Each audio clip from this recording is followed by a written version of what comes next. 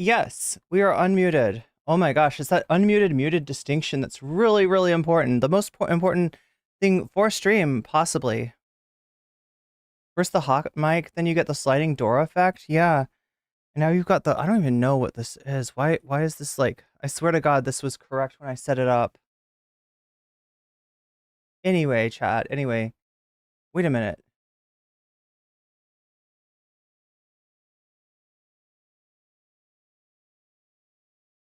I feel like I should be able to fix this.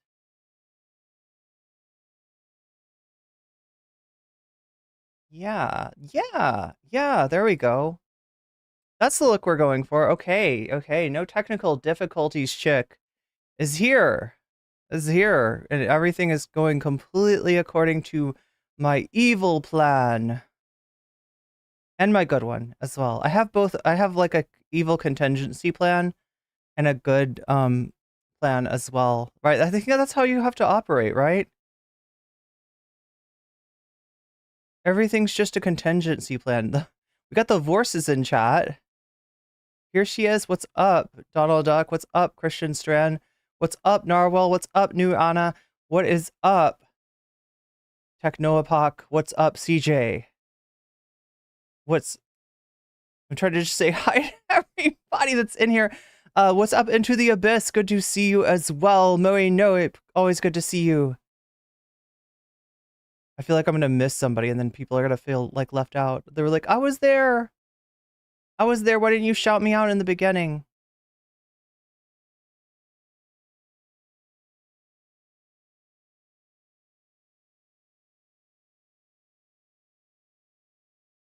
Oh yeah, I'm supposed to explain. What's up, GNN? Good to see you. What's up, Mozart?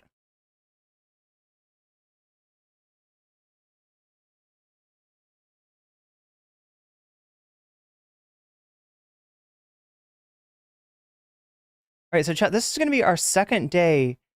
What's up, Grand Theft Autobot? And Terror-Uwuism? And Speedrunner?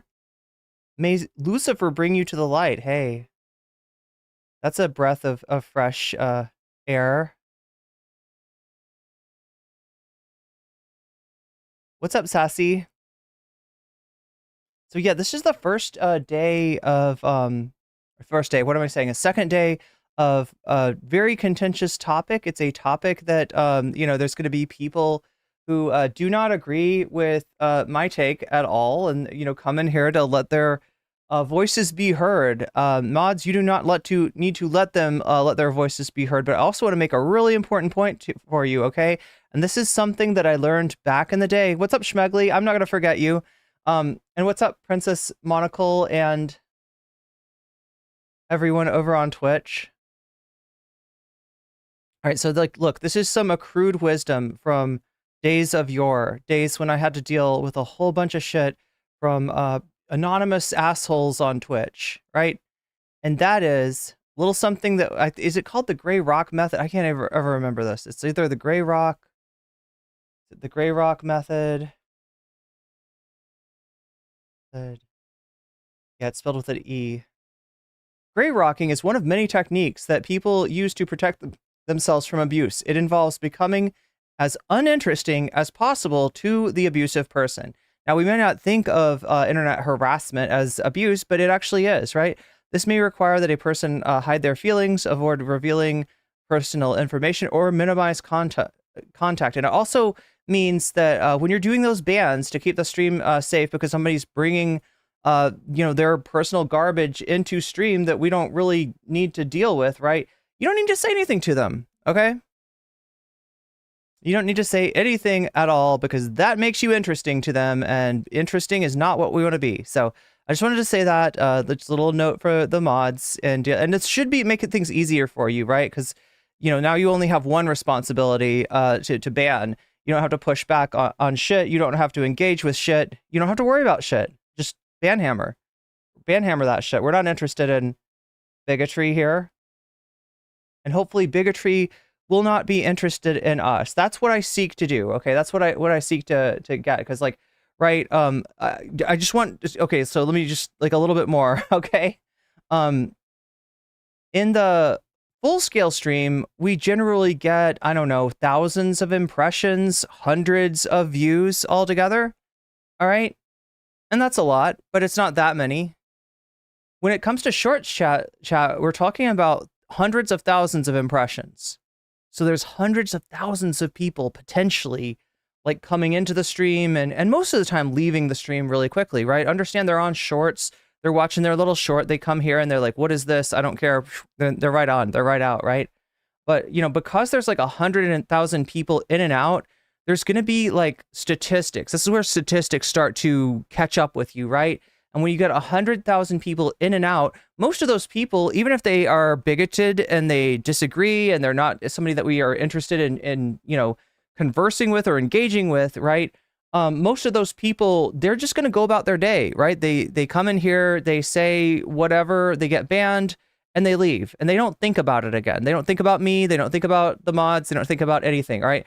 There is going to be, and I got to let you know, like 1 in 100,000 people are not like that, right? 1 in 100,000 people, if you make fun of them or clap back at them or dunk on them from behind a ban or something like that, they're going to take that personal and they're going to make it their life's mission to make our lives as miserable as possible. And you cannot kill. One thing I've learned about the internet, you cannot kill that which does not have a life, okay?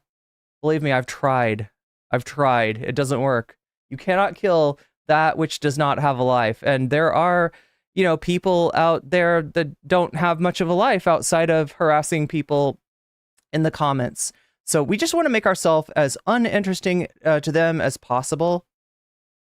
And no shade on anybody, all right? No shade on anybody. You're doing what I did for so long, right? Which was when I got mean comments, I clapped back. And I would clap back, and then mods would come into the thread and clap back. I mean, I'm talking about YouTube videos here, right? When the whole shit was going on with Twitch politics, when I was like a hated evil villain for Twitch politics, right? It felt satisfying to dunk on them. It felt satisfying to not get the last word in on them. It also felt satisfying not to ban them, because it felt like if you ban them, then they feel like they've won. They're like, aha, you can't engage. But really, they're not giving you anything to engage with anyway. And I wouldn't really engage them. I would just, kind of hero bot them. I would just clap back with a response that, just doesn't really leave them anywhere to go. And so, yeah, it's not as, in the long run, that satisfaction is not worth it. All right. It is better to be the gray rock that they cannot get their fingers into, and that they fall off instead of, because most people, right, will bounce off, but 1 in 100, they're going to climb the rock, right? And if there's cracks and corners and little comments and stuff like that, and you sticking your tongue out at them, that's a place for them to grab on. So we want them to slip right off the surface and descend into the void from whence they came. Really, that's what we're talking about. That's what we're talking about. So yeah, anyway, let's get going here. How is everybody doing, first of all?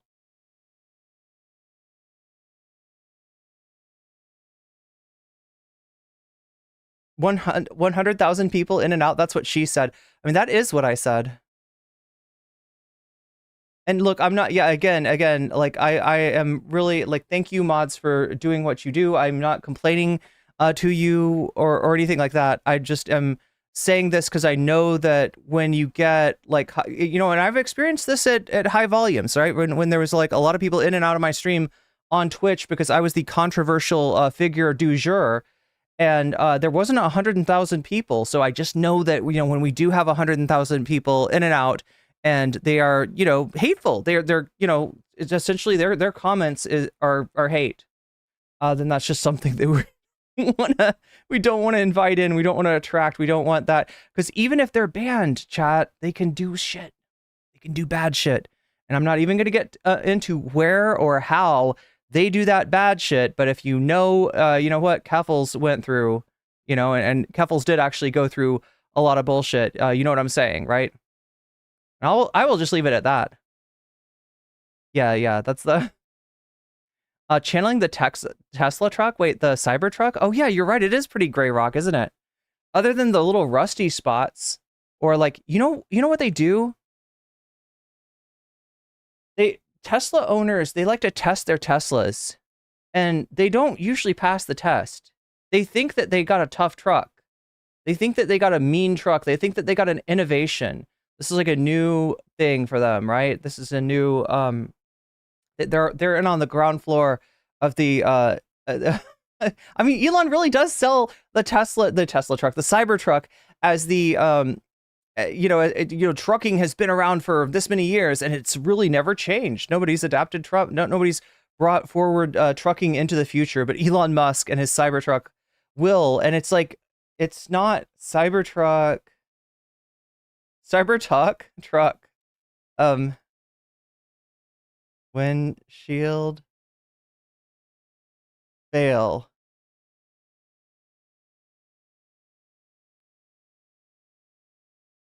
Okay, there's the one from 4 years ago where he tries to throw.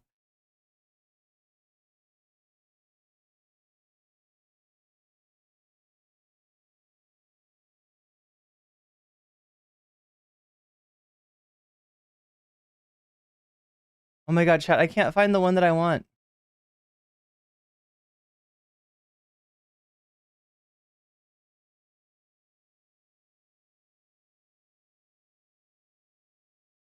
It was somebody literally walking on the windshield of their Cybertruck, and as they're walking on it, it cracks.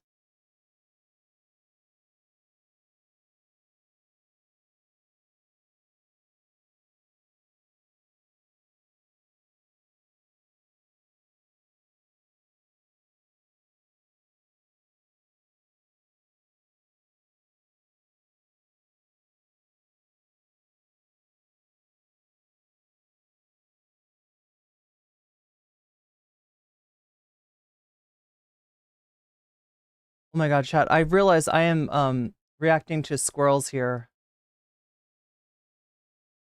Top chat is for losers? Then why am I in top chat? Jesus Christ. Thanks for reminding me that top chat is indeed for losers. Well, I'm going to try not to be a loser today. I'm going to try to get to the topic at hand. We've got a lot to cover. There's a lot of people that have commented on this, and they commented really fast without knowing what the fuck they were talking about. That's what makes this so cringy, but also so dangerous, right? We were talking, of course, about the controversy in women's Olympic boxing.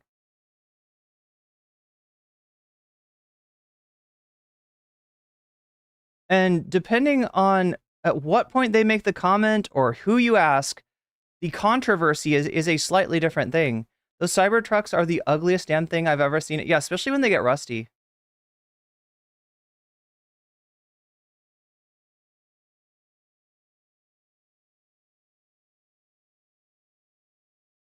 Whistling and Diesel Cybertruck durability test number 1. Should we look at this?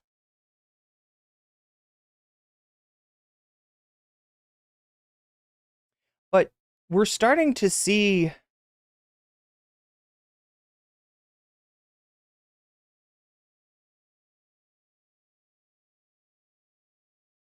I'm starting to see a pattern of how information travels in this day and age. And a real issue with, oh my God, that's a joke, right?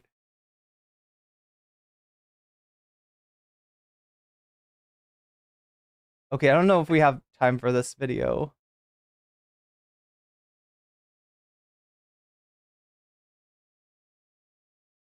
But I'll keep it in the I'll save it in case we want to watch it sometime for bonus content.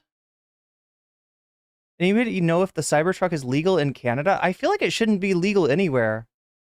I feel like the only reason that half of Elon's shit like gets used at all is because he has so much money that he can make it happen with his clout.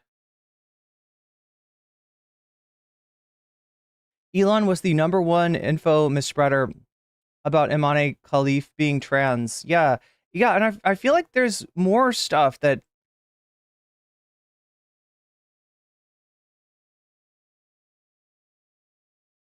was Tesla the OG meme stop, or is Tesla the OG meme stop? Why possibly is J.K. Rowling's house growing with black mold?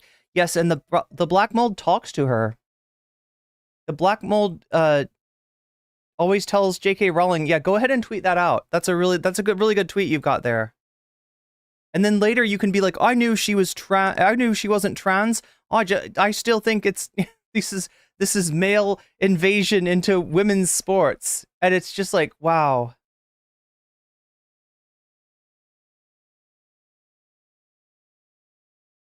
I've not heard of anyone in Canada driving a Cybertruck.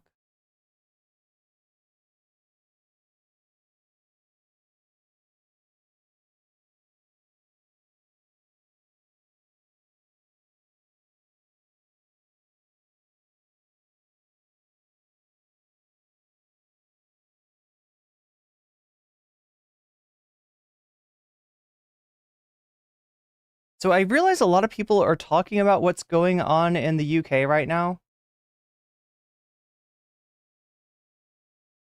The EDL. I want to try to cover that, but obviously there's footage I cannot show you. Is there a cat in my room? Do you hear that?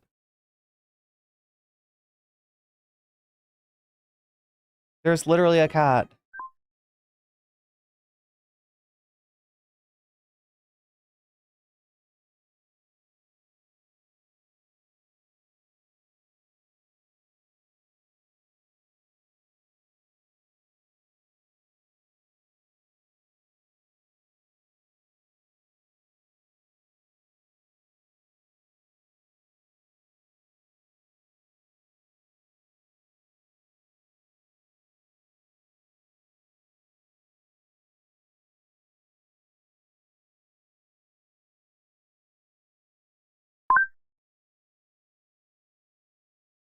All right, well, that was interesting.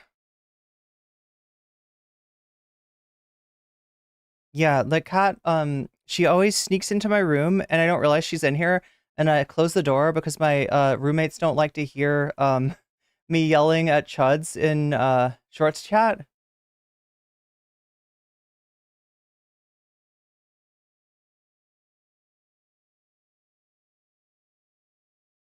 God, yeah, there's a few things on this. And there's a lot on the Amani Khalid story as well, right? We've got, let's see, J.K. Rowling. So somebody mentioned Elon Musk as being the perpetuator of disinformation.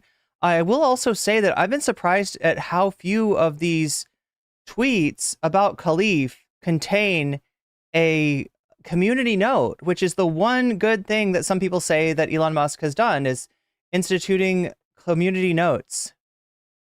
Right? This is, if you don't know, community notes, they're user generated. Now, it does take a blue tick. It does take a blue check to get one started, right? In order to write one, right? You have to be upgraded in order to generate a community note in the first place. But anyone and everyone can vote on if this is helpful or not. And the only thing I can think of is that maybe they have made them, but they get downvoted or something. Because I haven't seen community notes on anything. Elon is the abusive sperm donor. Yeah. Bring the cat on. I would if I could, but she doesn't let me pick her up. She's not a cat that likes to be picked up. Like, right, I could put her literally like right here on the chair next to me, but she doesn't really put up with being handled. So I don't want to get scratches on my arms. But yeah, I do have a blue check. Well, yeah, I mean, use it for good, I guess, you know? So I know people that have blue checks that aren't horrible people. I've been tempted at times myself, but honestly, $8 a month is I don't have that in my budget. I have a very tight budget indeed. I don't even eat enough vegetables. That's how tight my budget is. So I'm not going to spend money that I could be using for broccoli on a blue check mark. But I do have friends that have them, and just as long as you use it for good. Because you can generate a community note, right? But then they get voted on and upvoted and downvoted, and that's how they stay up or go up or come down, right? Is via that. But yeah, I've been surprised that there hasn't been, because there's been straight up misinformation. Now, like, what are the facts? Well, actually, we don't know. There are no facts. Isn't that interesting? Lots of claims being made, no facts, right? There was a disqualification by the IBA, the International Boxing Association, a discredited sporting organization. and they never really said what the disqualification was about. They vaguely hinted that it might have to do with gender, but they weren't specific. We don't know what test might, that they're going to say was failed, and so we don't actually have any information, right? They're the only sporting agency that has said shit, and they really haven't. They're not transparent. That's one of the problems with them. Time to plant that fall broccoli. Can you do that? Is it too? Yeah, because I never know when planting time is, right? I mean, I always miss planting time. Like, planting time is usually early in the spring, but if there's like a fall broccoli season, I could get on that. Can you grow it like on your porch? Irene needs broccoli money. True. True. I do need broccoli money, but hopefully that will come along, chat. We are growing, okay? We are definitely growing. We are Flintstone kids. And no, there's like a Flintstones pre-workout. Have you seen this? It tastes like Flintstones vitamins. If you like that weird irony taste from... It's too late to plant unless you're in the South? They got another growing season? I mean, yeah.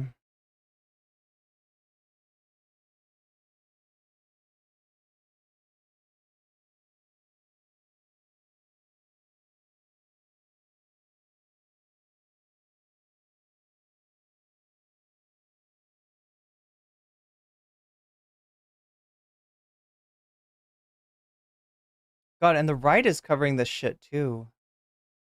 Let's see. Owen Jones. Yeah, well, maybe we'll open up with talking about what's going on in the UK. In Southport. But yeah, this is this was all spurred on, from what I understand, from disinformation. Much like the hate against Khalif.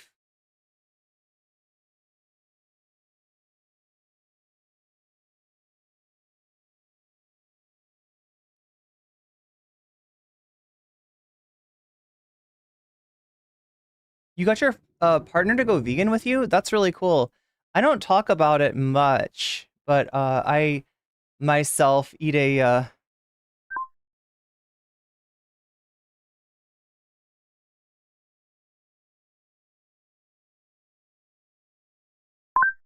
sorry, leaf blowers coming by. Yeah, I myself eat a plant-based diet and have for a really long time, and have been very happy with it. Although, obviously my stream is about politics, and I'm definitely not trying to judge or alienate anyone. Imagine Flintstones makes tea supplements. I mean, that's... Oh, zone 5. So this is like the zone where, yeah, like the different zones where when you can plant and what you can plant, all that stuff. But yeah, congratulations, Nuana.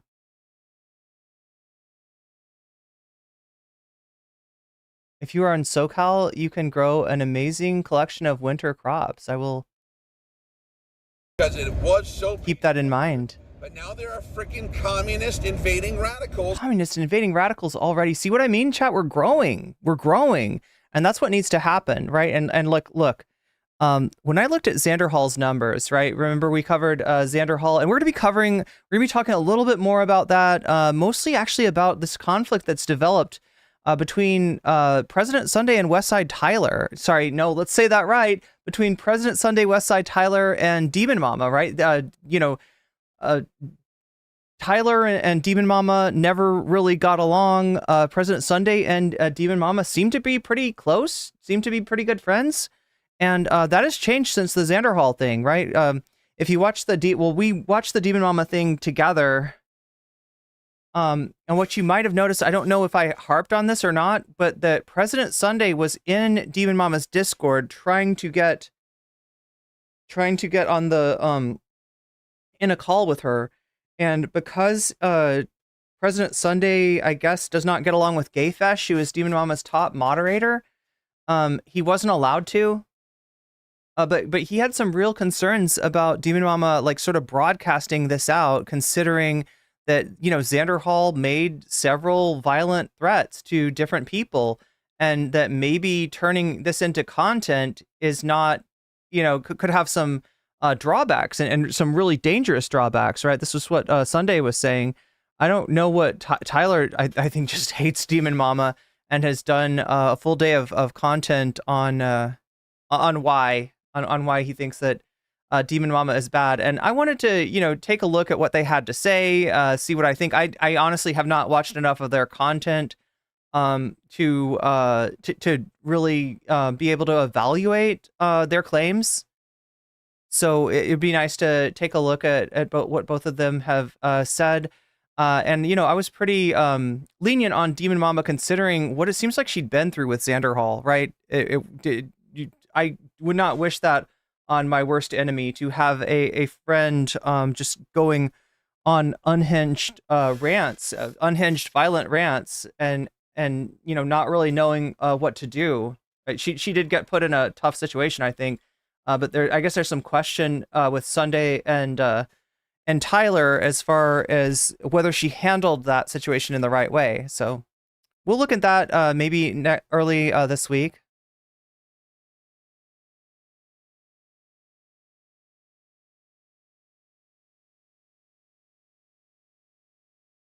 So I've got that in the works as well.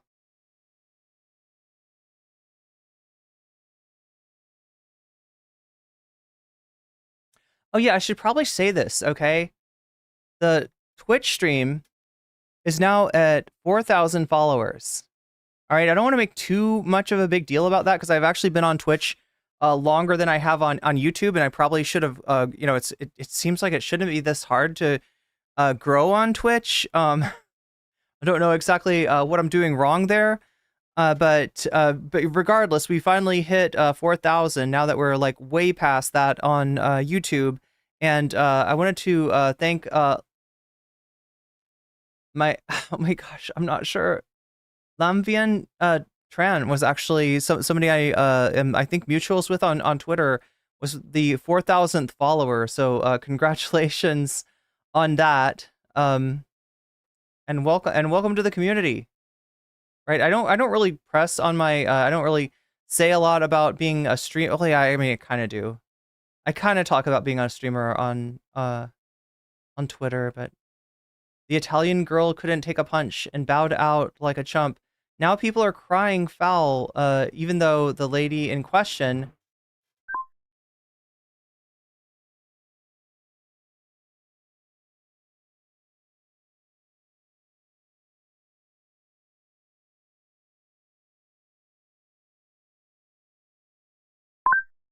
sorry, chat, that leaf blower is quite vicious when it comes around, and I don't want it to be on the stream. Oh yeah, yeah. Khalid has lost 9 fights before, so yeah. And the irony of this is that, like, this is the first real prominent case, I guess, of transphobia.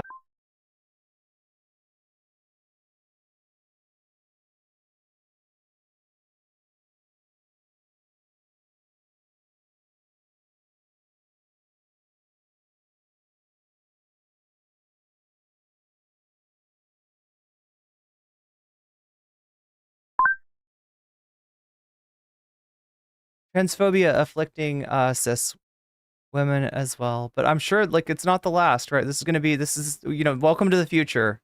Welcome to the future where what is a woman is not just used to police trans women's gender, but is used to police that of cis women as well.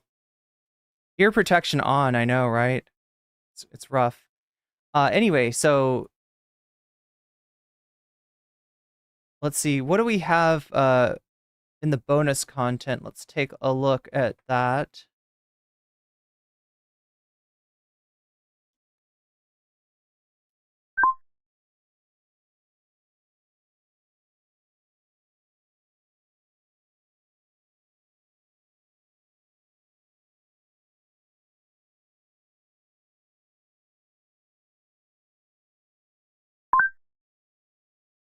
All right. So Tech Bros want to Matrix the Poor. Again, this keeps on getting voted for, so I keep on bringing it back in case it wins sometime. Squid Tips versus Vosh. So I didn't explain this yesterday, right? Squid Tips is a motorcycle enthusiast and also a very strong advocate for trans rights. And there's a dust up between Squid Tips and Vosh over motorcycles. Over motorcycles.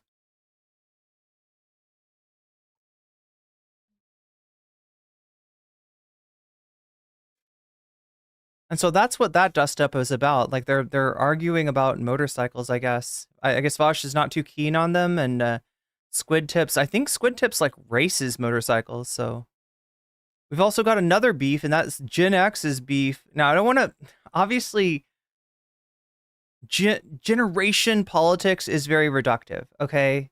Like it's almost on purpose, an artificial way of dividing people up and setting them against each other, rather than being against our capitalist overlords. Right? We fight between generations over who has the best avocado toast or something like that, chat.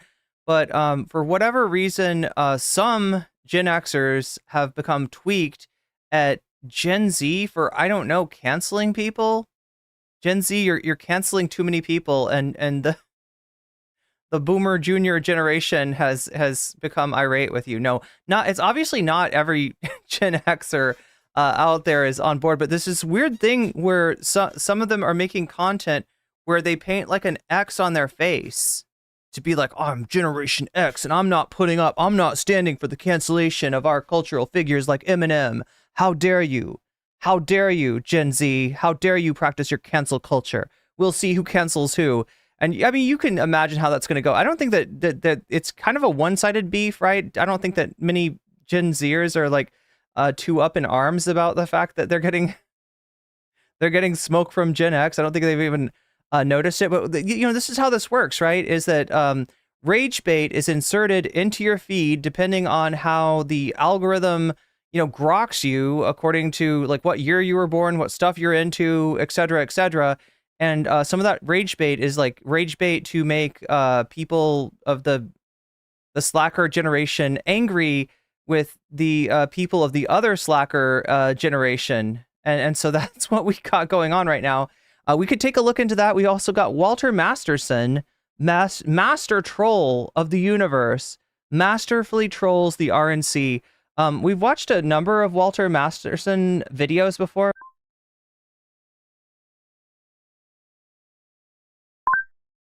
And yeah, again, apologies about the noise, chat. I'll just keep on muting it.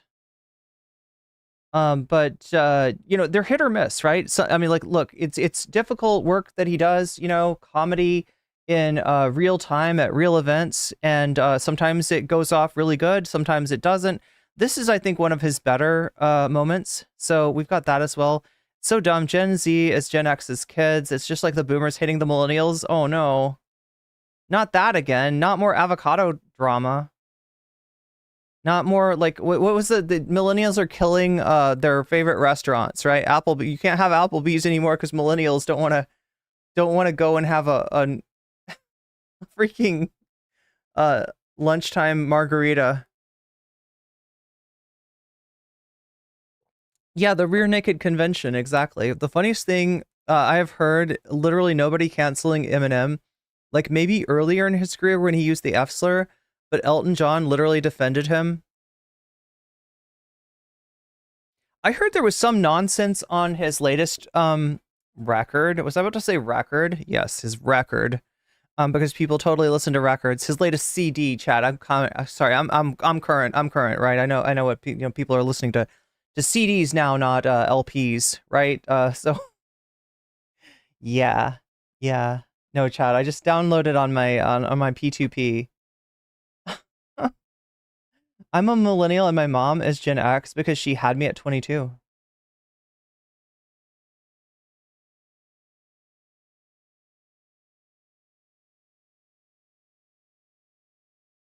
But yeah, those are the 4 subjects that we have. As always, I also have Vox Populi on here. So, oh yeah, we should get started pretty soon, shouldn't we? Yeah, I think we should. The latest MP3, that's right. No, I literally was like buying CDs up until my sister told me about Kazaa. she's like, you don't need to pay for music. What are you doing? Nobody pays for music. What's wrong with you? What's wrong with you? And I'm like, okay, okay.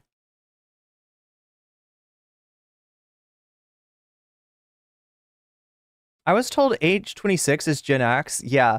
No, here's the funniest thing to do with generations, right?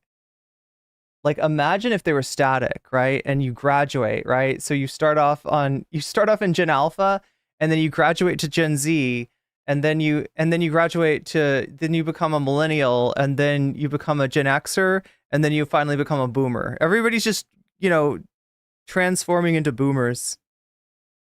But I mean, in some ways, this is the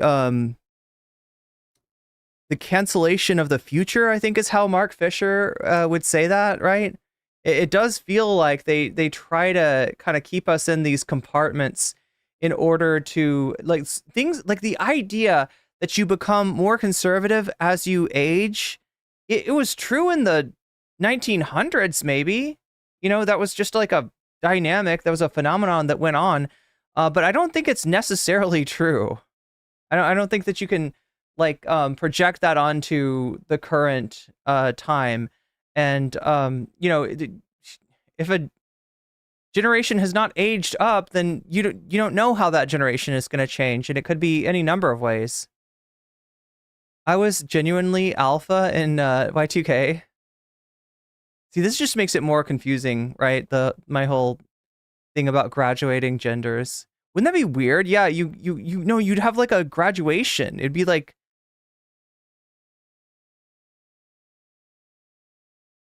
I think it isn't true. I mean, it's definitely not true. I'm definitely making this up. Look at the age of the rioters. Okay, well, we will in a second. That's the first story that I want to cover. I also want to cover the right-wing freakout on...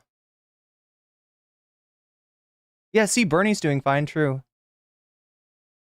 On Khalif and, some of the history behind that, right?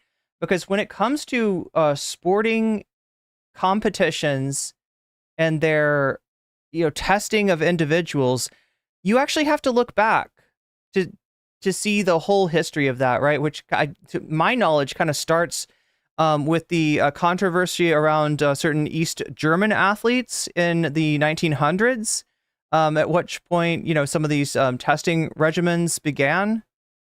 And then, sorry for feeding the trolls. I'm feeding as long as you don't feed my ADHD. Okay, so I gotta get, but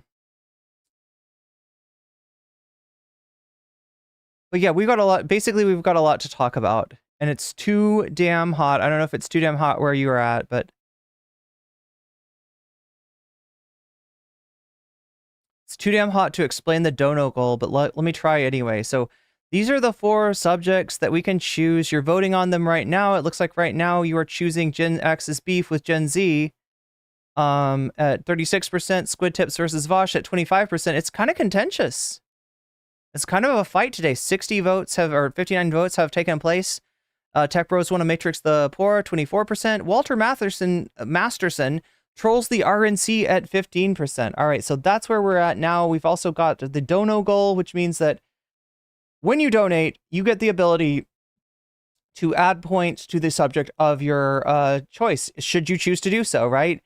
You can say, Tech Bros want to matrix the poor. You can say Squid Tips versus Vosh. You can say Gen X internet beef with Gen Z, or Walter Masterson trolls the RNC after you donate, and I will add your donation to those subjects. So you'll actually change the polls. So the poll is going to be an average of this stream and of the, speaking of which, the vertical stream.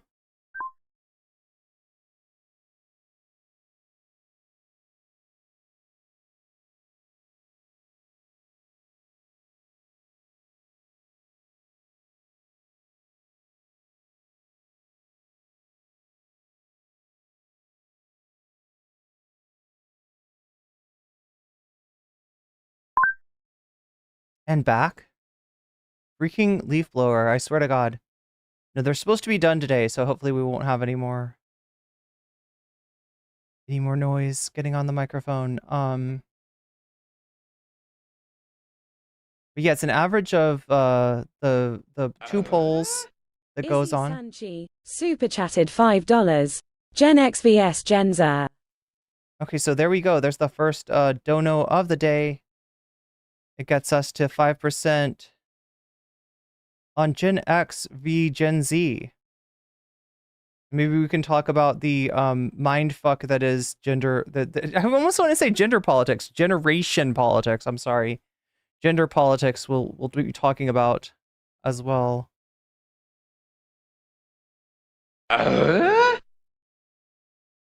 Shakespeare super chats $2 US. Brothers, tech bros want to matrix the poor. So now we're at 7%. All right, so the next step is for me to actually, you know what? Let's change the title of this to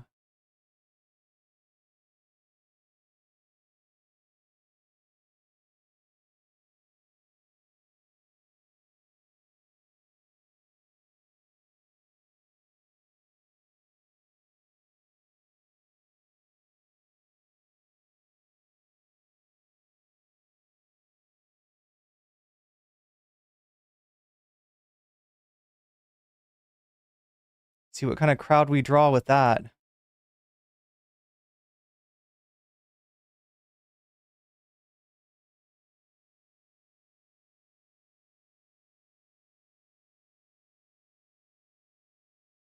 Oh, it's rolling over until it reaches 100, the Fallout thing. I was thinking about that, and I feel like maybe I want to make it less than 100. I don't know. That's what I got it set up for now. That like when we get to 100, it unlocks like a separate Fallout New Vegas stream. But finding the time to do that has been difficult, just because I've been streaming so much. There's been so much.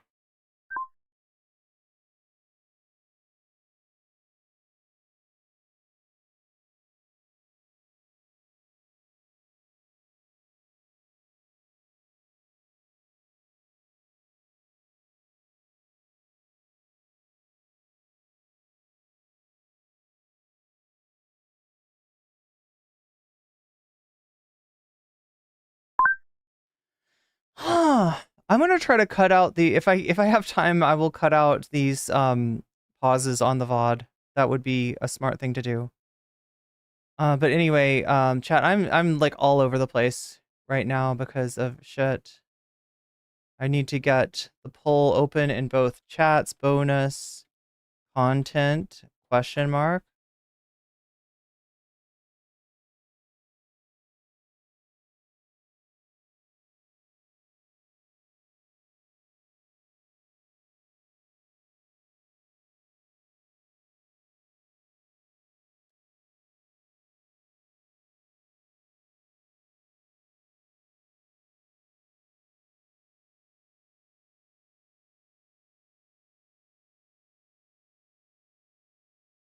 Yeah, and I'm still looking for a way to better, like, I feel like the system I've set up, like, it's good because it makes it, like, a fun thing to unlock bonus content, and that, like, there's, like, a reward for that, you get something extra for that, but at the same time, I feel like it's too complicated, it takes too long to explain, and I have had people be like, they get bored while I'm explaining it because it takes so damn long.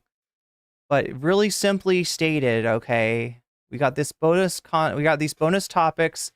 There, you can vote on them in the polls right now. Yeah, we've just opened up the vertical chat as well, and if we hit 100% in the dono goal, we're at 7% right now. If we hit 100% by the time the stream is over, we unlock one of these topics. What topic do we unlock? Well, it's a combination of the poll in the full screen chat, the shorts chat, and then the addition and subtraction of donations. Now, how that works is you can add to the topic of your choice by donating and then telling me you want to see Squid Tips versus Vosh, or you want to see Walter Masterson trolls the RNC, or you can subtract from it by saying you want Vox Populi, and Vox Populi is basically you saying that you believe in the vote, the sanctity of the vote, and you want that to be first and foremost and primary.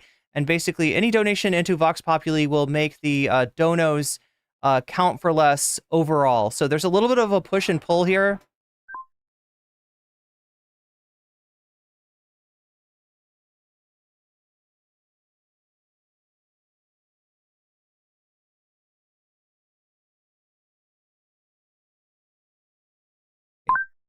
there's a little bit of a push and pull here as far as between Vox Populi and all these topics. There's also a push and pull between the topics themselves, right? Sometimes the donos go exactly in the same proportion as what gets voted for. Like yesterday, the votes and the donos were in accordance. So, the vote did not get stolen. Sometimes the vote does get stolen. Sometimes the vote starts to get stolen, and then Vox Populi comes in.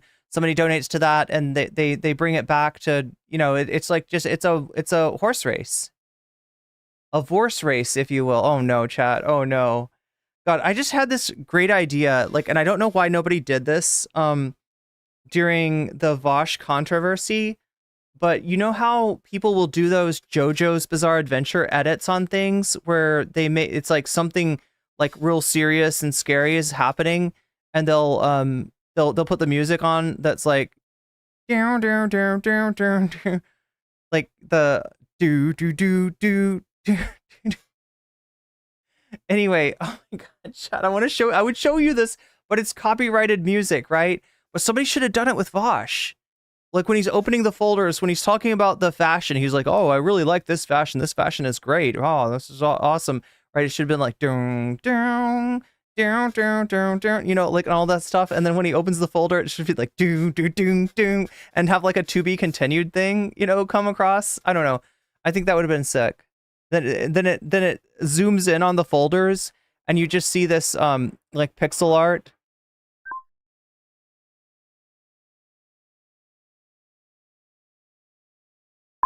It's like this pixel art of a horse or something like that. Anyway, chat, something like that. But yeah, there's a lot going on in the world right now. I'm gonna try to touch on most, if not all of it today. Baby eels once ate an entire aquarium. Wait, really? Is that a thing? Irene can sing? Should I put that up for the vote too? Izzy Sanchi, super chatted $5. After New Vegas, would you do a stream of Starfield? Ooh, I hope everyone would like that. Oh, and another vote for Genks versus GENV, please. Gen V? I want to know about Gen V. No, I know you mean Gen Z. But wouldn't it be cool if there was like a secret generation that nobody knows about Gen V? It just like slid in there without anyone noticing. I'm from Gen V, actually. I don't fuck all this noise about Zoomers and Xers and millennials and all this. I'm in Gen V. What would Gen V be? What would the V stand for?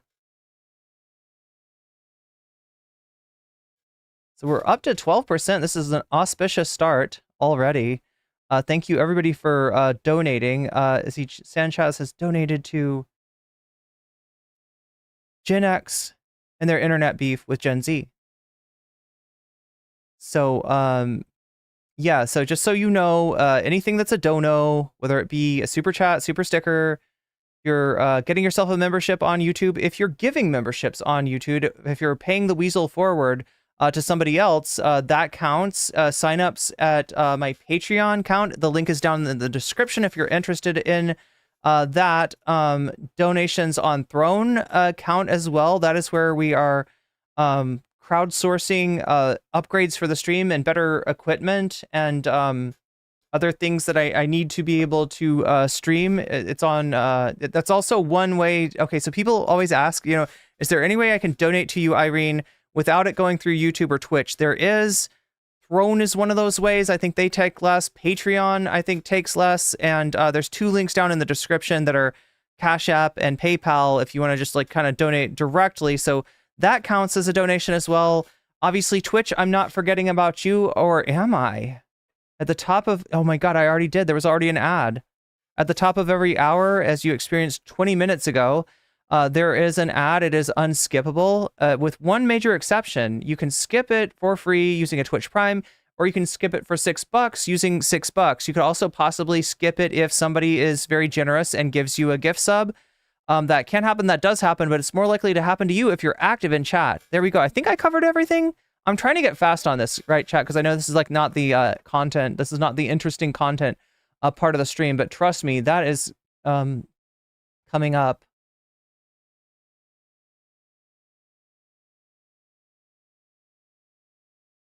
got a few videos on this. So we'll start off kind of figuring out what is going on in South Park in the UK. And we start that up by, oh wait, did I, yeah, I gotta hit this button. I always forget my buttons. I gotta hit this button, then I gotta hit this button, and then, last but not least. Wait, what the fuck just happened? Oh, good, that's the right button. Did that work that time? I wanna see that again.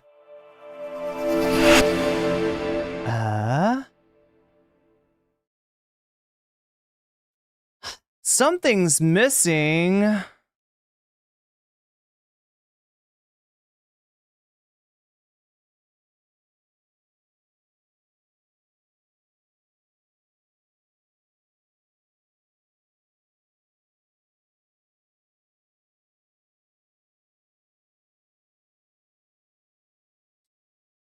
I think I know why.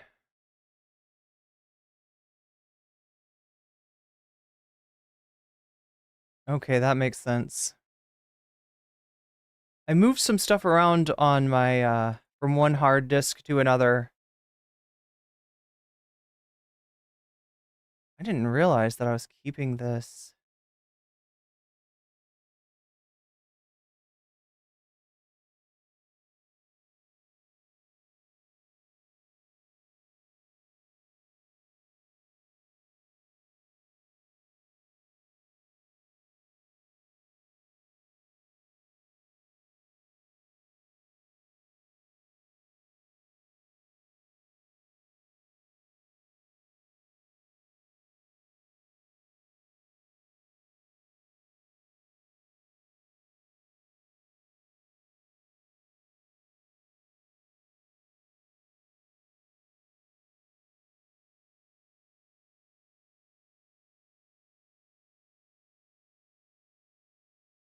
All right, let's see if this still works. What?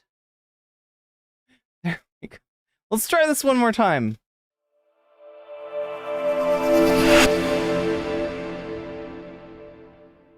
That was interesting.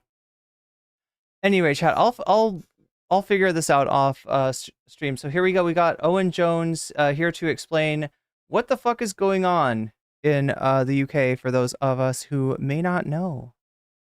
There were truly grim scenes last night in Southport. What should have been a moment of mourning and grief after the horrific murder of 3 little girls became a far-right riot. And you can see the aftermath of that riot in video footage. So I'm going to be really... was targeted, bricks thrown, cars set on fire amidst anti-Muslim chants.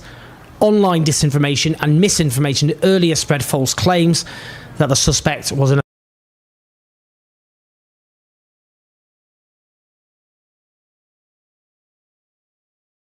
So do you see the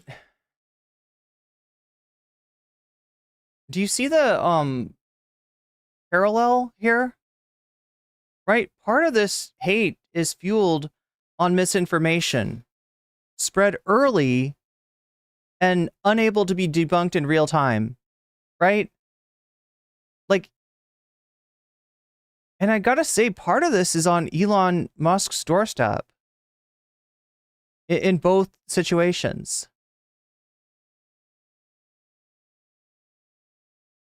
Asylum seeker, that he'd arrived recently on a boat, that he was Muslim. In actual fact, we know he's 17 years old. So really quickly, how this works, right?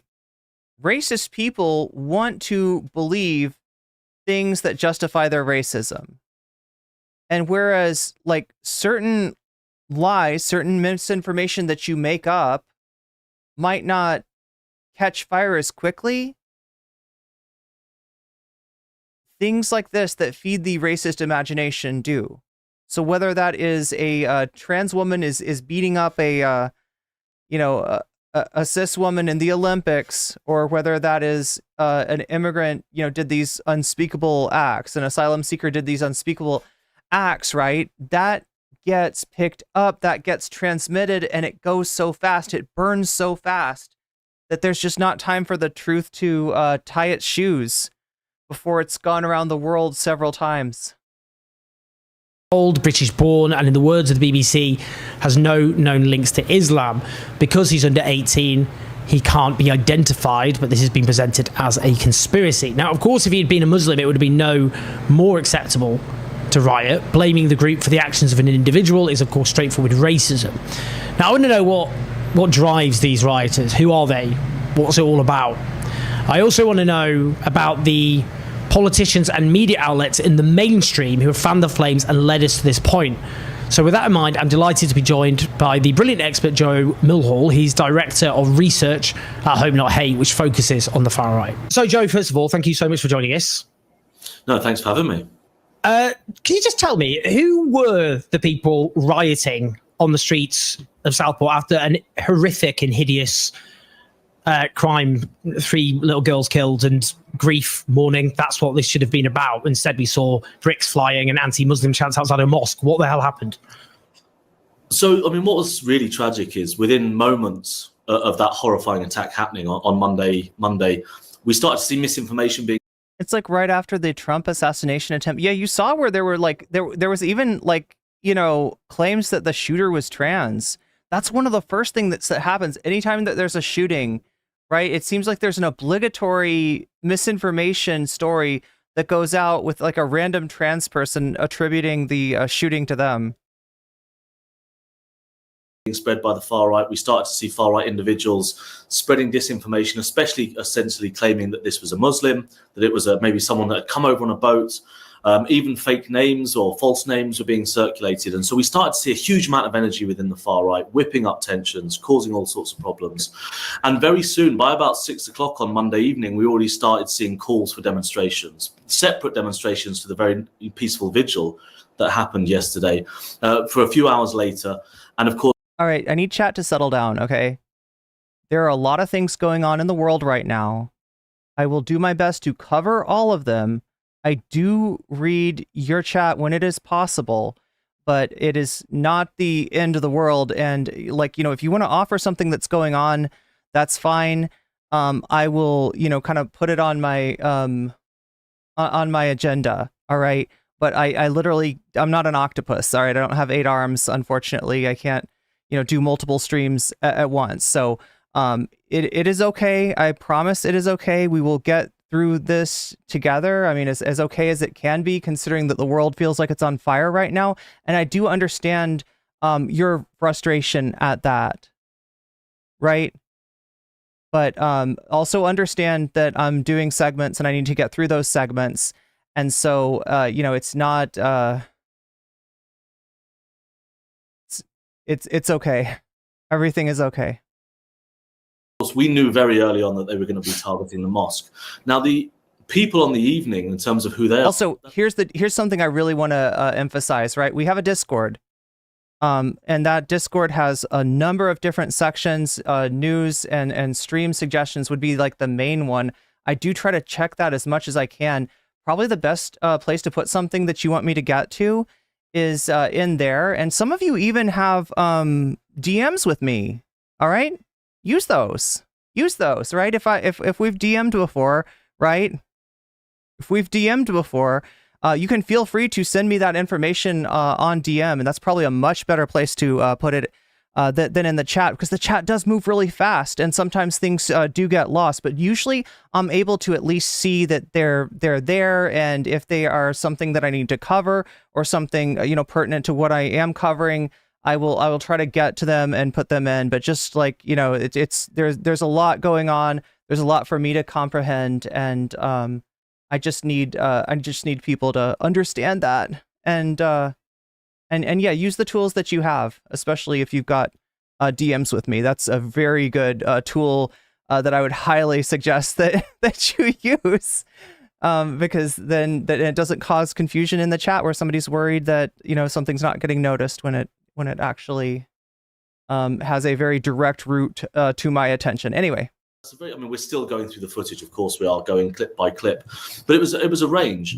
Most of the people there had travelled from within the Merseyside region, or some from within the northwest. But there were figures that we're already picking up from very traditional far right groups like Patriotic Alternative, or individuals within the orbit of Tommy Robinson that did travel some distances to go to the demonstration itself. So it's one of those difficult situations whereby it's too simplistic to say that this is groups of far-right activists that have been bussed in from around the country, but it's also not, it wasn't like a spontaneous local event either. The English... Okay, so let me just rewind to this, because, yeah, that's the other thing, Chad. I have massive ADHD, so I'm always trying to make sure that I'm not missing. There's a lot of salient details in the content that we're covering, too. Right there. Alternative, or individuals within the orbit of Tommy Robinson that did travel some distances to go to the demonstration itself. So we're adding a little nuance to the story, right? You know, there's two different versions of this story that's like, you know, these thugs were like bussed in by Tommy Robinson. The alternate competing narrative is that this was a local spontaneous event. This is Joe Mulhall explaining kind of how that nuance breaks down. It's like Patriotic Alternative, or individuals within the orbit of Tommy Robinson that did travel some distances to go to the demonstration itself.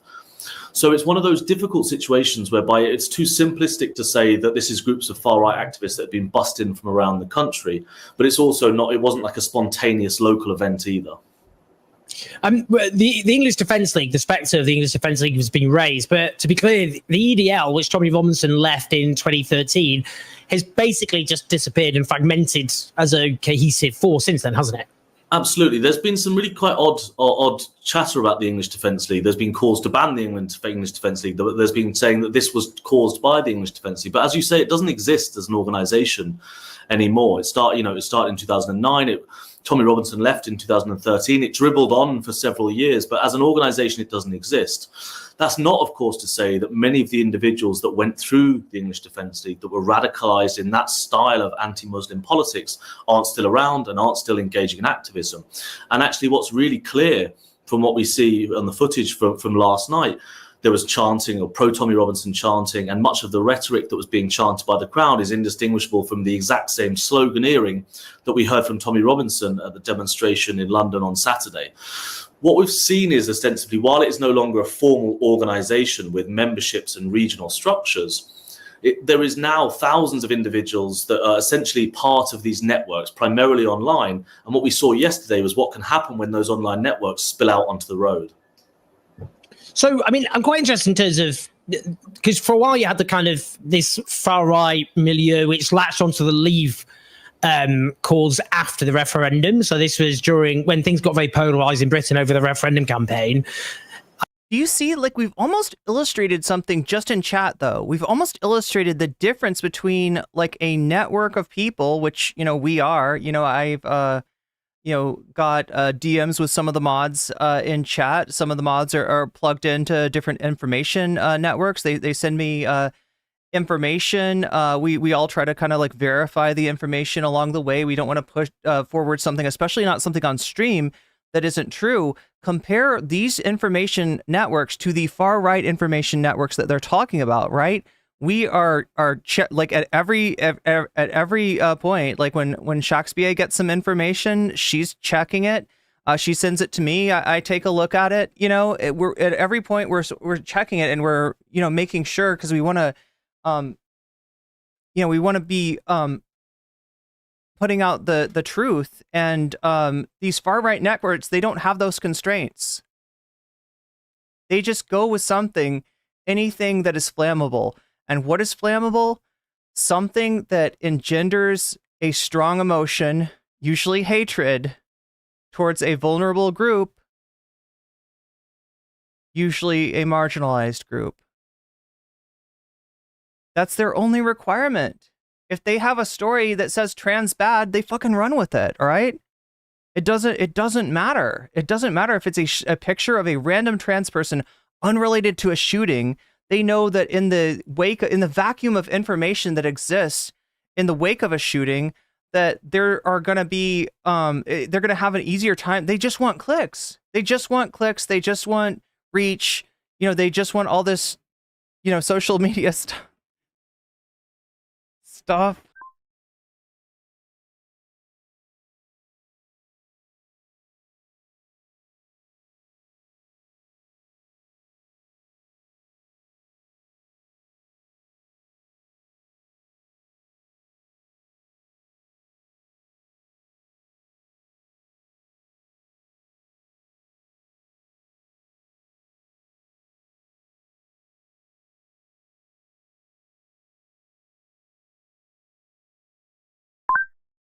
And what we want is the truth.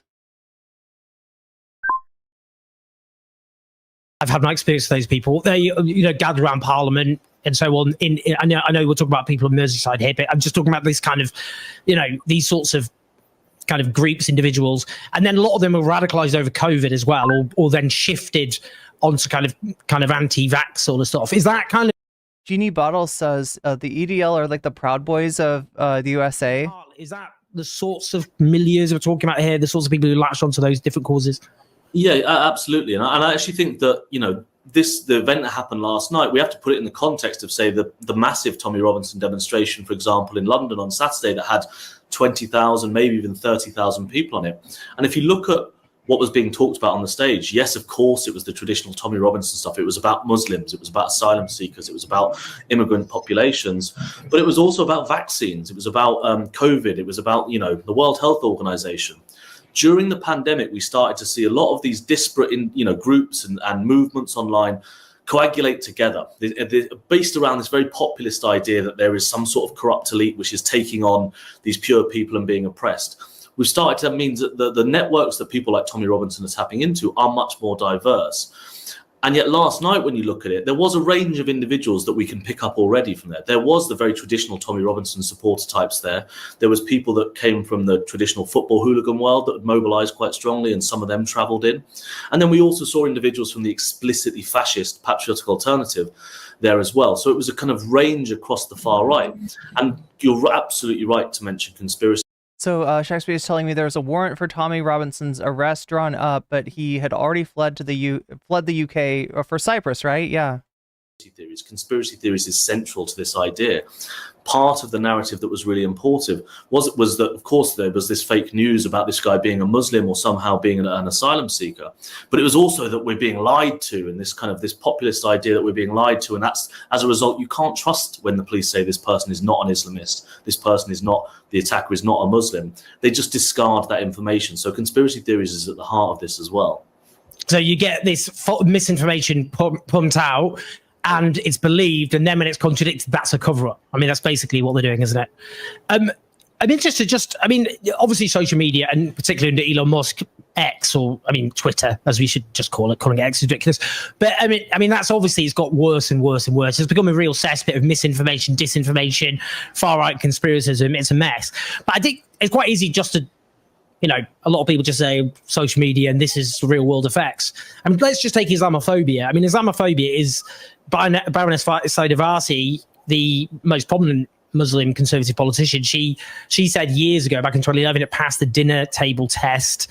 That become mainstream, and the polling is quite clear about this. Actually, it shows polling in the past has shown a huge number of the population think that Islam is incompatible with the British way of life. About a third, I think, said that a few years ago. Interestingly, a third of Britons in 2019 thought Islam was a threat to the British way of life. That's about 20 million British adults. It's an astonishing large number of people, that. But also, other polling suggests it was actually more Islamophobia more widespread actually amongst middle-class people than working class people, I suppose, who's more likely to live in mixed areas. But what do you think the point is, Islamophobia is a very mainstream, respectable bigotry. So it's not surprising you get the most radicalized elements who are desperate every time anything happens to go. They're prey. You can see them. They're desperate for that person to be a Muslim, aren't they? They're just crossing everything. Hugely right, and this context is central to understanding what's going on, and it reminds me a little bit of you might remember the Knowsley riot that happened last year, again outside accommodation housing asylum seekers. A lot of the focus around that was look at the misinformation and disinformation being spread. One of the questions though is, why do people believe it? Why is it that when people hear this fake news and this disinformation, do they presume that it's correct? And part of that has to be understanding the context in which societal Islamophobia, the normalization of racism and Islamophobia has become so prominent. The Conservative Party and the last government is a great example of that, but it's also huge sections of our political class, it's huge sections of our media. Yeah, isn't that wild, PB? Respectable bigotry, right? This is a mainstream bigotry. This is acceptable bigotry. And obviously they don't mean it's really acceptable, but they mean that it's considered acceptable. It's less marginal. It's less, it's stuff that more people will pick up on and spread without any sort of scrutiny. Class as well. And I think what's really important to understand here is that the far right, yes, we can focus on it, but we shouldn't make it a comforting thing. It's sometimes comforting to say these things happen. Yeah, exactly, Christian. Yeah, exactly. The Brit on screen is correct. Islamophobia is the most mainstream acceptable prejudice that is allowed, quote unquote. Because a small group of far right activists have been bussed in from somewhere and done this thing. The far right is not a tumor, a cancerous tumor that hangs off our body politic. And if we just lop it off, everything's fine. The far right is a gangrenous limb that is within the body politic that is poisoning it, but also living off it. And I think it's really, really important to place that context in there.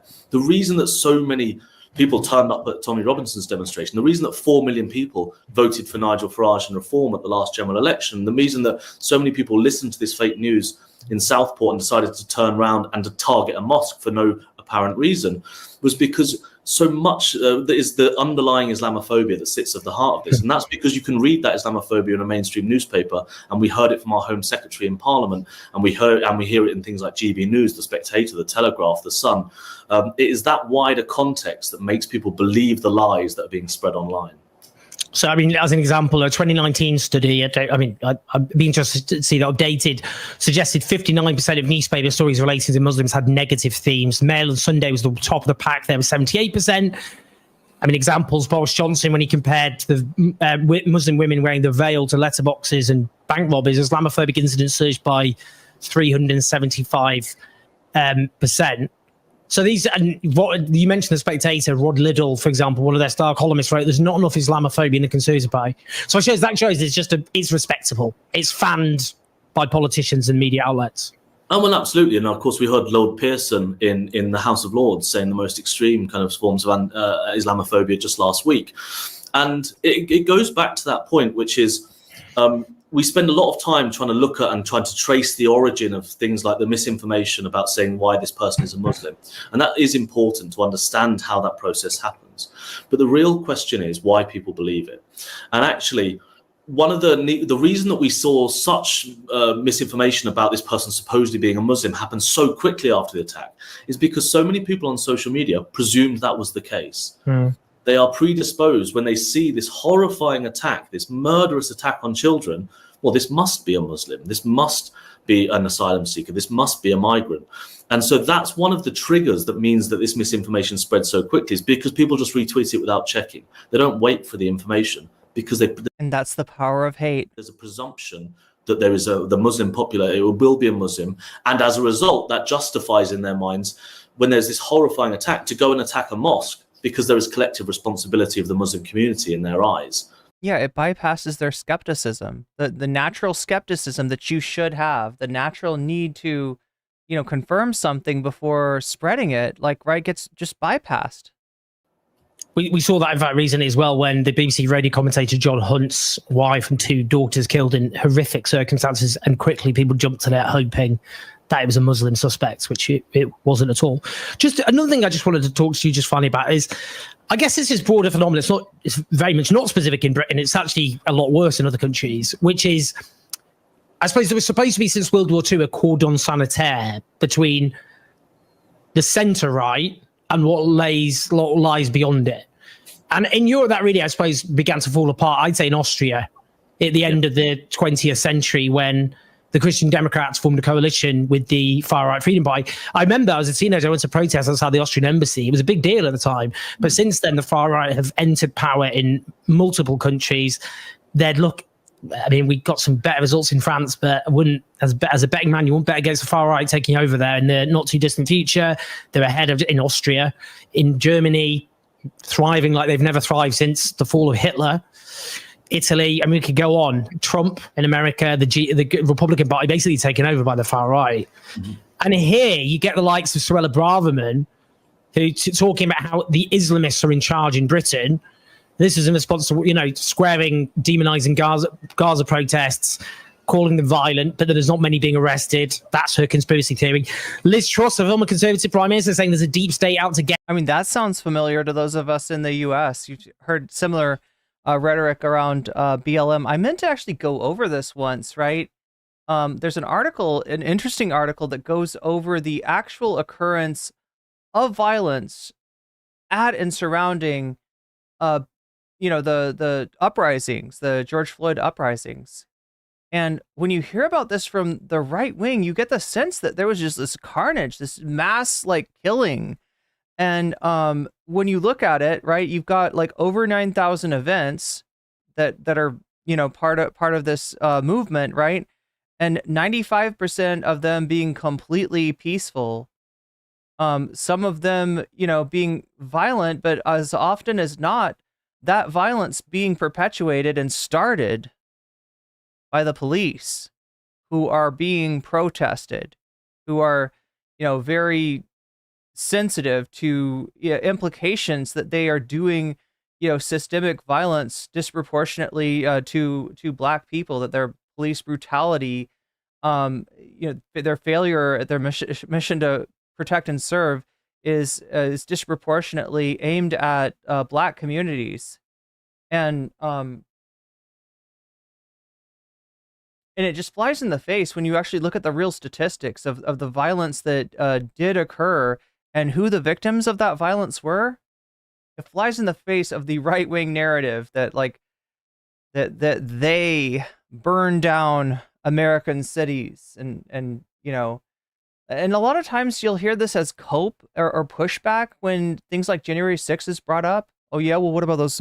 What about the other insurrection? What are you going to say about that? What about what went on in Portland? I saw an Andy No video. It's all too familiar. All too familiar. I mean, and then various GB News, Talk TV presenters, outright some of them just dalliances with the likes of that whole Tommy Robinson orbit. I mean, it is eroding, isn't it? And I just wonder, is that what makes this different? That you actually, before actually these would have been quite isolated, but they're not actually as isolated as they once were. Look, I think there's a few things to say here. I mean, I think you make a really interesting point. When Jörg Haider won those elections, there was protests. You say you went on one. There was protests in New York. There was protests around the world. There was horror that this was happening. And then in the last French elections, there's a celebration. But actually, if you look at the vote, National Rally's vote there and how much it's dramatically increased in the last 10, 15 years, we're increasingly celebrating situations that even just a decade before would have been utterly incomprehensible. So that's the first bit. The second bit is that there was exceptions to this rising far right. There used to be, people would say Germany was the exception because of its history. Spain, in Germany, we've got elections coming up in a few months, or in fact, less than that, where the AfD are polling over 30%. The Iberian Peninsula was an exception because of its new democracies. Now we've got Vox and Chega. Sweden was an exception because of its liberal past. We've got Sweden Democrats. And it's remarkably, you can still find newspaper articles in the UK that say Britain is the exception. We've been arguing at Hope Not Hate for quite some time that the same radical right rising has been happening here, partly because of our electoral system, though it's been constrained. And what we saw was the radicalization of the right Conservative Party, whereby the last, lots of members of the government, in fact, in the last Conservative administration, were ideologically indistinguishable from those European radical right parties. And we had an emergence of an ecosystem around them, the think tanks, the conferences, things like GB News. We've had the same phenomenon happening in the UK that we've had in those European countries, but in one sense we've been protected, if you will, if that's the right term, from the electoral system, or at least blinded by it. And of course, now in the last general election, the reform vote suggests that we have had exactly the same thing. And so I think this is really important. Any kind of idea that there is some British exceptionalism here, that we're not having the same phenomenon happen here, is comforting, but it's nonsensical. We are watching it here. And of course, it's happening in the same way. It's in the mainstream. It's based on prejudice, discrimination. And it is, I genuinely believe this, in lots of parts of Europe and also here, there is a threat to the liberal democratic order and the institutions of liberal democracy, the notions of universal human rights. We are facing a serious challenge here. 4 million votes for reform is something that many people would have thought incomprehensible just 6 months. And I also want to point out that, this breakdown of liberal democracy is not happening in a vacuum. There is a right-wing coalition whose primary enemy, stated enemy, is liberal democracy. And I mean, you can see it in so many different countries. You can see it in Orban's Hungary. You can see it in Putin's Russia. You can see it in Netanyahu's Israel. You can see it in Trump's America.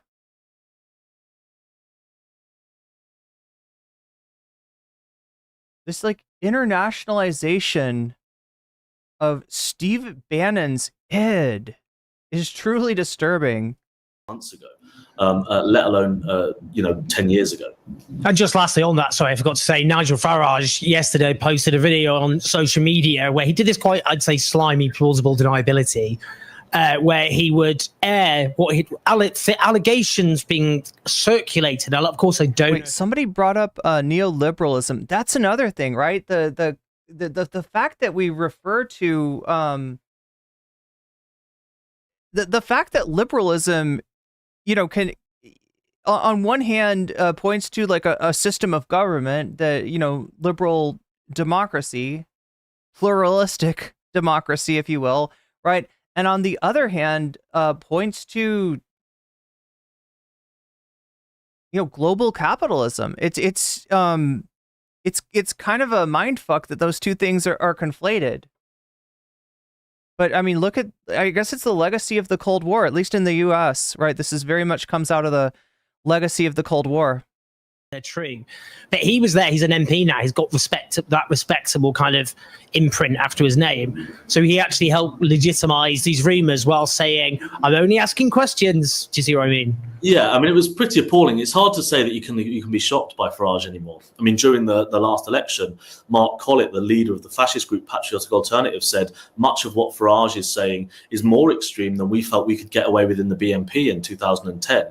And yet, what he said yesterday still remains shocking in a few ways. As you say, he's now in the House of Parliament. If you really wanted answers to those questions, there's ways he can now get answers to those questions, not least going in and asking a question in Parliament. But he chose not to do that. He chose to amplify misinformation and disinformation. It was a nod and a wink. Last Saturday in London, when those 20,000, 30,000 people were in Trafalgar Square with Tommy Robinson, lots of the speakers said, we are your constituency. Where are you, Farage? And you have to place his comments in that context. This was a nod and a wink to the far right to turn around and say, it's plausibly deniable. I'm not spreading this. I'm not saying it's true, but I'm questioning the official narrative.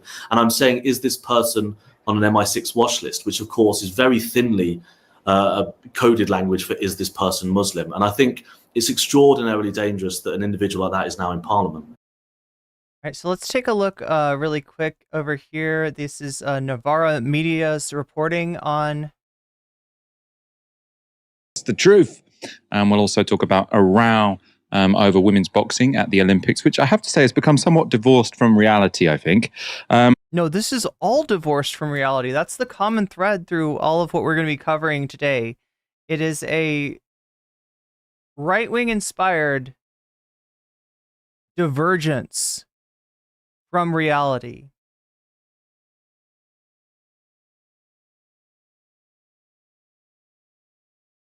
First, though, more on the far-right riots. This was the moment a police car was set alight amid a riot in Hartlepool on Wednesday. Riots in Hartlepool followed similar scenes in Southport. Okay, so we're going to kind of...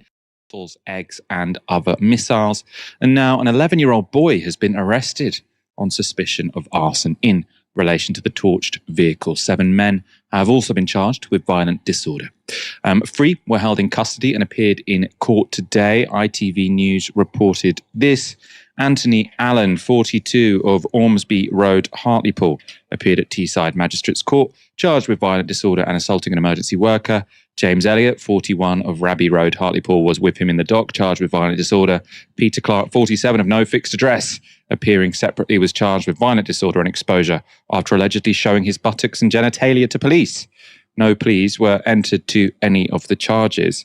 Of course, none of these people have been convicted, but quite easy to say that I feel a bit more sympathy with the 11-year-old than I do with these 3 men in their 40s.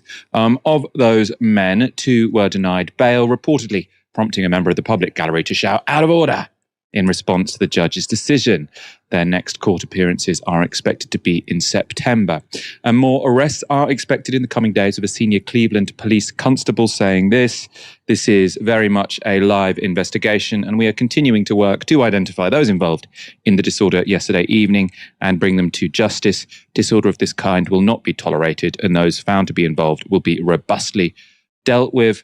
The far-right riots we've seen across parts of England erupted after false claims that the Southport stabbing perpetrator was a Muslim circulated online. Also lots of claims that maybe he was a small boat migrant, none of them true.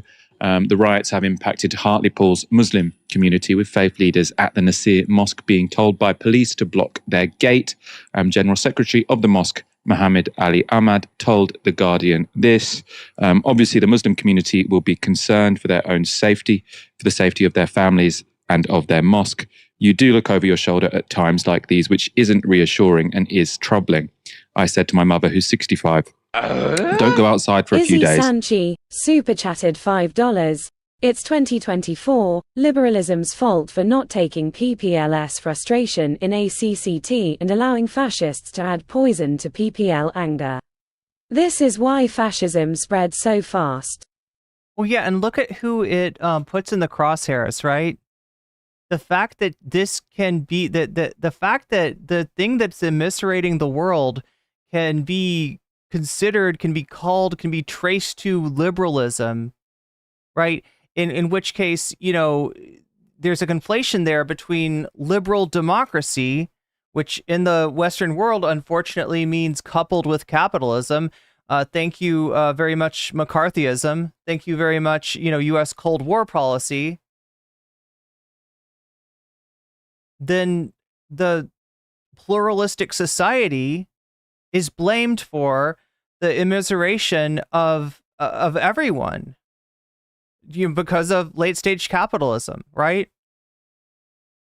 It essentially uses marginalized people as its shield, and it uses brown shirt fascist thugs as its stormtroopers. How fucked up is that? How fucked up is that? That this is what happens, and this is what we get more and more of the further we get into late stage capitalism, the further down that rabbit hole we get, you know, and the best, you know,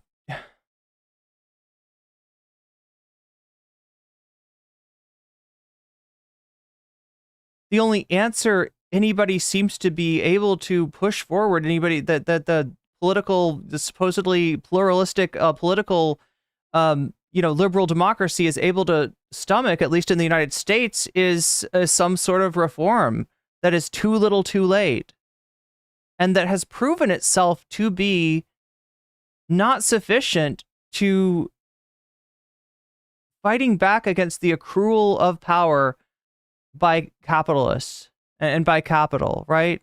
It doesn't claw back the leverage. It might put you in a situation, you know, when it's pushed, when you push the liberal establishment to do something, right? They might throw you some peanuts and make your material conditions slightly less intolerable, but they'll never give you something that you can fight back against the capitalist class with, because that would be communism. And we, you know, we're pluralistic and accepting of all ideas, except for the idea that the workers of the world should unite, and that, you know, that the workers of the world should seize the means of production, right? That's too far. That's too far. But yeah, thank you for the super chat, Izzy. Did you say what you wait, I'll just put it like, wait, you had said, I think you said Gen X's internet beef before, so that's up to 15%. The dono goal is up to 17%. I would say that's an auspicious start. Let things calm down. Really tragic to read that. A Muslim caller to Carol Vorderman's LBC show gave this powerful response to a text defending the rioters.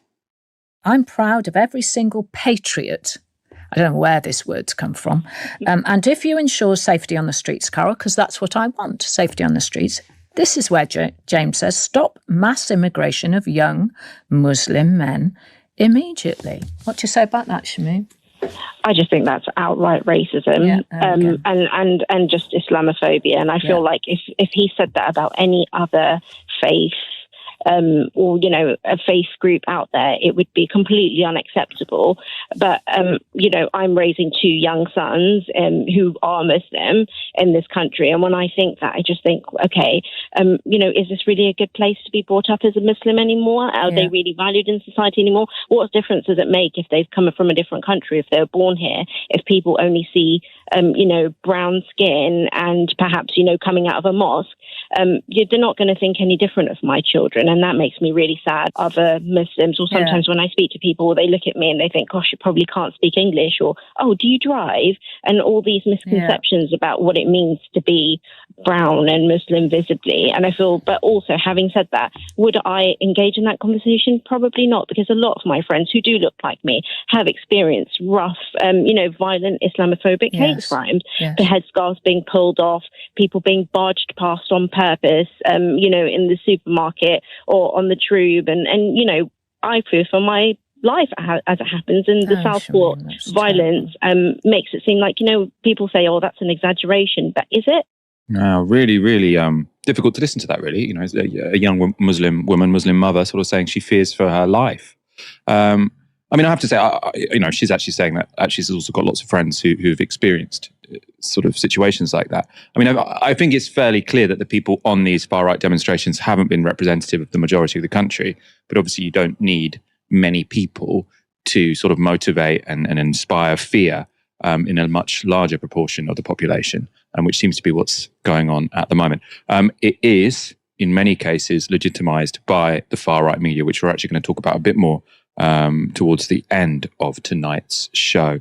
Looking forward, according to the BBC, far-right activists around the country are planning at least 30 demonstrations over the weekend.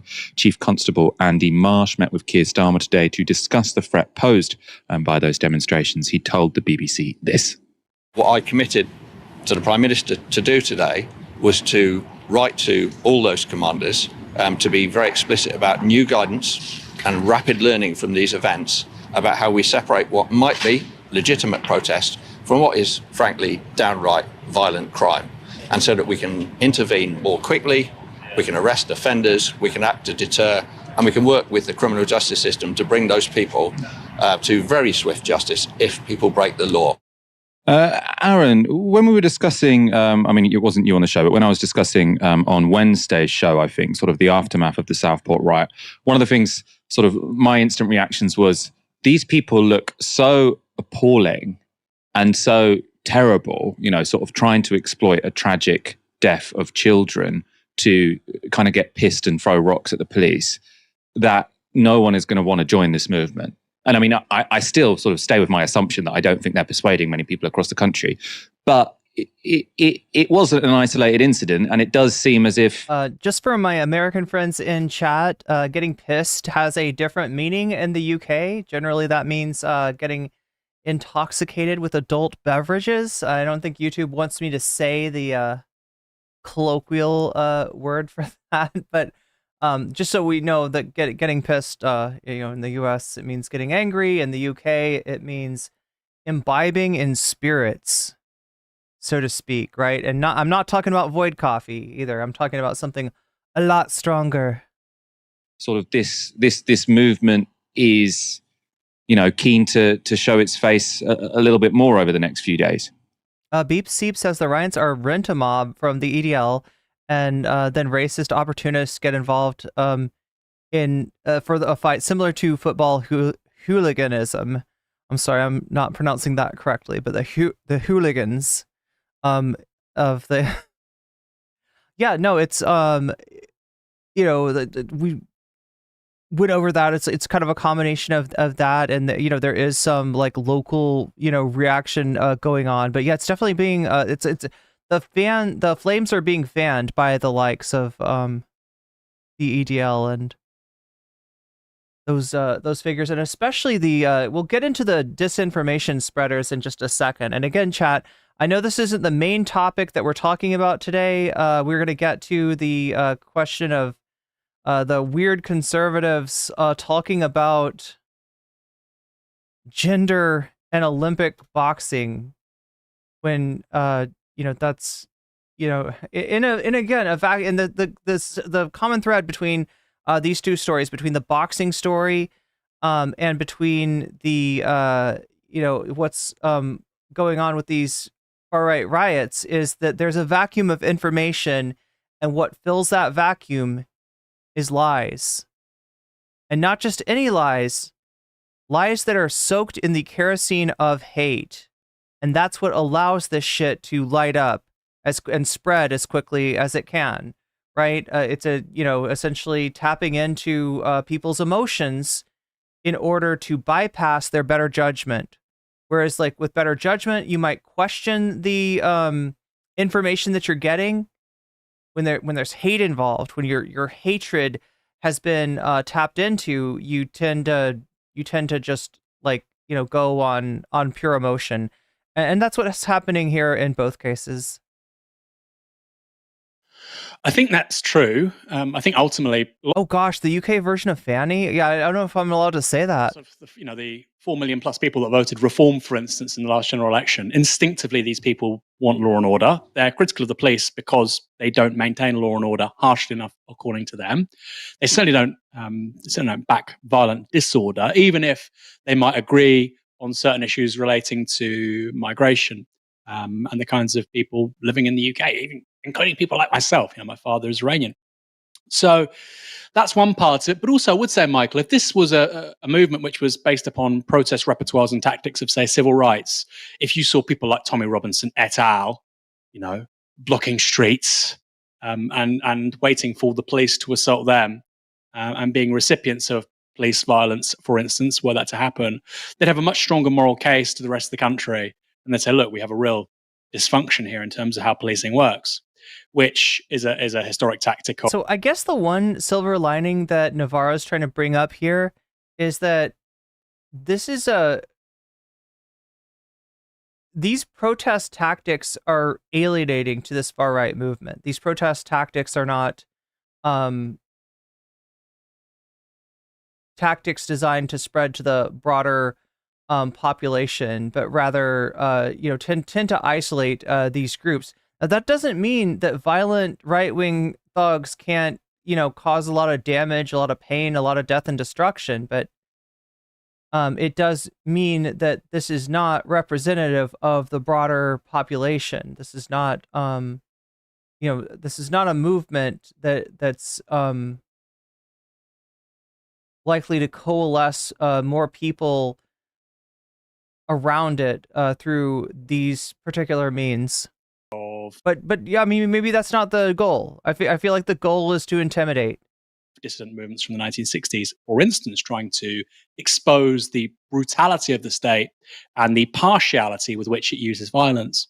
So I think that's right. The response from these groups, many of them obviously on the far right, doesn't really help their quote-unquote cause. Are we going to talk about Fallout New Vegas? No, but I should play some Fallout New Vegas. Saw in Hartlepool was people looking for a little bit of a scrap, somebody who's a little bit dark, a little bit of a punch. They want to scrap, and of course they want to scrap with somebody who can't fight back. Classic, of course, that's how bullies work. So that's not new, by the way. Well, yeah, and this is what, that kind of systemic police, systemic racism will facilitate this kind of thing, right? If you're Muslim and you are seen doing an act of violence in the UK, the results to you, both from law enforcement and from the public, are going to be vastly different than if you're a right-wing street thug involved in a scrap. That's not new. This is something we've seen in this country for a very long time. Of course, it was far more profound. It was, explicitly called that in the 70s, the 80s, to a lesser extent the 1990s. And that's what this movement seemingly wants. So it's very legible to the rest of the country. And I find it hard to believe it will scale. And I think ultimately that speaks to how stupid these people are. Because you've had 3 young girls killed brutally, disgustingly. I mean, the person who's guilty of this, I think, frankly, should never see the light of day ever again. Again, I'm sure some people might disagree with that. I'm not interested in rehabilitating. Wait, what does his shirt say? It says fully automatic luxury communism. FALC. Somebody who's killed 3 small children. But at the same time, I just don't think any sensible person says, well, you know what the response to that is? Go and beat up some random brown person, And I think that does also apply, particularly, like I say, to those 4 million plus people who voted reform, who might put themselves on the same political side as various influencers endorsing or backing these actions. So I think it's very unwise from a sort of political perspective. But look, my view on people like Tommy Robinson or Lawrence Fox is that they're so stupid. I sometimes think they're MI6, MI5 rather, honeypots, because everything they touch turns to shit. I mean, Tommy Robinson's addicted to getting arrested, it seems to me. And Lawrence Fox has clearly never been part of a successful political movement in his life. He never will be. So these scenes being mediated through social media, obviously very powerful. And of course, they will include local people who are simply disgusted. But I think that quote-unquote packy bashing, which is what this is fundamentally. Okay. I disavow the use of slurs against people. Just so it's clear. We'll even put those people off if it carries on. It's now. Anyway, so let's take a look and at the culprits, the people lighting these fires, so to speak. After the tragic killing of 3 children in Southport and the injuring of more, far-right rioters descended on the town to set fire to police cars, to throw projectiles, and to attack the community's mosque. It was a despicable demonstration of mourning, interrupting a community in grief by selfishly occupying their streets. But the riots didn't originate in the streets. They originated on Telegram and on social media, in particular, immediately after Monday's horrific attacks. So here you go, Shakespeare. I think this is what you were talking about earlier. Misinformation and disinformation went viral on X, the platform formerly known as Twitter. Motherfucking X. Many accounts, including some very big ones, falsely identified the suspect, sharing an Islamic-sounding name. Others openly asserted that the assailant in the stabbing attack was some combination of a Muslim, an asylum seeker, a channel migrant, and someone on an MI5 watch list. Some even claimed the media was lying about his age. And they mentioned before, I don't know if it was Novara or on Owen Jones, they mentioned before, I think it was the Owen Jones interview, how that MI5 watch list thing can be a dog whistle. In order to withhold information about his religion and country of origin. And the flood of misinformation was amplified by some very big accounts. This was from Andrew Tate. So an undocumented migrant decided to go into a Taylor Swift dance class today and stab 6 little girls. That's right, somebody arrived in the UK on a boat. Nobody knew who he was. Nobody knows where he's from. The media is, of course, hiding the fact that this is a 17-year-old male. They don't want to highlight how ridiculous it is that we allow military-aged males come back. God, we hear this in the U.S. too. Right? When they want to demonize immigrants, they'll talk about military-age males. To flood our with the implication being that they're working for the cartels. So that was all just completely made up. This guy, this suspect did not come. And obviously, similar language in Israel talking about Palestinians. To this country via a small boat. The police have confirmed he grew up in Cardiff. Right, so this is not someone who came in a small boat.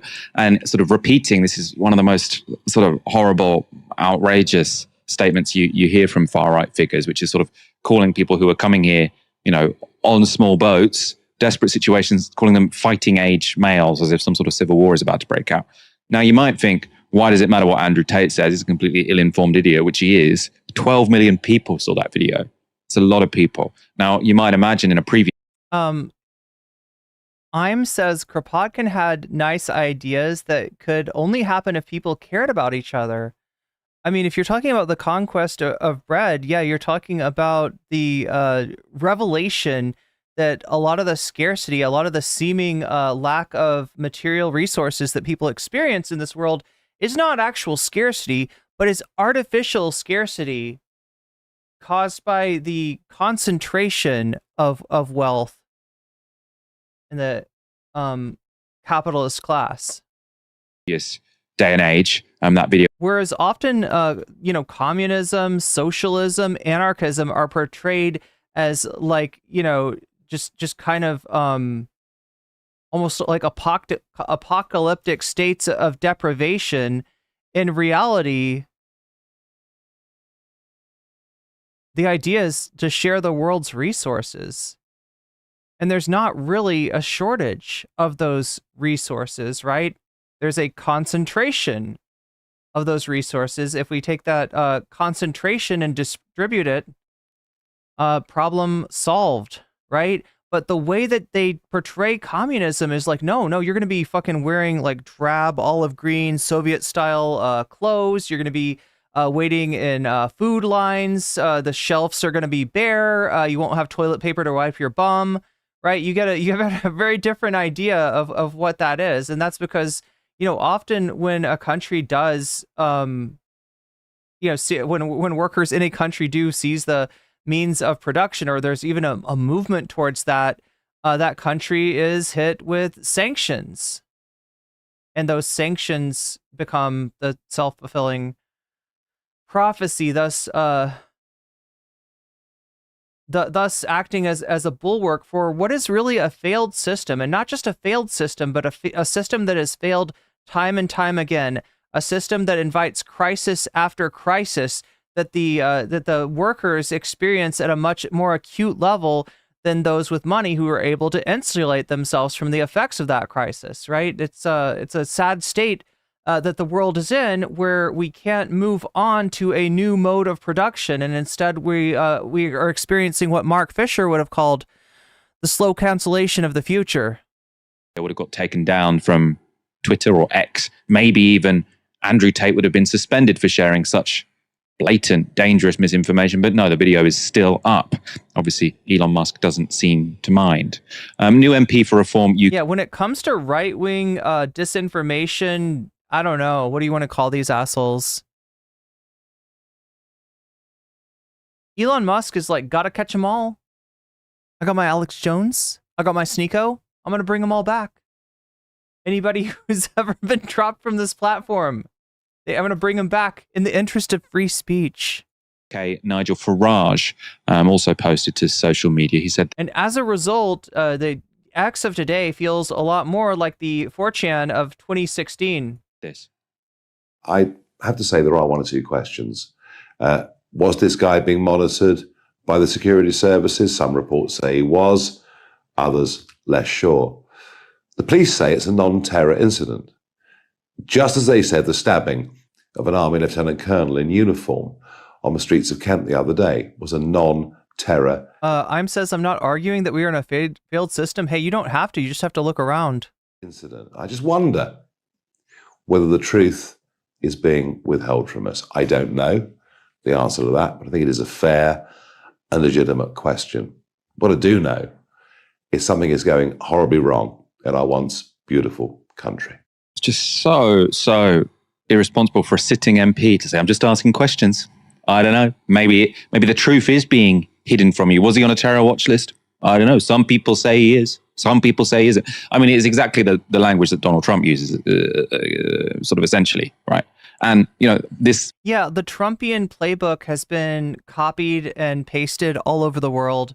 And not just that, like right-wing politics are cross-pollinating in this system that we're living in now, where you get the sort of globalization of the ideas of Steve Bannon, of Alexander Dugin, Viktor Orban, of Vladimir Putin.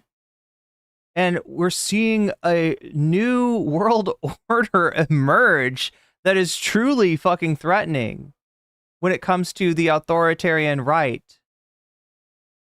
This kind of, obviously there have been lots of right-wing politicians in this country for a very long time, but this kind of far-right YouTuber way of talking, I'm just asking questions. I don't know, maybe he was on a terror watch list. Some people have said he is, some people have said he isn't. To have someone who is now a member of Parliament sort of say this is, I think, relatively new in this country and very, very dangerous.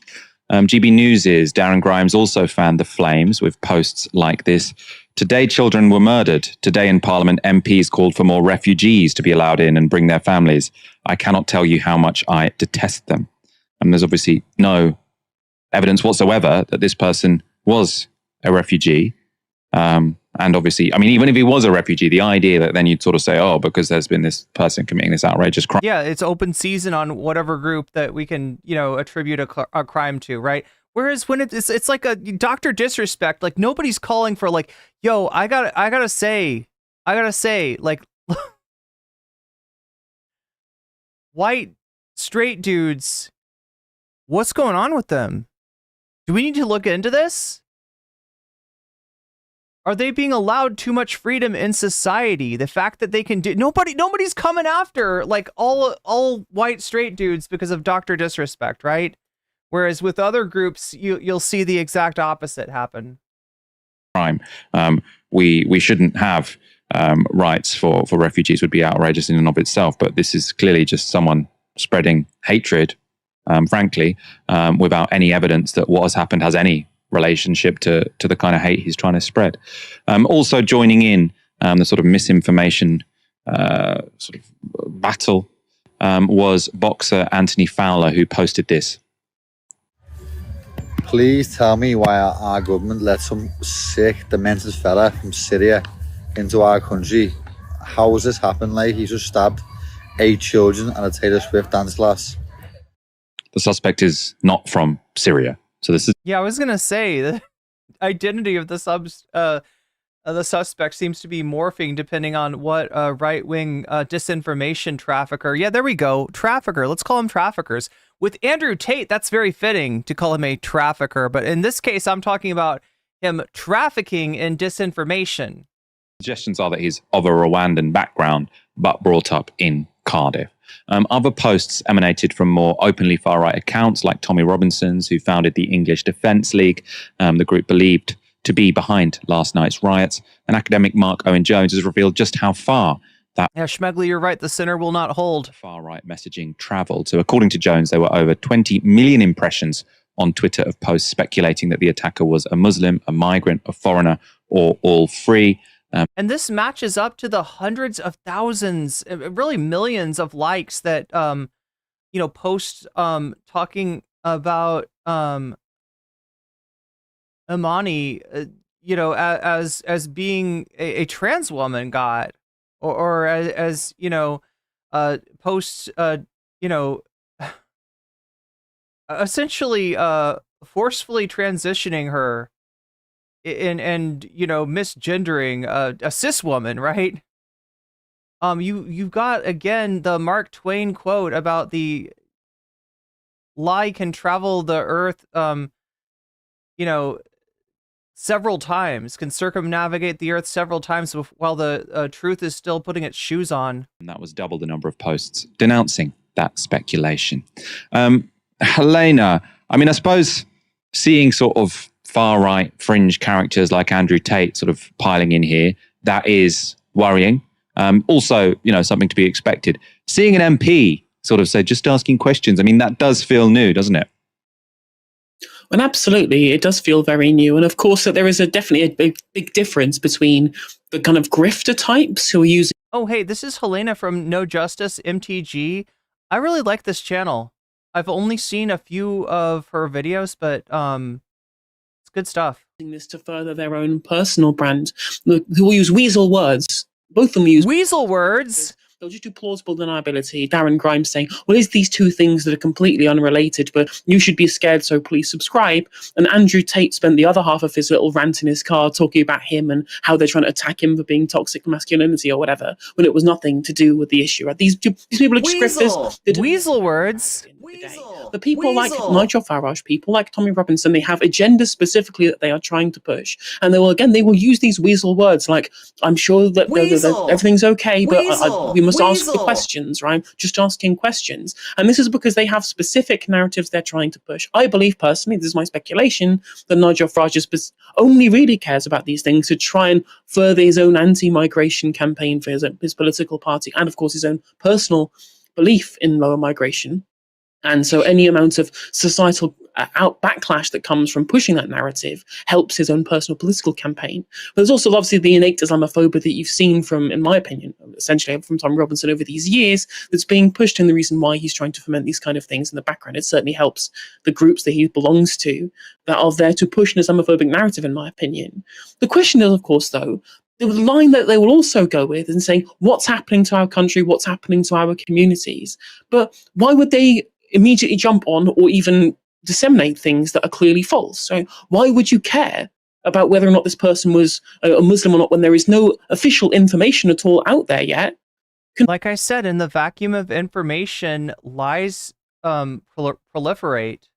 Confirming that it is, other than if you deliberately... And not just any lies, racist lies, bigoted lies, lies that tap into people's hate, lies that circumvent our scrutiny, lies that tell us what the hateful little part of ourselves wants to believe about the mythical other. Wants to be able to push an an Islamophobic narrative here. Clearly, you're not concerned about the individual communities, about what's happening in Southport to the people who've been traumatized. If you're there, first of all, spreading spurious nonsense about the nature of the attacker that just happens to fold into your already established worldview, and also going there and causing riots while these people are trying to grieve. There's no concern there whatsoever. And of course, there are people out there who do have genuine concerns, right? Knife crime has been up since 2012 and has been rising outside of the pandemic period. But of course, people's concerns can be based in material conditions as well. That's why knife crime is up. That's what causes increases in crime. The MTG acronym gets around. Yeah, I don't know what this particular MTG stands for, but crime is the kind of... I'm assuming that we're not talking about Marjorie Taylor Greene here, or Marjorie Titan Greene, as it were. The collapse of people's material conditions from 2010, 2012 up until now. And those people who also are there experiencing the material conditions deteriorate are ripe to be radicalized into positions that we've seen now. I don't really actually want to pour too much scorn on people who get caught up in this radicalization. I really much want to blame the ringleaders at the top of who are the ones essentially trying to, use misinformation in ways that is creating problems in our society. And the problem, of course, is that this isn't just in the UK as well. The people who spread this kind of dangerous information are the same kind of people that we are seeing spread across the far right across Europe.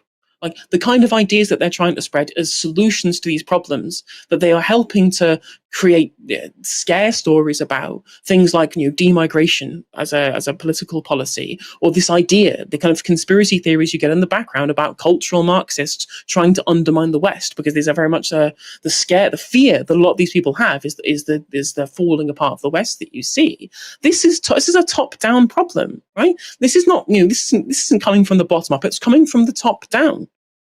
The kind of information that you hear, the kind of solutions that you hear, they're not coming out naturally from communities. These are coming from places like the think tanks. They're coming from the media organizations that have been continually pushing Islamophobic narratives for years. And people who are at the top of the kind of the ringleaders of these movements are helping to disseminate these and push these theories forward.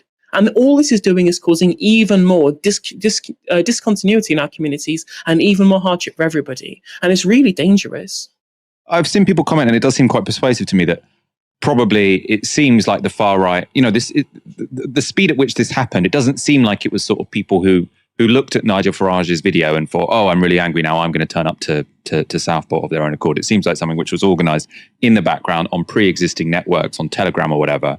And there have been suggestions that with a new Labour government, the far right are really, really sort of looking for sort of interventions they can make to shift the narrative in their sort of toxic direction.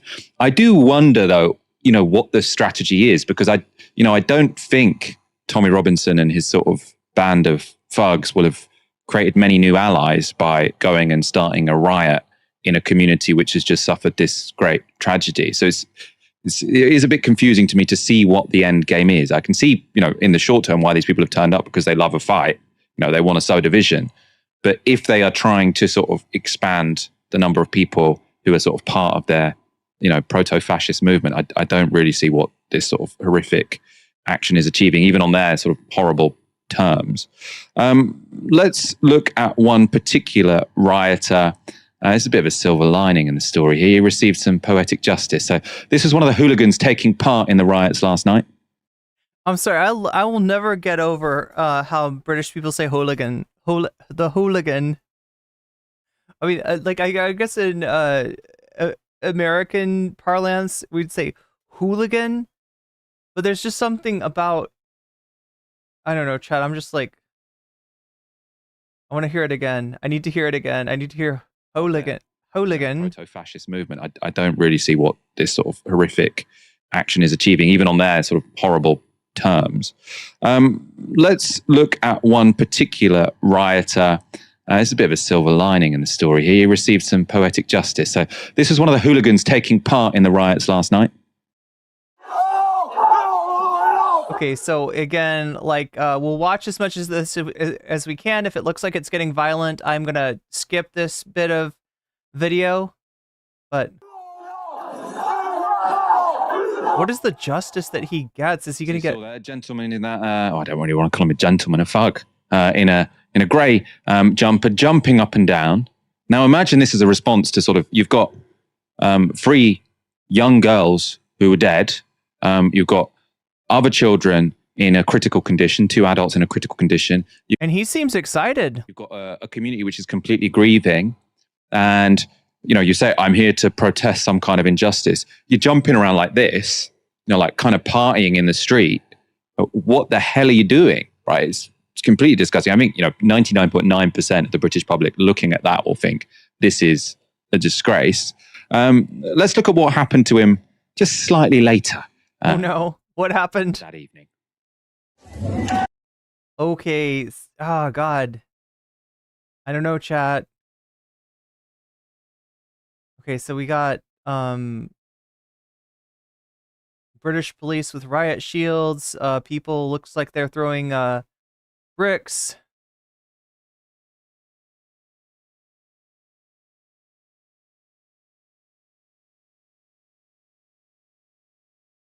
Some kind of a cardboard box. Sorry that I have to do this, but Twitch is very anti showing anything with violence. Okay, so there he is. There's our dude in his sweat-stained sweatsuit. What is going to happen to him? I don't know. I can't get too if the police do something to this guy, I can't get too excited about that, but it would be a difference between what normally happens in the US versus what normally happens in the UK. In the US, the police tend to protect right-wing thugs. So there he is, just strolling right up to the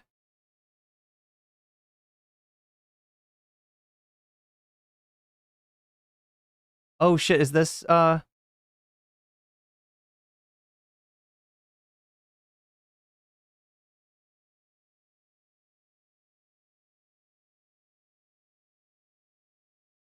What is bro doing? Oh, it looks like there's an object headed his way from behind the cops? I can't tell.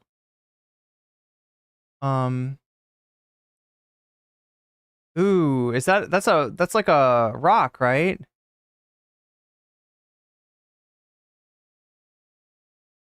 Does it hit him? Yeah, it looks like it's hitting the shoulder.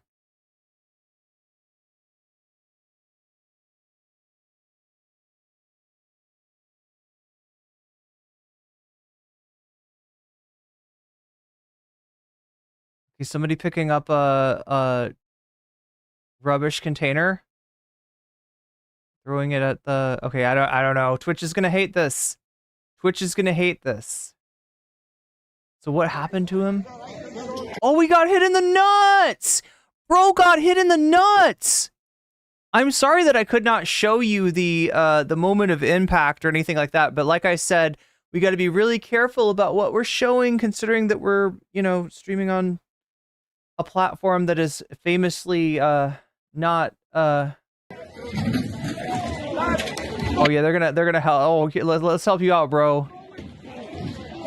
I mean, I guess he fucked around and found out. I don't know was it somebody standing behind the cops then?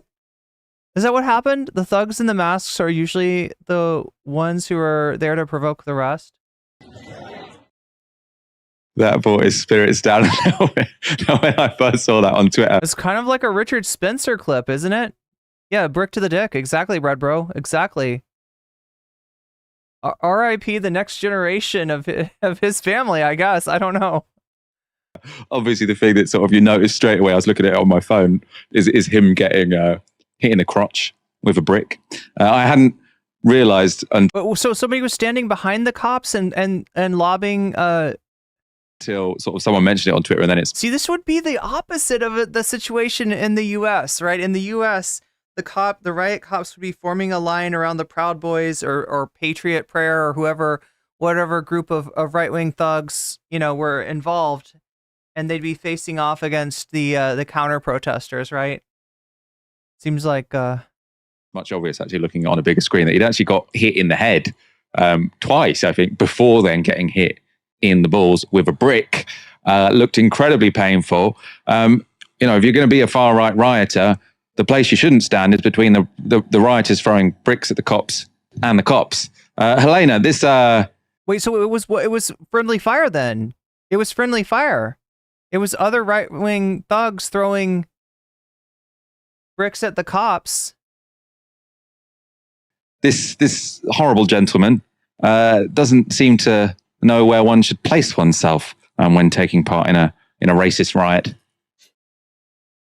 I mean, one thing I would say is that it's very disarming for a lot of these people who would make themselves out to be someone who should be feared when it's very easy to mock them online. Those cops were not watching their flank, so they got ambushed. They do something like that and end up getting hit in the crotch with. So is this what's going on? There were other protesters behind. They try to form a line, but they don't watch their back. Other protesters come behind them, start flinging rocks at them. And one of these rocks sails over the cops and into somebody on their own side. A flying brick. And I think it kind of actually, it falls into this kind of change in strategy. This is the one that came to my mind, but the change in strategy that you've seen from the Democrats in the United States, rather than attacking the right wing in America as being these dangers to society or whatever, this calling them weird. Like there was another video I saw that was spreading from... Okay, so chat, this has been in my mind for a while, all right?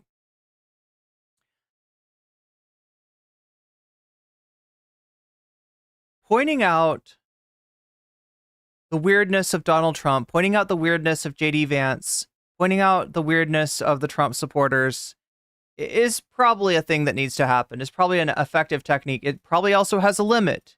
It probably has limited utility. If that just becomes this sort of, knee-jerk thing that people go to, right? Like, gratuitously calling them weird for no reason, it probably, will lose its effect, right? But yeah, it does have a way of taking people whose claim to fame, Donald Trump's whole thing is that he wants to be an authoritarian. He wants to be a strongman. When he's called a dictator, when he's compared to Hitler, right? He kind of wears that as a badge of pride, right? What he can't take is being sort of undermined, being undercut, being sort of cut down, right? And that's what's going on here. But it makes me think, right? How people always talk about if you go back in time, maybe you could prevent Hitler from growing up. If you went back to the time when Hitler was a baby or something, like these kind of thought experiments, right?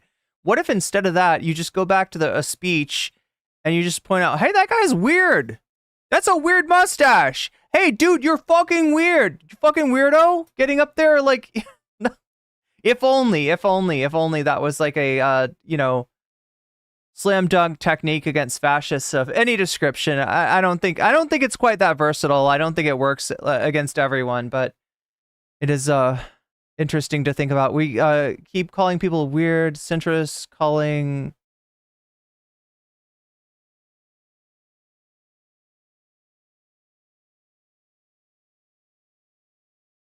Anyway, the protests that we'd seen, or the riots that we'd seen in Southport, there was just some guy with like a bag of tinnies. They're sitting there like chugging a can of lager, and I'm just like, yeah, that's the first. Okay, wait, what's tinnies? A bag of tinnies? First thing I always think of when I'm going to this protest over something I have this genuine strong feeling about. First, I'm going to go to Tesco, pick a bag of cans to take with me as well. Like, what we need is to send Chapo Trap House back in time to make fun of Hitler, right? There we go.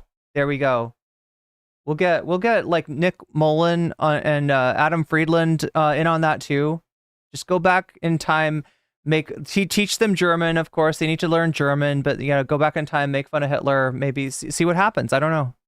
It's a very kind of weird situation that I saw there. So trying to undermine the ways in which these people would try and portray themselves, I think it's a pretty strong strategy. Sticking with the far right, unfortunately, I suppose, Tommy Robinson has been tweeting Tenant Supers. It's kind of like Cult 45. Interesting. Today that there's going to be another demonstration outside Downing Street this evening. So that'll be, depending on the size of it, hopefully it'll be small and a failure. Maybe someone will get knocked in the gonads again. In the cock? Knocked in the cock? Can we say that? Can we say knocked in the cock? Weird works because the right wing believes that they are normal. Yes. What they're not noticing is that maybe they were normal, or maybe they were more normal in a previous year. But yeah, they just have not paid attention. They are not plugged into, they are not what the culture is feeling. Let's just put it that way. By brick, who knows?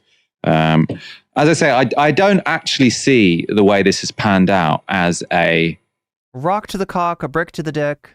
So, it doesn't seem a stone to the stones. Yeah, does that work? Seem to me that this is going to be a winning formula for drawing more people into the far right, so that these sort of things. Yeah, it does work to call them weird. It does work to call them weird, but just understand that you only need to do a little bit. Okay, you just need to seed that. Like just lay it in there low. Lay it in there low key, right? Low key call them weird, all right? And let them do the rest, because the biggest part of what owns them is the self-own when they turn back and say, I'm not weird. I'm not weird. You're the one that's weird. I'm not weird. I'm normal. I'm completely normal. Right? I mean, like when they go off and they're like, I can't believe I got called weird by a furry. And it's like, no, you are weird. You are weird, all right? What you're doing is noticeably more weird and socially disruptive than any sort of, the weirdest fursuit event you could possibly find. No, you are the weird one. You are truly the weird one. Yes, I mean compared to the furry calling you weird. You are truly weird, sir. Thank you for playing. Anyway, chat, speaking of thank you for playing, let us change gears once again.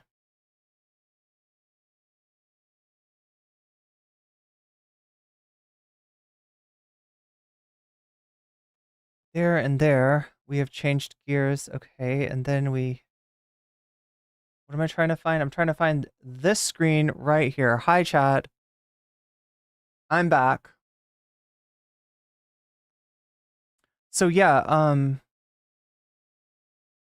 that's what's going on in your neck of the woods if you're from the UK and you're used to hearing me only talk about politics in America. Yeah, I do care about the rest of the world as well, and I do tend to talk about different countries from time to time. In Scotland, they call a boner a stoner? Really? Like it turns into stone. That's amazing. Metal says Mother Jones and Steve Boots have made a video why calling conservatives weird works. Interesting. So I meant to cover this as a subject. I just have not gotten around to it yet. Tinnies are a can of beer. Makes sense because, like, you know, tinned goods, we would call them canned goods in America, but in the UK and in Australia, they are called tinned. Hecklers get assaulted at rallies. Oh my god, I got some really good shit of hecklers getting put in their place at comedy shows.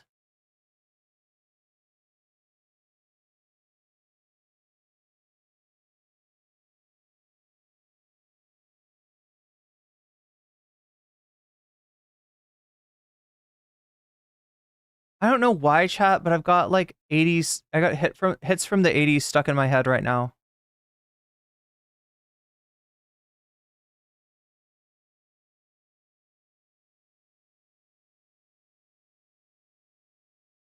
Oh my god, yeah, we got a lot of stuff still to cover.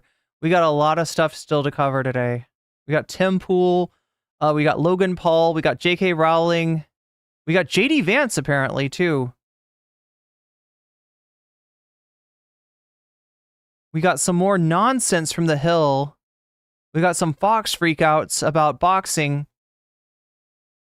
And we got Donald Trump talking about his pronouns. Didn't you want to hear what are Trump's pronouns? Well, I guess we'll find out.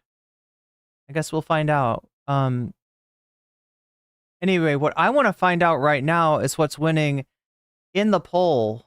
All right, we are 17% in terms of our progress towards the dono goal. If we hit that goal, of course, we unlock extra content. And what extra content? Well, the content that you choose collectively.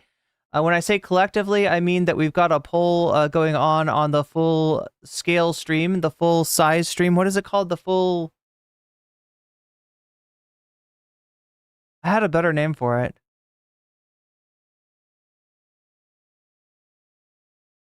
We got two polls going. One's going on in shorts. The other is going on in not shorts. Sorry, Twitch. I wish I could do a poll on Twitch, but unfortunately, Twitch's polls only last for 10 minutes. And that's not long enough to poll. I need more time to know what you really think about stuff. But if you want to, Twitch, you can come over to either of the YouTube streams. I'm nocommentchick on YouTube, so head over our way. That you'll see that there are two streams going right now. One of them is a vertical stream, shorts. You know, if you have your phone like this, right?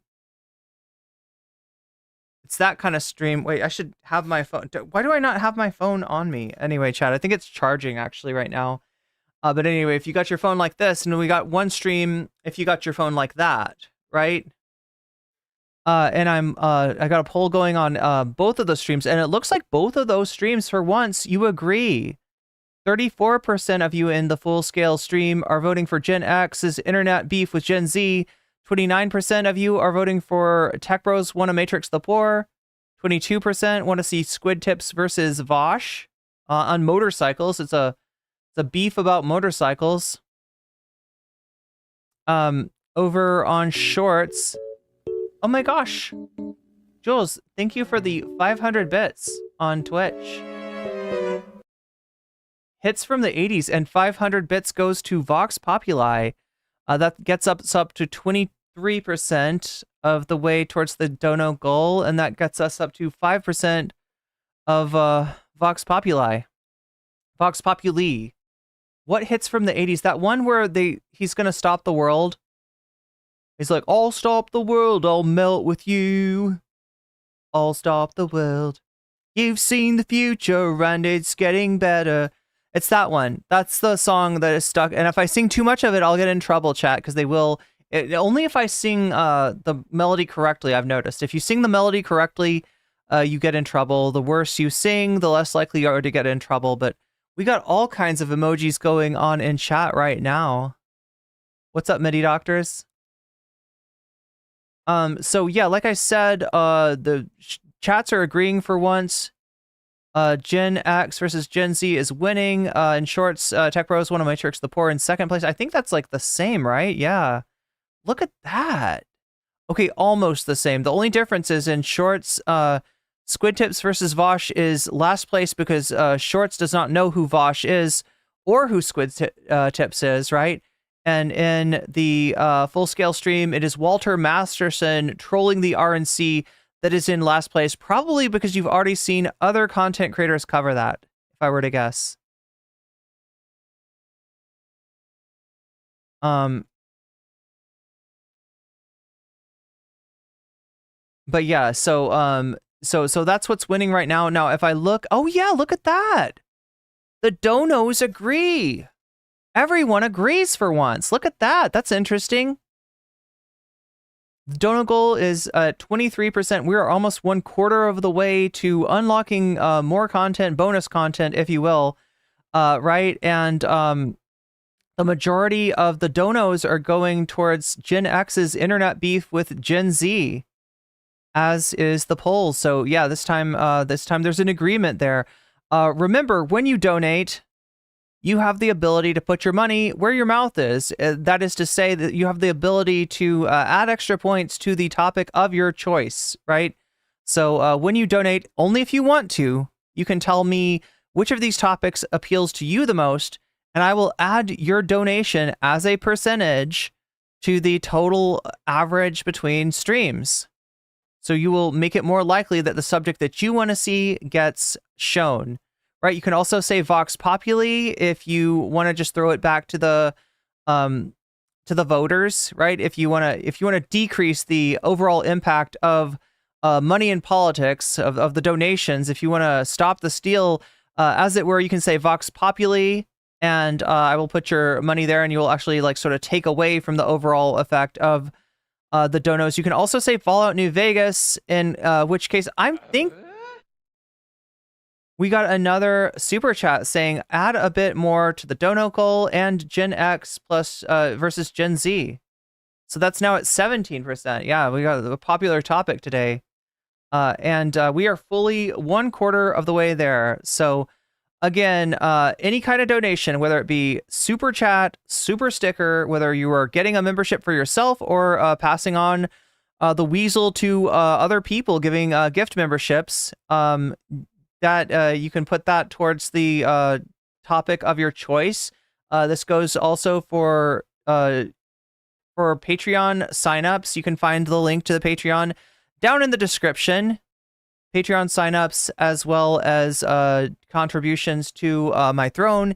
This is where we are crowdsourcing better equipment, a better setup, and for my studio to make the stream better. So this background that we've got, the lighting that we've got, the microphone that I've got, all thanks to Throne Gang. Thank you so much, Throne Gang. That reminds me, I am supposed to thank my patrons. So if you sign up on Patreon under Fancy Weasel or above, you will receive a fancy shout out with every stream. So shouts go out to Omega Star, shouts out to Jules K, shouts out to Just Julie, shouts out to Moe Noip, shouts out to Shakespeare, shouts out to Funky Monkey, and shouts out to Temporal Insanity. Thank you, Patreons. You help me. You help me keep body and soul together. And the other thing that I need to mention is Twitch. At the top of every hour on Twitch, there's an ad break. That ad break lasts 3 minutes. It's not skippable, unlike on YouTube where you can skip the ad breaks. On Twitch, you can't. But one nice thing about Twitch is that when you get a sub on Twitch, you no longer see those ads. This is not true for YouTube, all right? But it is true for Twitch. So if you want to get out of that ad break, which is coming up at you in about 7 minutes, you can do so for free or for $6 by using a Twitch Prime or by using $6. You could also possibly be gifted a sub. That can happen and occasionally does happen, but it's more likely to happen to you if you're active in the chat. There we go. I think I've covered all the bases there. And yeah, we are making progress. We are 25% of the way towards the dono goal. If we get there before the end of the stream, that will mean that we get bonus content. And right now it's looking like Gen X versus Gen Z's internet beef is the bonus topic du jour for both the voters and the donors. So we got an agreement. Yeah, we need to look. Let's make the Fallout thing a 75 goal, right? I let it roll over, right? Because unlike the topics, unlike the bonus topics, I let the Fallout donos accrue. Let's say 75 unlocks a stream because we're really close to 75, and I want to play some Fallout. So anyway, that means that I better hurry because the whole limiting factor on me playing Fallout is not having enough time, and that comes from spending too much time on stream, and that comes from too much yapping, which I am definitely guilty of. Definitely guilty of way too much yapping. So yeah, we covered the what's going on in the UK. Let us turn our attention to the Olympics and all of the weird noise surrounding that.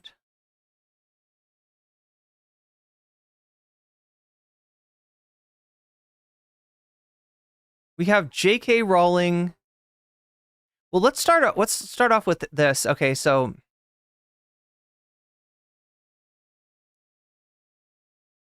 we watched The Hill yesterday. It was I don't know if it was Jessica Burbank's debut, but it was one of the first times I've seen her on the mainstream with Robbie Sawave. Right? They fired Brianna Joy Gray a few months ago, a month or two ago now, and haven't really replaced her. They've got a bunch of different people that they bring on from time to time. Jessica Burbank is somebody who has worked for TYT before. And kind of normally works with, oh my God, what is her name? Amber Duke. But they're bringing Jessica Burbank out now and pairing her against Robbie Sawave to argue about the gender controversy in the surrounding Olympics boxing. Now, it's a weird thing to say because the incident that we're talking about is a fight between two cis women. However, you would not know that.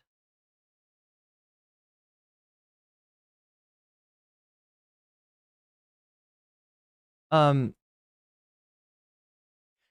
would not know that given all the noise that's being made by right-wing disinformation traffickers. Right? Some of these people asserted that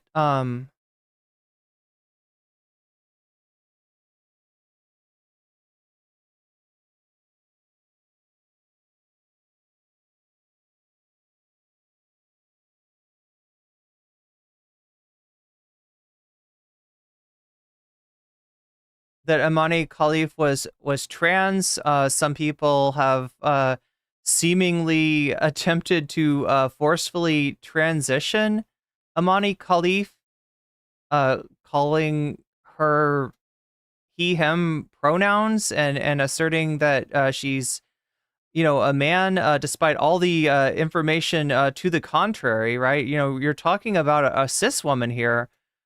But because of the reaction of her opponent, who apparently is a cop. Did you know that, chat? The woman that she was fighting with is actually a cop. Like an Italian cop. And apparently one punch was more than she could take.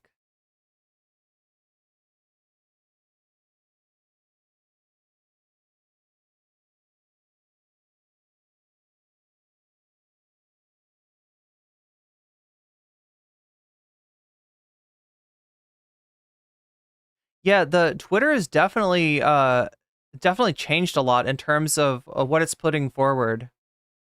Right, there's a lot more sympathy now for Imani than there was at first. At first, it was just like I said, there's a vacuum of information, and that vacuum gets filled with traffickers of disinformation. That would be J.K. Rowling, that would be Logan Paul, that would be Elon Musk, that would be Donald Trump, that would be apparently J.D. Vance. But again, we are still existing in a vacuum of information because the allegations against Khalif made by the IBA are not specified. It's some kind of unspecified test that they claim to have done, and that makes her ineligible.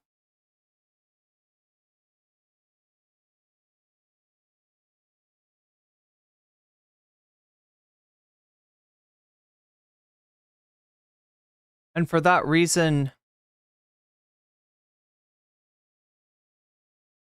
the vacuum of information has been filled up with lies, right? With people saying that at first that she was trans, and then secondly that that she's a man, asserting that she must have XY chromosomes. Which, listen, women can have an XY. It's been known to happen. Many such cases, right? I don't know how much in depth I'm going to go on this, but there is, if you look back to the historical view of things, there was a time at which the Olympics was doing karyotype tests on their athletes, right? And upon hearing that there were many people that would find out from the Olympics that they had XY sex chromosomes, that didn't know this. These are cis women who have been raised as women, who identify as women, who've never thought of themselves in any other way, and all of a sudden declared ineligible for competition based on this test. So they stopped doing it. It's an expensive test too, and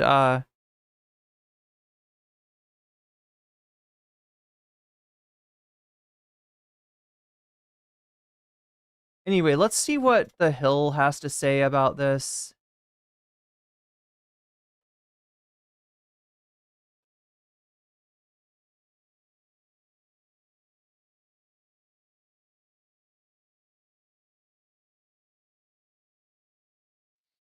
Gotta hit the requisite buttons to mark the stream, because marking the stream is so important.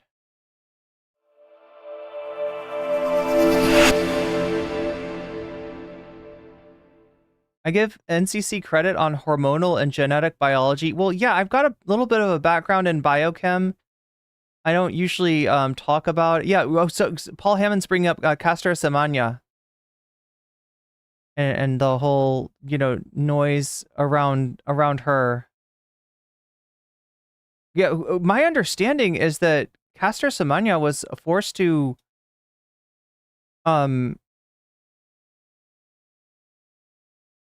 forced to take something to bring her testosterone down.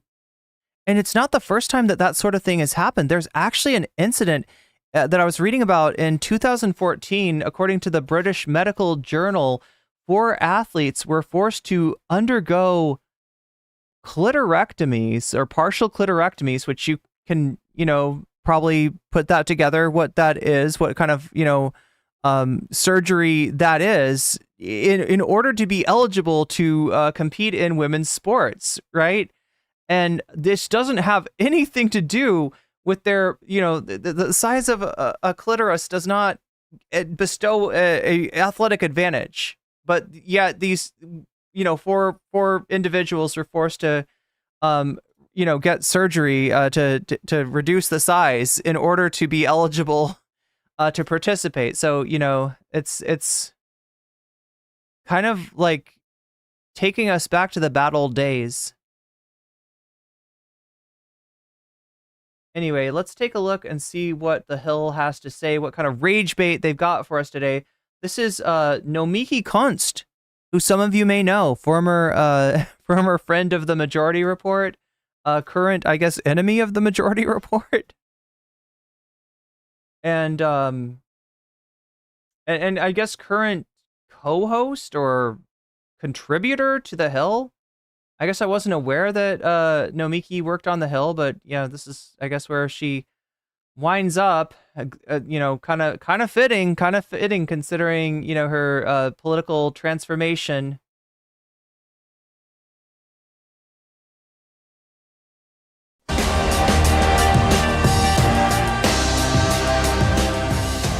All eyes are on Olympic boxing today as another boxer who has previously failed a gender eligibility test won her first match in the women's 57 kilogram category.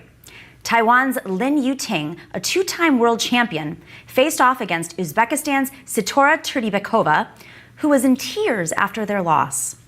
At the World Championships last year, Yuting failed the International Boxing Association's gender eligibility test. Yesterday, the internet blew up after Algerian fighter Imani Khalif won her match against Italy's Angela Carini, who quit just 46 seconds into their fight. But the International Olympic Committee has repeatedly defended the two boxers' right to compete.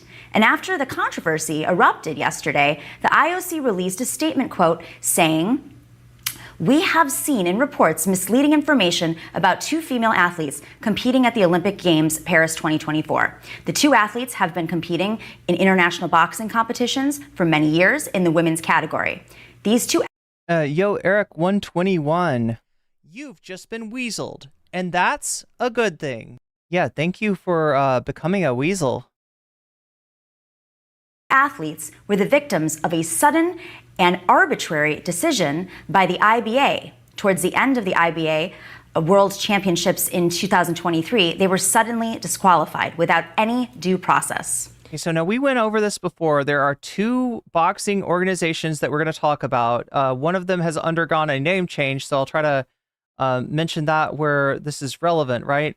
The IOC is the International Olympics Committee. The IBA is the International Boxing Association.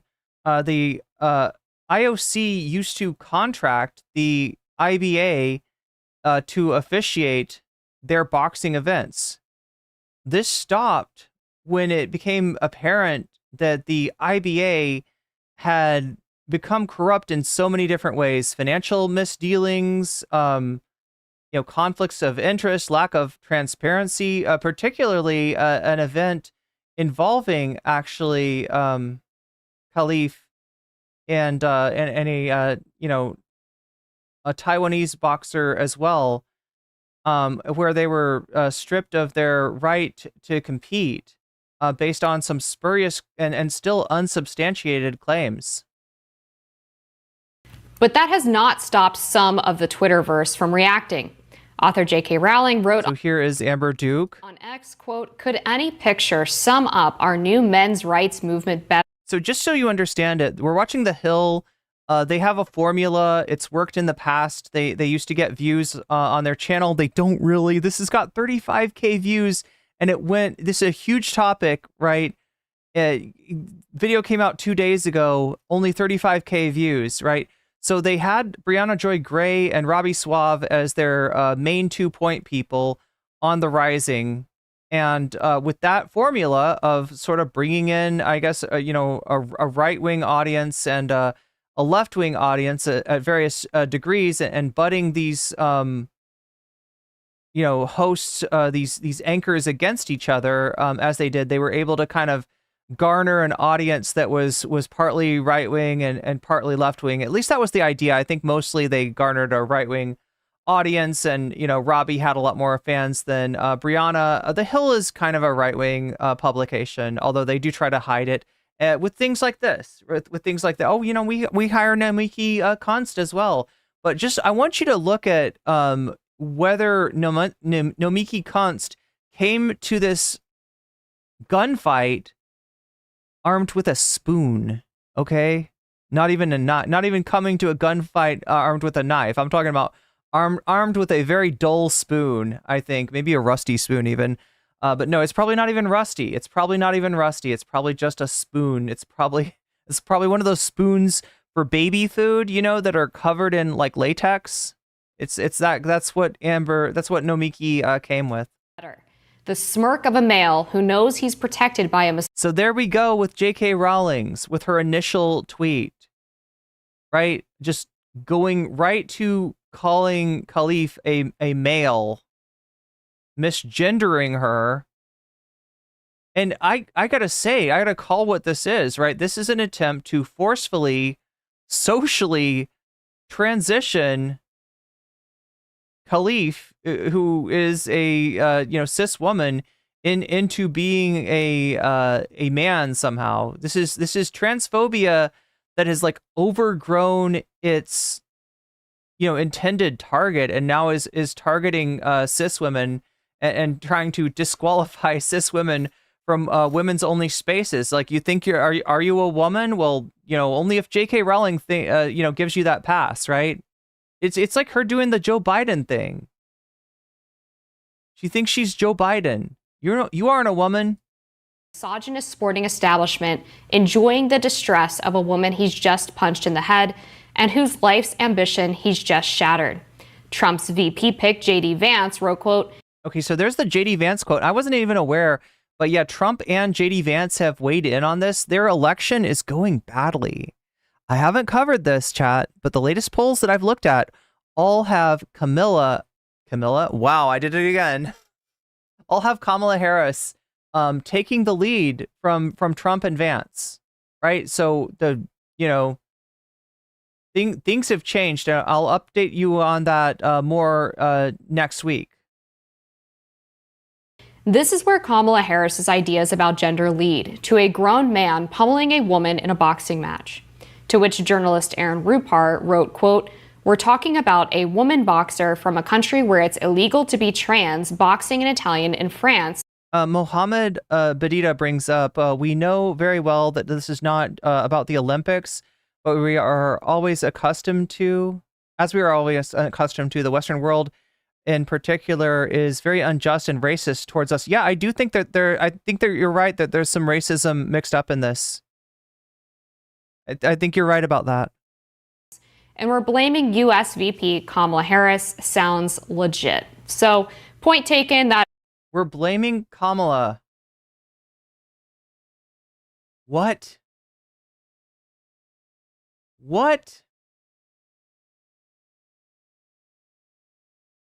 obviously Kamala Harris is not on the IOC. She did not come up with these rules. She does support men playing. But you see where they're trying to use this as a political issue, and that's because Trump and Vance are losing. They are being identified as weird little dudes, and America's saying they're not like us. And this is their clapback. This is their clapback. It's like, no, actually Kamala's weird because she has pronouns. Pronouns in her bio. How dare she? How dare Kamala use pronouns? In women's sports, which I think is what JD Vance was getting at there. But there's been a lot of misreporting, I think, on these specific boxers who are competing. Okay, thank you. Thank you. Yes, there has been a lot of misreporting. What the IRA said when they were disqualified. Okay, again, now here's what I hate about this, right? I said that Nomiki comes to a gunfight armed with a very dull spoon, but Amber Duke, like, it's called the IBA. I don't know where you got IRA unless you thought it was the International Wrestling Association and that wrestling is spelled with an R. I can't imagine that. Yeah, IRA, you know, like, I mean, they're I don't think she's talking about the Irish Republican Army. Where does she get this? Because this is not the only time she misspeaks here. And the truth of the matter is, for the Hill, this is about clicks. This is about utilizing, you know, transphobia and racism and all the bigotry that's wrapped up in this situation, and trying to just make a play for attention, trying to make a play for clicks, trying to make some ad money off of all the hate that's going on. And they don't much care whether they get the facts right, whether she knows about the boxing organization she's talking about, right? They don't care about getting any of these facts right. And you're going to see that this is a commonality between both Nomiki, unfortunately, and Amber come to this with a severe deficit of grounding in factuality. Is not just that they had elevated testosterone levels, but that they also had XY chromosomes. So the suggestion is that they had some kind of rare disorder, like we would typically describe it as intersex, where they have the male chromosome. Okay, now let's not say it's a rare disorder. Let me look at this again. I think I've seen intersex percentage. Is that what I looked up? 1.7%. Experts estimate that up to 1.7% of the population are born with intersex traits. Now, overall, that's slightly less than 2%. That's not a high percent, but it's also not like a super rare, like unheard of kind of thing, right? If you know 100 people, you know probably 2 intersex people, all right? And if you know more than 100 people, then you know 1,000, you know 20. If you know 10,000, if we're talking about 10,000 people, we're talking about 200, right? This isn't exactly rare. This isn't unheard of. And this isn't a group of people that should be considered as existing outside of humanity. When people talk about biological sex and assert that there are 2 varieties, that is XY, male, and XX, female, and that it's as simple as that, because that's what they learned in their 5th grade biology class, right?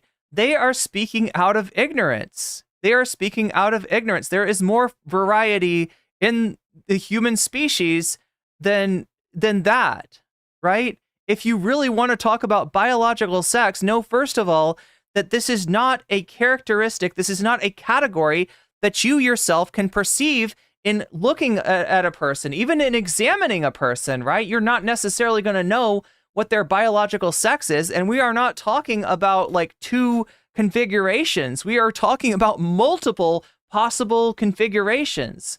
And the pushback to this is usually, well, anything outside of that is a disorder. Well, that's because something went wrong. That's because, like, okay, you're going to tell that to somebody's face?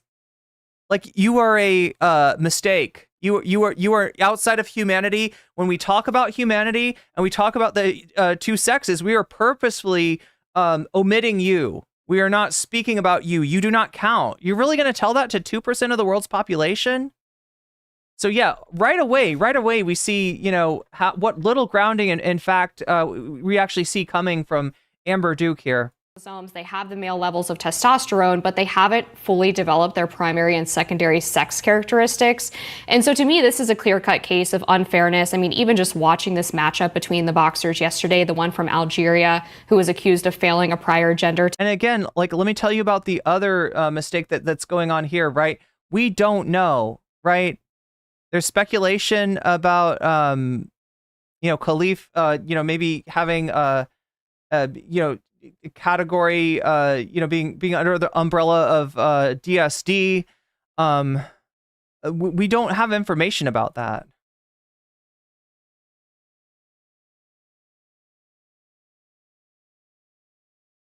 Difference in sex development. It's an umbrella term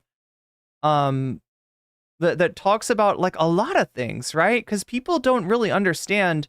They speak about biological sex, right, as if this is the real thing, right? Gender, or the social distinction of gender.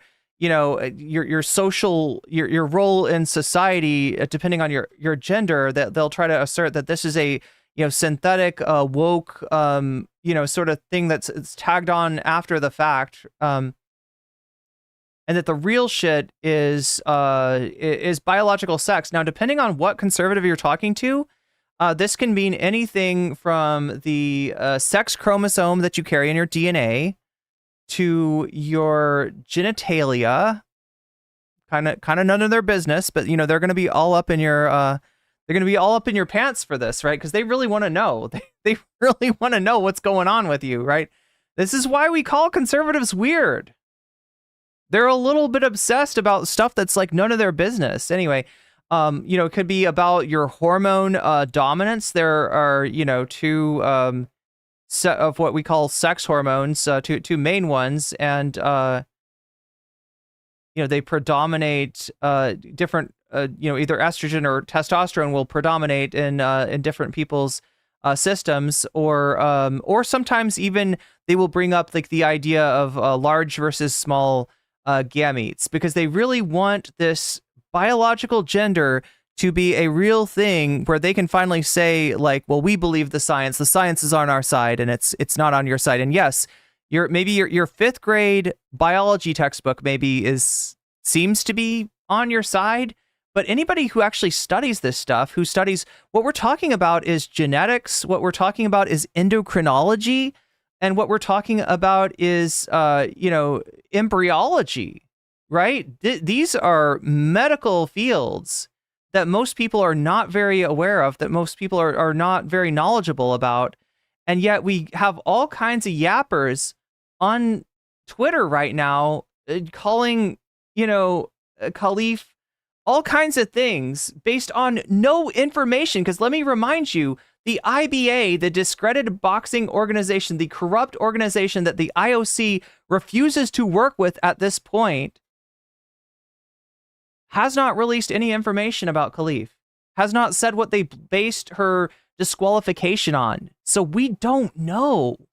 And even talking about, DSD or, the possibility of, XY chromosomes or a high testosterone level, this is all based on no actual real information.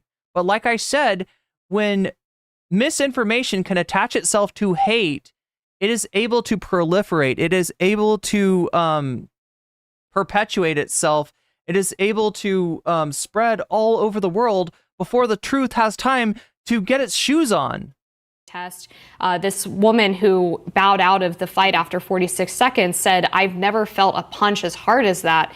And that's the fundamental problem with having men and women's sports, is that it's not just unfairness, but it's also a safety issue. We're talking about a category. She's gotten way ahead of herself already, right? She's calling Khalif a man based on nothing. Based on the subjective description from this Italian cop about how hard she was punched, right? This is a fighter who has lost 9 bouts in women's competitive boxing, right? So she's not some unstoppable juggernaut with like super strong punches that have never been, seen before. She's just a boxer. Level advantage that men have. She's a boxer who's good at punching.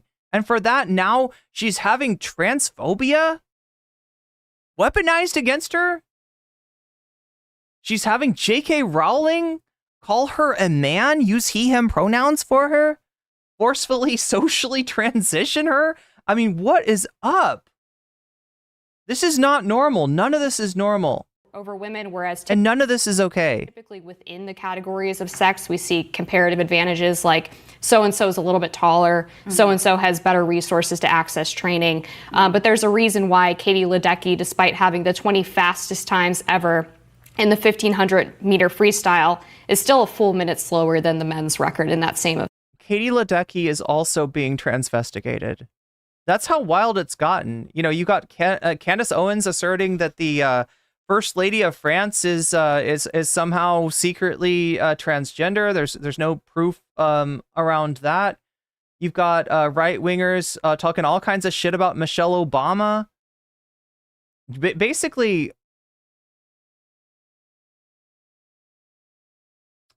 any woman with an athletic build at this point is very likely to be accused of being trans or of having XY chromosomes or whatever the hell they want to throw at them, right?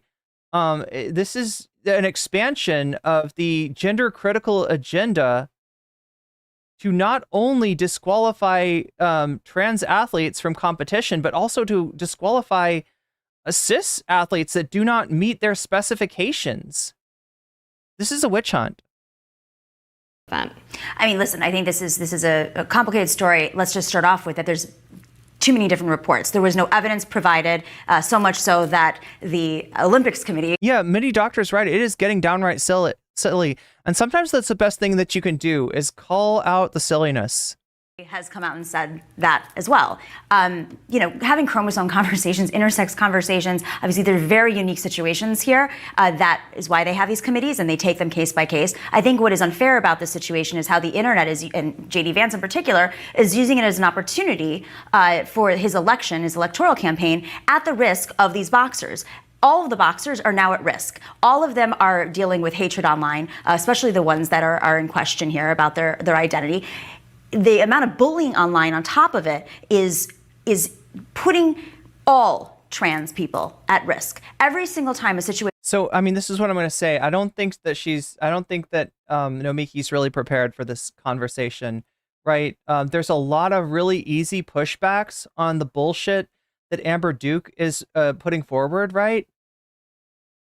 And look, yeah, this does put trans people at risk, right? This is but look, trans people were already at risk. Trans people were already the recipients of a lot of hatred, right? This is actually putting more than just trans people at risk. This is a risk for all women that do not want to be policed and told that some characteristic that they have is like too masculine, and that they are somehow pushed out of the category of womanhood by the likes of J.K. Rowling, right? This is some messed up shit.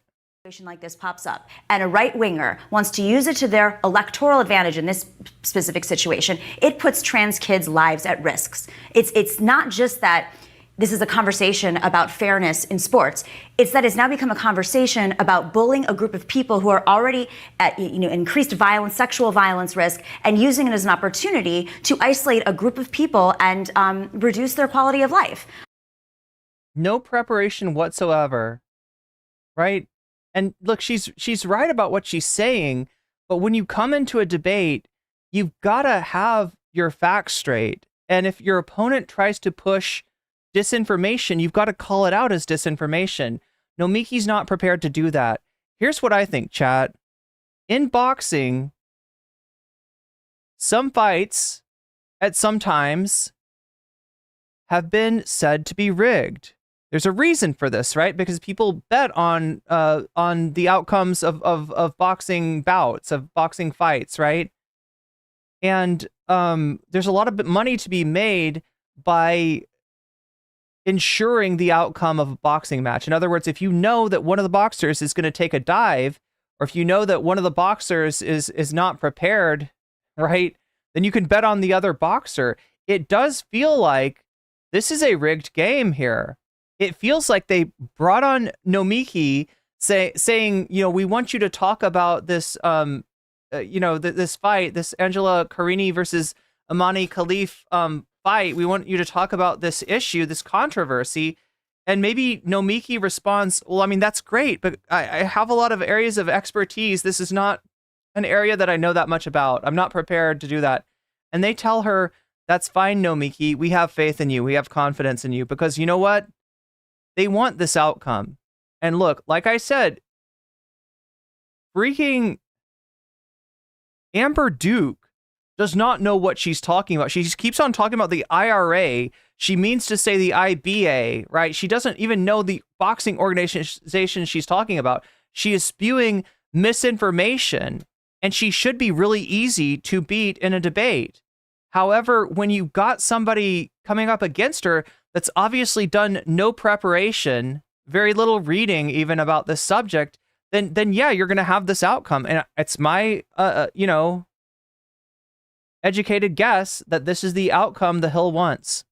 I think this is an internet debate. It is not necessarily a real debate that is happening internally in the Olympics community. Maybe they're having it on the commissions, but that is why you have those commissions, to take them case by case, to look at the evidence, what evidence is real, what evidence is not, what reporting is real, what reporting is not. And they even address that in their statement, that there's a lot of misreporting out there and the internet has taken this by storm. But again, it's putting folks at risk. And we have to keep in mind the safety of the trans community when we have these conversations. Well, yeah, obviously Amber Duke doesn't give a fuck about the safety of the trans community. It's interesting to me that we often go to this reflexive response about, well, people are bullying trans people because the Hill is treating Nomiki similar to how they treated Olay or BJG. Yeah, but Olay and Brianna came with the facts. Olay and Brianna came prepared, and okay, so I can find there's one commonality that I can find.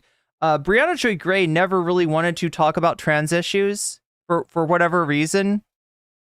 And I don't really know what that reason might have been. But she was just not interested in it, right? She wanted to talk about other things, and she was often forced to, play the other side in this debate. But I don't think that she ever came with the lack of preparation that we're seeing here from Nomiki. because they don't want them to participate in women's sports and their lives are in danger because of this. I'd love to see the evidence for that. But I'd love to see the evidence. You want me to stack up bodies in front of your door? What do you fucking want? What is it going to take, a dead person for you to give a fuck?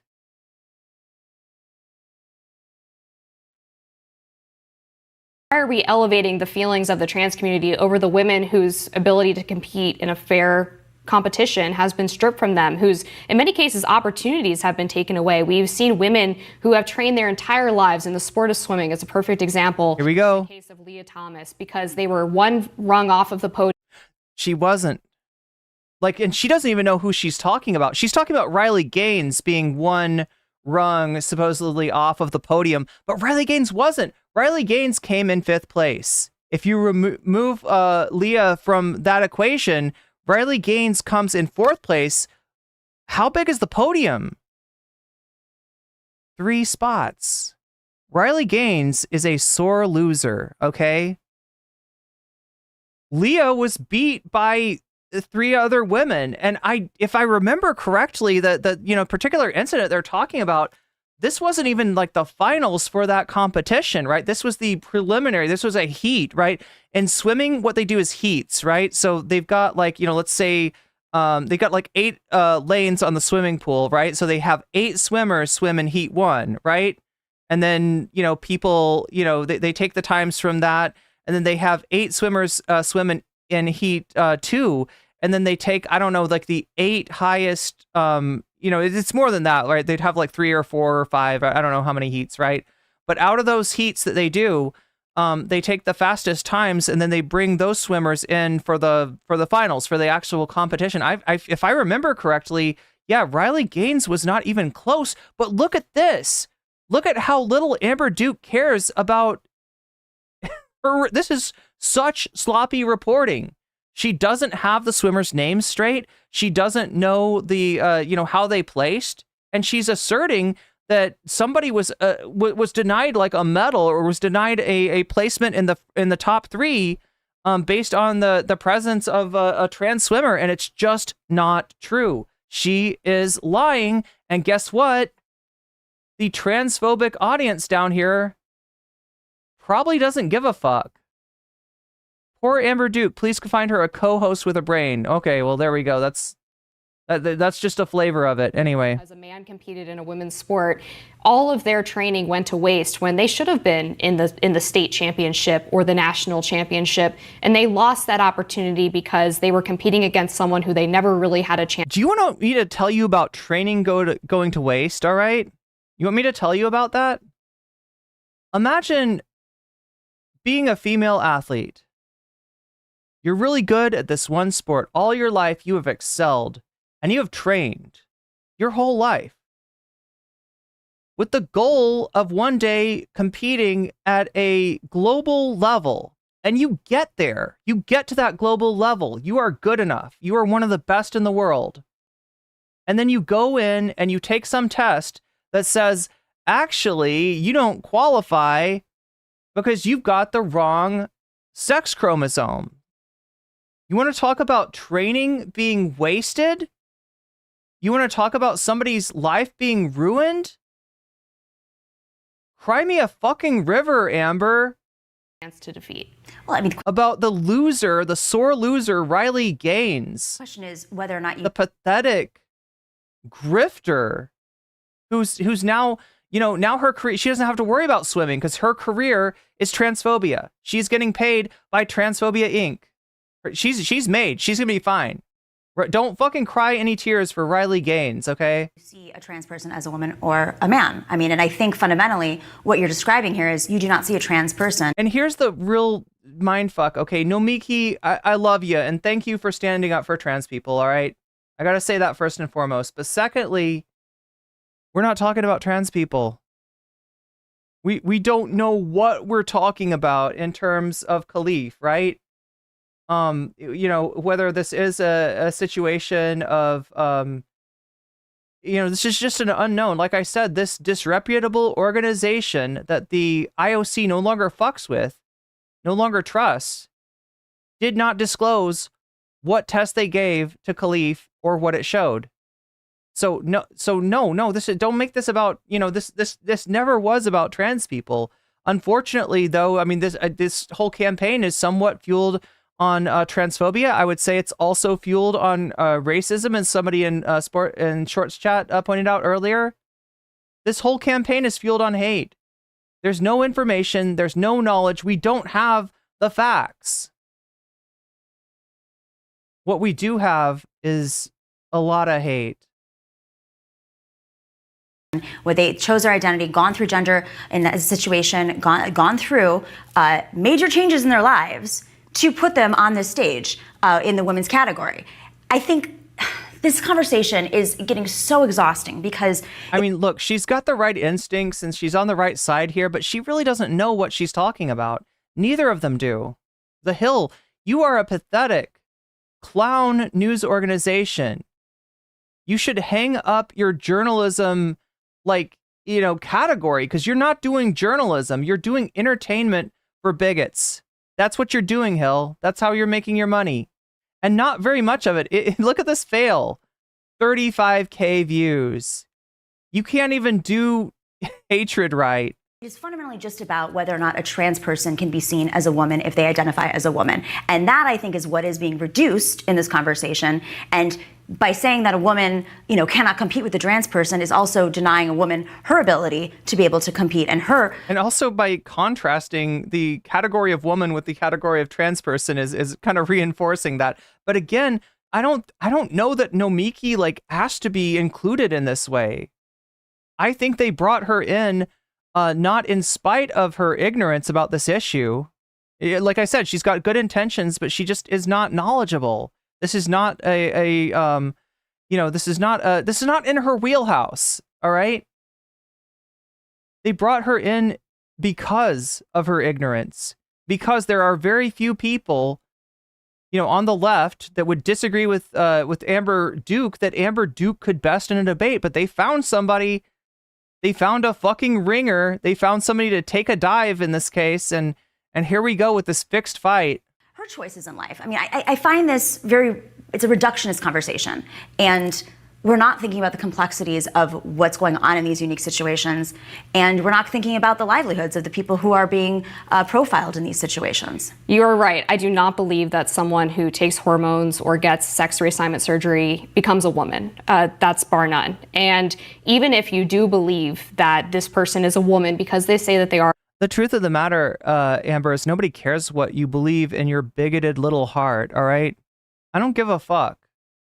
This is a question of fairness, not a question of identity. A question of categories of competition, supposedly based on, some notion of people's physiology. And when you talk about somebody that's undergone, anti-androgen therapy combined with hormone replacement therapy, and for a certain amount of years, along with, you said, gender reassignment surgery or gender confirmation surgery, right? You're talking about somebody whose physiology is inarguably closer to female athletes than it is to male athletes. So please, let's stick to the facts instead of you spreading your gender ideology that is based on ignorance, severe ignorance. Because they underwent some experimental medical treatment. The reality is they were taking experimental medical treatment that's been around since the 50s.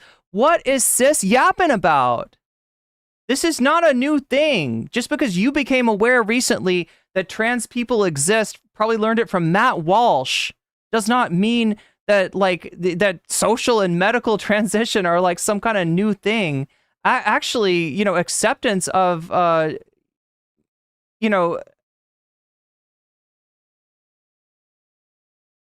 people whose gender doesn't line up with the, whatever, you want to define as biological sex is much older than you realize. a physical advantage against women. If you go through puberty with male testosterone in your body, you have longer wingspan, you have greater lung capacity, you have greater agility, better. Again, the only thing that they've shown as a possible advantage would be like bone density. If you really want to talk about the studies, which you obviously haven't read, right? You should be talking about bone density, all right? And the thing about bone density is that that's not even what you need to show. You know, you're talking about like in terms of combat sports, like the idea that bone density might play a part, right?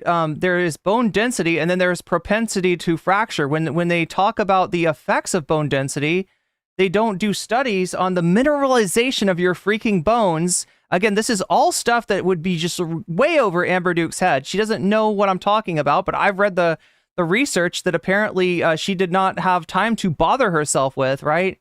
You could make an argument about bone density, but that's about it. And even that is a, spurious and unproven claim, right? What you really want to show is a lower incidence of fractures amongst, amongst trans women. And you just, I'll tell you right now, you don't have that data. That data doesn't exist, right?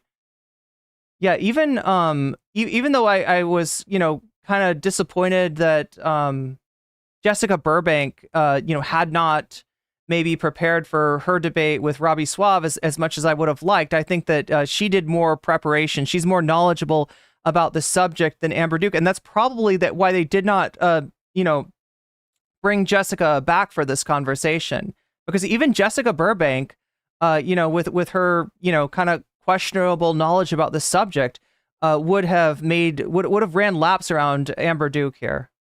Cardiovascular. Wait, did I just hear? What about bonehead density? Yeah, exactly.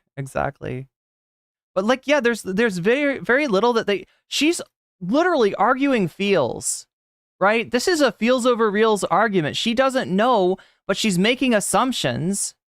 And the irony of this, right? The irony of attributing all of these magical, unproven effects. It's one thing for you to say that, you've got, greater this, greater that, from undergoing like quote unquote male puberty, right? It's another thing to show scientific proof of what you're saying, and you don't have it. Also, remember what these guys say about puberty blockers? They say that trans kids do not have the right to get access to that medication, right?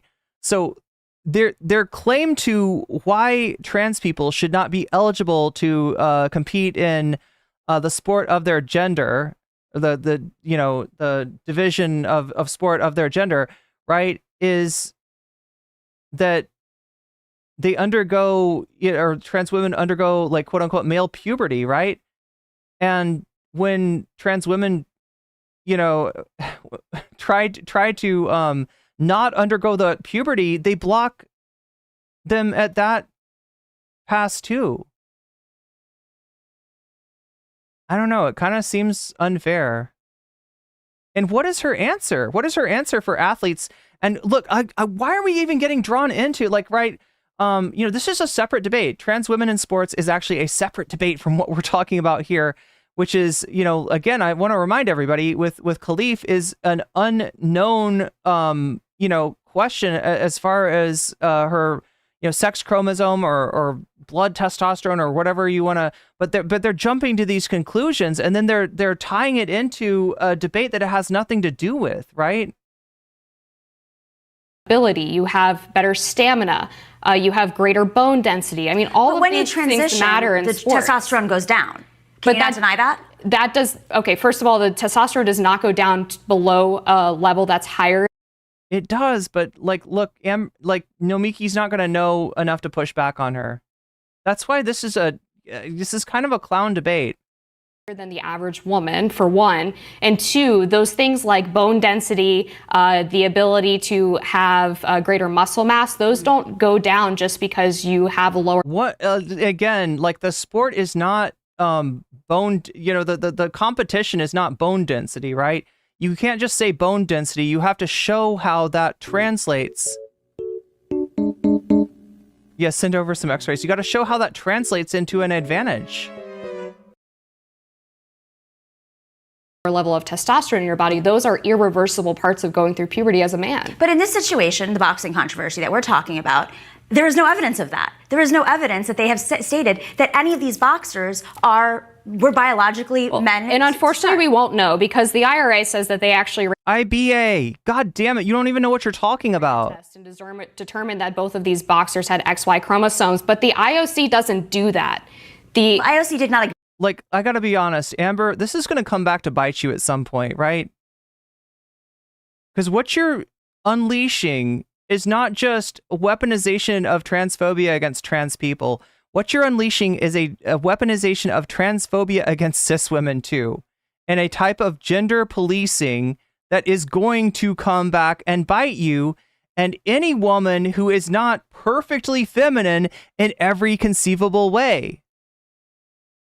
Right? If you've got any, you know, masculine or unfeminine features to you at all, now it's up for question of you know, like you say, are you a woman? The IOC said that the IRA did not have substantial evidence. And also the IOC, you know...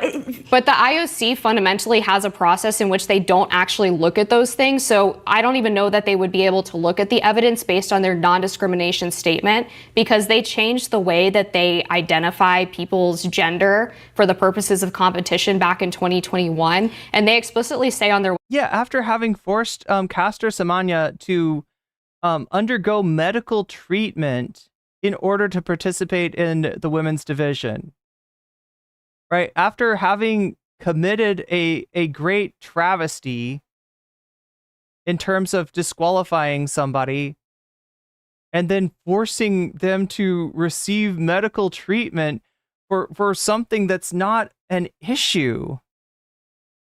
They did, you know, change those policies, right? And again, I'm going to point you back to the fact that the IOC has allowed trans people to compete in the Olympic Games since at least like 2003. It's been more than 20 years at this point. And what has been the effect on the medals, on the winners of the competitions in the Olympics? Nothing. There has been no effect. It has not caused an effect. This is a witch hunt in search of a witch, and since they can't find a trans witch, they're willing to, you know, trot out the possibility of, you know, of DSD or a high blood testosterone level in Khalif in its stead, in order to, you know, make their fucking bigotry machine go burr. Website that they don't look at testosterone levels anymore. They don't look at genitalia. They don't look at chromosomes. They've legally barred themselves from looking at all of those factors. And they go strictly, for the most part, based on identity and history of competition. So they don't even have a full accounting of the physical advantages that a competitor might have against someone else in the female category. Well, what if in this situation... And neither do you, because you don't know the science. You have done a cursory reading of a subject that touches on anatomy, physiology, endocrinology, and embryological development. And I hate to tell you, Amber, but you're not qualified to speak on those things. I don't think you care. All I think you care about is getting clicks off of hate. As I believe one of the tweets Aaron Rupar stated, you come from a country where it is not safe for you to identify as a trans athlete or as a woman. And it's based on that country's own reporting that they're receiving to the IRA.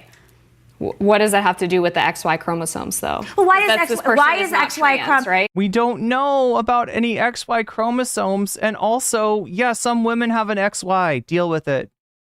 Hey, let me blow your mind even more. Some women have an XY and they give birth. Deal with that. Deal with the fact that you don't know, that you're appealing to biology and you don't know. You don't even know what medical fields you are actually talking about. You are so over your head in this conversation. And the only reason that that is not made explicit is because you're dealing with Nomiki Konst, who knows about a lot of political issues, who knows about like the nature of the Democratic Party power structure. There's a lot of things that Nomiki Konst could speak to credibly. This is not one of them. You just set her up to take a fucking fall. Also, welcome Raiders. Welcome streamer. Glad to have you with us on this voyage. But why is XY chromosome the thing that determines whether or not you're trans? It doesn't. The XY chromosomes determine whether or not you're male. What? Oh my God. Oh my God. Yeah, no, she's like, no, you don't understand. We're not just disqualifying trans people. We're also disqualifying cis women if they have an XY chromosome, because I am too ignorant to understand that 1.7% of the world's population is actually intersex in some way. I'm not knowledgeable enough to understand what the fuck I'm even talking about. I'm going to appeal to biological sex as if it is binary when it is not. And I'm going to get away with it because most people are more ignorant than I am. There we go.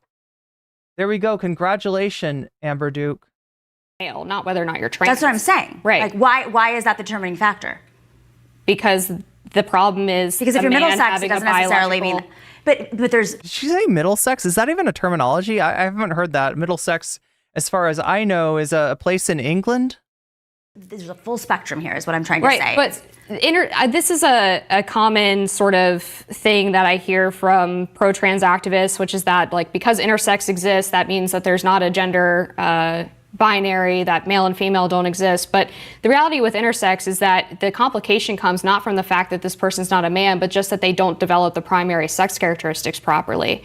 It's a genetic malfunction that happens with their genitalia, not with. Say that to the face of an intersex person, right? Knowing that one out of every 50 people that you meet is likely to be intersex, right? Say and they may not even know it. That's the fucked up thing about these karyotype tests. There's a reason that they stopped giving them, is because they were taking female athletes that had trained all their life and all of a sudden disqualifying them based on a test that they knew nothing about. And so they stopped doing karyotype tests in the Olympics. With their testosterone levels, or the fact I understand, that but what does that have to do with competing in sports? What does that have to do? What does being intersex or trans have to do with competing in sports against women? It's not about being trans or intersex. It's about being a man competing in women's sports. But if you're intersex, which is based on the XY you have male chromosomes you're having. Yeah, you have male chromosome. I'm sorry, but she's not male. All right, and you haven't shown us anything to suggest that. And with this kind of witch hunt, any woman who doesn't fit into this strict and stereotypical categorization of masculinity versus femininity could be called a man based on, and like, I don't know, just go fucking hang out with Candace Owens and the Groypers if you want to do that shit. Go out and hang out with the right wingers that are saying weird shit about Michelle Obama, because that's who you sound like right now, Amber. That's who you sound like. You are a man who has a genital dysfunction. I don't think that somebody who's intersex sees themselves that way. I don't even think doctors. I don't care how they see themselves. I really don't. But why is it up to you to decide and not up to, say, it's not up to me. It's up to biology. It's up to sports scientists, and they've weighed in and they've decided what's fair and what's not fair.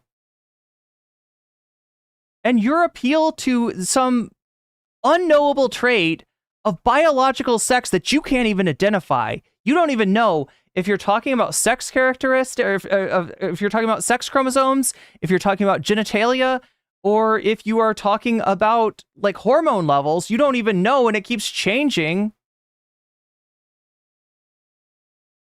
Why is it not up to the commission who's setting these rules, who's having these extensive debates? Exactly. It should be up to sports scientists.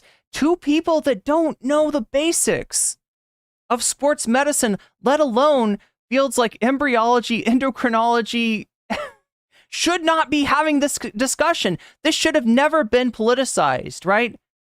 Much like, healthcare for trans kids, this is an issue that should be left up to people who are experts in the field. In that case, medical professionals. In this case, sports scientists. And they've already looked at it. They've already weighed in. We're talking about sports scientists. All right, let me be real clear to you. We're talking about jocks. We're talking about nerdy jocks. That's who sports scientists are. This is not a particularly liberal field. And yet the people in this field who know about this stuff have decided what is fair and what is not fair. And they've said that trans women can compete in the Olympics, and it has had no effect. It has not caused the domination of any sport, of any category by trans people. It is, once again, a witch hunt in search of a witch. And they think that they found their witch in the form of a cis woman, that being Khalif. He says, we do not acknowledge that. Right. The IOC is allowed to do that, and we're allowed to criticize them and say that they are contributing to an unfair competitive environment. But why is it that somebody online who doesn't have the same access to information suddenly knows more, J.D. Vance, in this situation, and is now putting the trans community at risk, the greater trans community? How is he putting them at risk by because criticizing? He's jumping to conclusions. Izzy Sanchi, super chatted $5. Right wing cares about science to promote hate, but call climate change and vaccines a hoax. Well, this is hypocrisy. Yeah, no, this is their big moment, right? This is one time that they can say the science is on their side, and yet they're too ignorant to even know that the science isn't on their side, and that nobody's impressed by their 5th grade understanding of biology. Just like no one is, impressed fresh boxing by you're calling this technocracy. Trust the experts. Who do we trust? Your ignorant ass? Who do we fucking trust?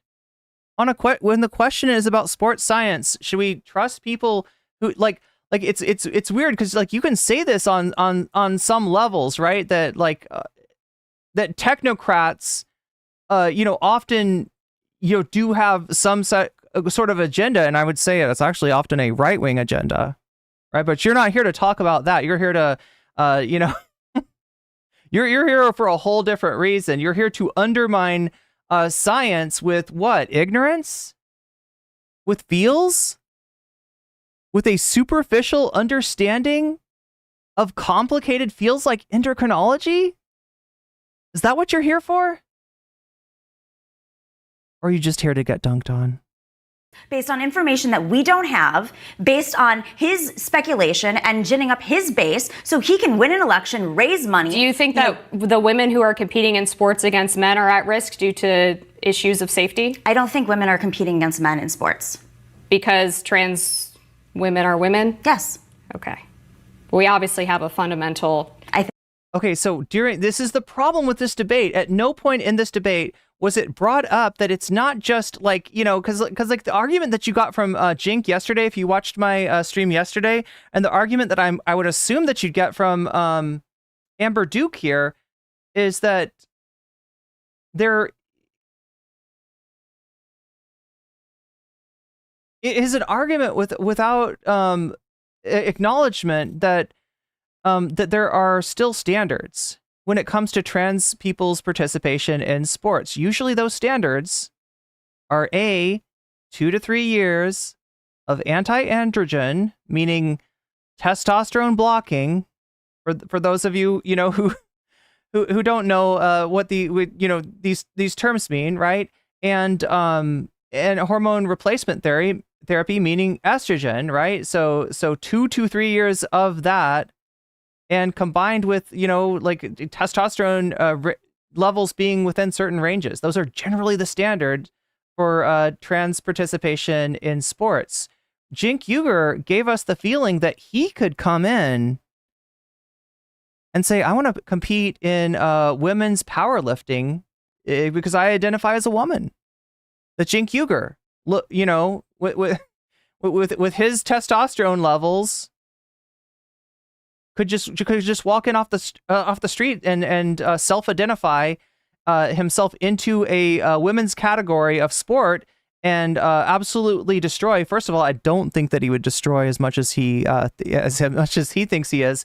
In general, performance, when we measure it between males and females in a given sport, right? We do see two bell curves. We do see two separate bell curves, but instead of being like that, the women's bell curve is on this side and the men's bell curve is all the way over here, we actually see that they're closer together, and we actually see that they overlap, and we actually see that Jink, not being much of an athlete himself, is probably going to underperform top, female athletes in whatever field that he deigns to, self-identify himself out into the women's category. Francesca had a great response to Jink, which was try it. You go do it. You go do it right now. If you think that can happen, you go do it. But yeah, he doesn't know. He's ignorant. Amber's ignorant. The facts are not even registering in this conversation. It is a conversation between two ignorant people, one of them well-intentioned, the other fueled by bigotry, and it's just not very enlightening. So we will move on. There's not a lot to be gleaned from this conversation, unfortunately. Here, I think. Other than the fact that the Hill is an absolute joke. And look, they were always a joke, but after firing Brianna for supporting Palestine, I think they're more of a joke than ever. All right, we're gonna leave it there. That's actually gonna. Oh God, I forgot about the connection here. So this is Nomiki Konst, and as I said, I was kind of surprised to see her turn up on the Hill. I didn't really make the connection though. Nomiki hates Brianna Joy Gray. So for a second, the thought crossed my mind of like, why is there not any solidarity, right? Brianna Joy Gray was unfairly fired from the Hill, from the Rising. You'd think that maybe Nomiki Konst being, on the same side politically as Brianna would have some solidarity and would not, kind of scab. I don't know. It's not exactly scabbing, but you get the idea, right? Somebody gets unfairly fired, you don't want to, go in and take that spot and give them a replacement worker, right? But then again, I remembered when Brianna got fired, one of the persons smoking on that BJG pack was actually Nomiki Konst herself. So yeah, there she is. This is a former Majority Report contributor. Current, I don't even know. I don't even know where she's at. A lot of shit has changed since the lockdown chat, and Nomiki Konst has gravitated more towards the centrist establishment of the Democratic Party. But that's all we have from the Hill today. Now, I want to really quickly check in with our poll, and then we will get right back. We will get right back to the topic at hand. So we are 34% towards our donor goal. That is more than 1/3 of the way there. But now there are freaking communist invading radicals. Actual Karl Marx says Majority Report banned Nomiki a while ago. Yeah, that's true. That's true. And I think it had to do with her participation in a primary, actually running against a more progressive primary opponent, right? Kind of doing the dirty work of the DNC there. So anyway, yeah, we're 34% of the way towards the dono goal. That is 1/3 of the way there. Did I miss anybody's? Okay, so just so you know, when you donate, you don't have to, but you can, if you want to, tell me which of these topics that you want to see next.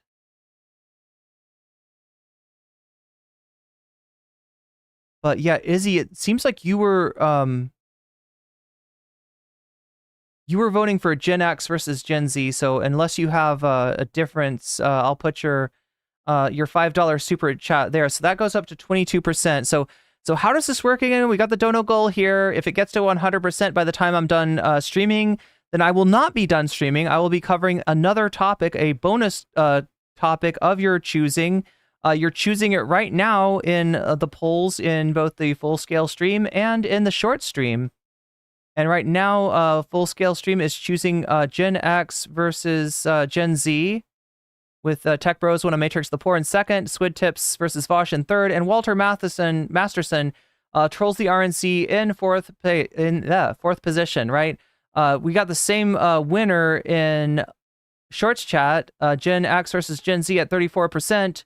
Tech Bros Won a Matrix the Poor at 30%. Walter Matheson in third place, and Squid Tips versus Vosh in fourth place. So yeah, right now, if I combine, so how this works is it is not just the voting, right? I will average these two polls, right? But I will also add percentages according to what you say when you donate. So when you donate, whether it's a super chat, super sticker, if you are getting yourself a membership, thus weaseling the fuck up, or if you are passing the weasel on to other people, thus gifting memberships, right? You've got the ability to put your money where your mouth is. That is, say the topic that you want to see next, and I will add your donation to that topic. Now, you can also say Vox Populi if you really just believe in the will of the people, if you believe in the sanctity of the vote. You can say that, and that will de-emphasize the effect of the donations and kind of turn it back to the voice of the people once again. So this also counts if you are signing up on Patreon, if you are donating at any of the links down in the description, whether that's PayPal or Cash App, or you are contributing to the Throne, where I crowdfund really cool stuff to make the stream better. This background is thanks to Throne Gang, and this microphone is thanks to Throne Gang. So thank you, Throne Gang. You're making this stream better for everyone. And any donations to any items on the wish list for Throne also count towards the dono goal and towards the topic of your choice. Twitch, don't think I've forgotten about you at the top. Oh yeah, you're experiencing one right now. Well, Twitch can't even hear this, but yeah, they're experiencing an ad break. That's an unskippable ad break. And wait, I said it's unskippable. There is a way to skip it if you use if you get a sub, which costs $6, or if you use a Twitch Prime sub, which is free to you to use. If you have Prime, you can get a free sub out of that. If you use it on my stream, you'll no longer see the ad break in my channel. You could also possibly be gifted a sub, although that is more likely to happen if you're active in chat. Whew. I think I've covered it all, and we can now effectively get back to the content, because I know you were waiting for me to get back to the content. We will do that right now and take a look at what else we've got. We've got actually kind of like a continuing beef between Ethan Klein and Logan Paul. I kind of want to check in on that. I don't always agree with Ethan Klein, obviously. And we've also got Tim Pool popping off about this issue and calling Khalif a male boxer. Yeah, we are now forcefully transitioning cis women. If we're right wingers, if we're right wing weirdos, we are forcefully transitioning cis women to be male based on our own bias. So yeah, this is where we're at right now, and I'm gonna press the buttons that I need to press, both this button and that button, and then even more importantly than that, this button. All right, so let's see. We haven't checked in with the H3 podcast in a while. There's definitely reasons for that. I don't know how long we'll stick with this, but they can be good, as we saw in the Vosh. As we saw in the Vosh controversy, they can be quite good at sort of dredging up receipts on people. And I kind of want to see what receipts Ethan may or may not have on Jake Paul. So let's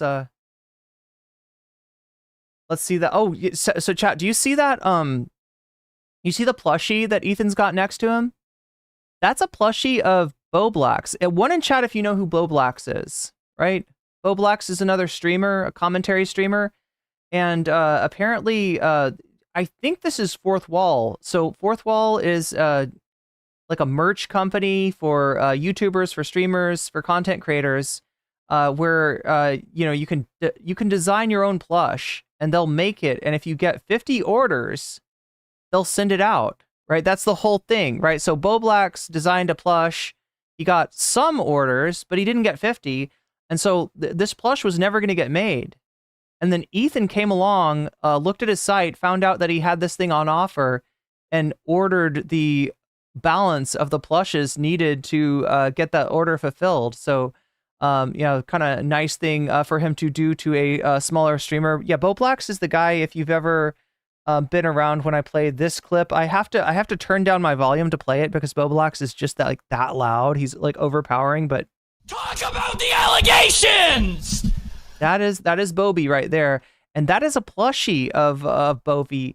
I thought about doing this, chat, because I thought it'd be cool to offer like a plush weasel, but from what I could tell, I wasn't sure about the quality of the plushies, and I don't want to have my name on merch that is gonna split apart at the seam. I'm not sure how quality this stuff is, and obviously the 50 order minimum. So in other words, if 50 people don't order a plush, nobody gets it. You just I mean, I think you get your money back or something, right? But like, no, they don't ever send out the plush. So I don't know. It just didn't seem like a good idea to me, but I'm glad to see that it worked out for Boblax. Anyway, let's take a look and see what Ethan has to say about Logan Paul and J.K. Rowling and all the rest of the right-wing weirdos yapping and chirping about something that they don't understand. Shakespeare with the $2 super chat, putting us up to 36%.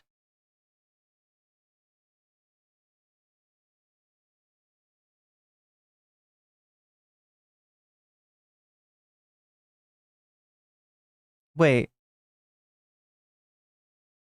Oh, Fallout New Vegas. Wait, is that what that means? I think that's a $2 super chat for Fallout New Vegas. What's up, Blitzkrieg? A plushie, a weasel would be like a Beanie Baby. Yeah, it'd be a little bit like a Beanie Baby. Like I said, chat, if I do merch, it's going to be quality merch. It's going to be, what is H3? H3, you've never heard of this before? So this is the podcast of Ethan Klein and his wife, Gila. And, a number of other YouTubers that they have added to their crew. It's just like a show. It's almost like a late night show, but for YouTube. And they cover a lot of different stuff, pop culture, etc. Now, Ethan used to also have one of his nights, he did a podcast along with Hassan that was called Leftovers.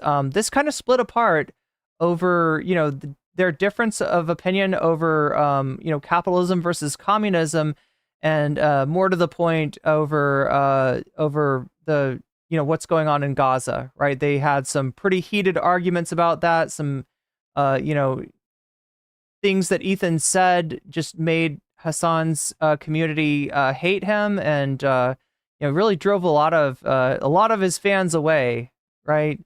And like I said, I do not agree with a lot of what he has to say about that particular issue. But that being said, he had his receipts in order when it came to Vosh, when it came to Keffels, when it came to Tipster. Oh my God, Tipster. I've forgotten that Tipster even exists, right? Cheers, my dude. Love ya. No homo. But yeah, Tipster kind of doesn't exist anymore because of the absolute drubbing that he took when he chose to defend Vosh and die on Lolly Hill along with Keffels. So let's see what they. I don't know how long I'm going to stay with this because, like I said, I've got a mixed opinion on Ethan for sure, but I think that he hates Logan Paul. So I suspect that the receipt game is going to be on point here. That's what I've come to expect from H3H3. That on the streets and off the streets. And so the wrong street, by the way, I haven't been watching the Olympics at all. Oh, I don't. Why is Ethan Klein important? Good question. So he's been on YouTube like forever, and he used to be more of an edgelord. He used to be really fucking edgy. Back in the day, he did kind of comedy YouTube videos, and at some point he got sick of that audience. And he let his opinions be known about a bunch more issues. Those people that he refers to as fallen fans, they tend to hate his guts. because he's too socially progressive. Obviously, he's still got a little bit of that edgelord in him. Let's just put it that way. And it comes out from time to time. But he's also got, I think he had some really bad takes when it came to Gaza, especially in light of everything that we know now, right? So peaceful up here, but now there are freaking communist invading radicals. Basically helped set up a law regarding DMCA and fair use on YouTube. Yeah, he did get sued, right? I don't like Edgy. Well, he's not really like that anymore. Yeah, he's an interesting case. Right, Brits Creek, do you know iDubbbz?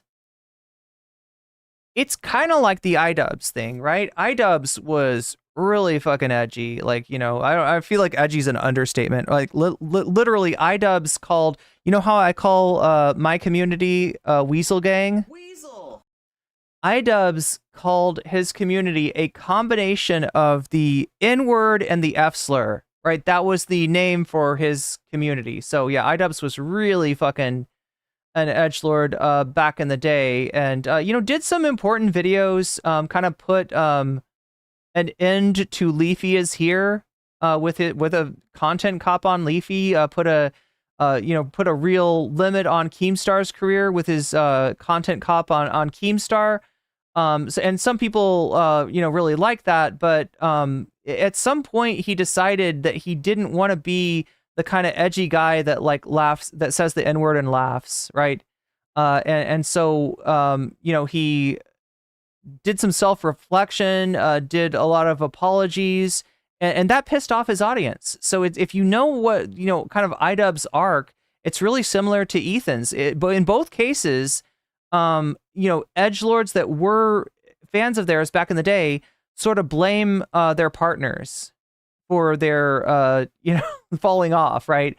Because in their minds, when you stop being sort of anti-SJW edgelord, and both Ethan and iDubbbz, I think we can agree we're on that anti-SJW tip, right? When you stop being that person, according to them, you've fallen off. So yeah, it's kind of similar to that. It's somebody that's been around on YouTube forever, and had a very different audience back in the day than they do now. I don't know what I would compare Ethan's audience to now. I would have said Hassan a few months ago, but again, there's been a split between Ethan's community and Hassan's community. It's very much over Ethan's bad takes on Gaza. So that's where we're at. We're going to take a look and see what he has to say about Logan Paul, if he's got some receipts to show us on the guy, because Logan Paul has got a long and storied history as well. And it's weird for Logan Paul to be calling other people evil, considering the kind of stuff that he's done in the past. I'm so tuned out. I haven't been watching it live, but I've been watching a ton of the highlight videos posted online and stuff. Yeah. Anything good? Anything good? How's America doing? USA gymnasts. They won the. What did they get, a bronze? Yeah, USA gymnasts got a bronze, right? Gymnast stuff, yeah. She killing it. The team got gold. Medal. Good. Wait, they got a gold? What? I thought they got bronze. Who got bronze, chat? Am I mixing them up with somebody? Am I mixing the US gymnast team up with someone else? He was an edgelord in 2009. Yeah, it's been a long time. He's had a really long career. Like I said, he's been around since YouTube was a thing, basically. You thought I was guesting on the H3 podcast. Well,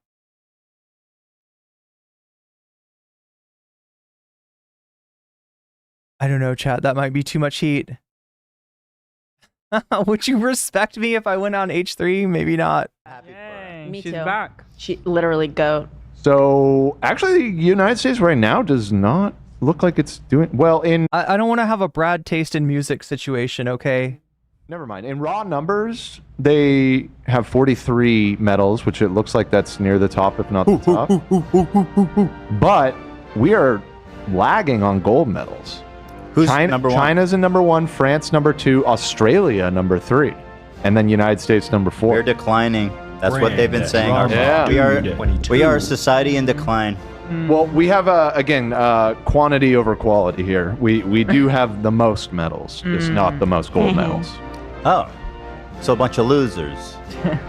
Yeah. Yeah, Ethan, but prolific losers. Come on. We were the top loser 18 times with 18 silvers and 16 bronzes. Cringe. So no, what you got to do is start implying that the gold medal athletes are trans, and then therefore you can disqualify them, and you can pull a Riley Gaines and try to claim stolen valor. Well, you should check out some of the clips and stuff. I mean, there's been lots of. Really Or do cool you watch stuff. it on YouTube? I've just been seeing it on YouTube. Just they're posting a shit ton of clips on YouTube. I'm not. Which I was actually. What is it? No offense, chat, but I'm not super interested in this like patriotic celebration of our Olympic team. I've been watching. Not feeling very patriotic. Fencing matches. And if you've ever watched the oh yeah, there's a new technique in fencing I saw. Like the fencing. Let me see if I can find this really quick. God damn it, I don't want to get distracted here, but this is actually something to be seen.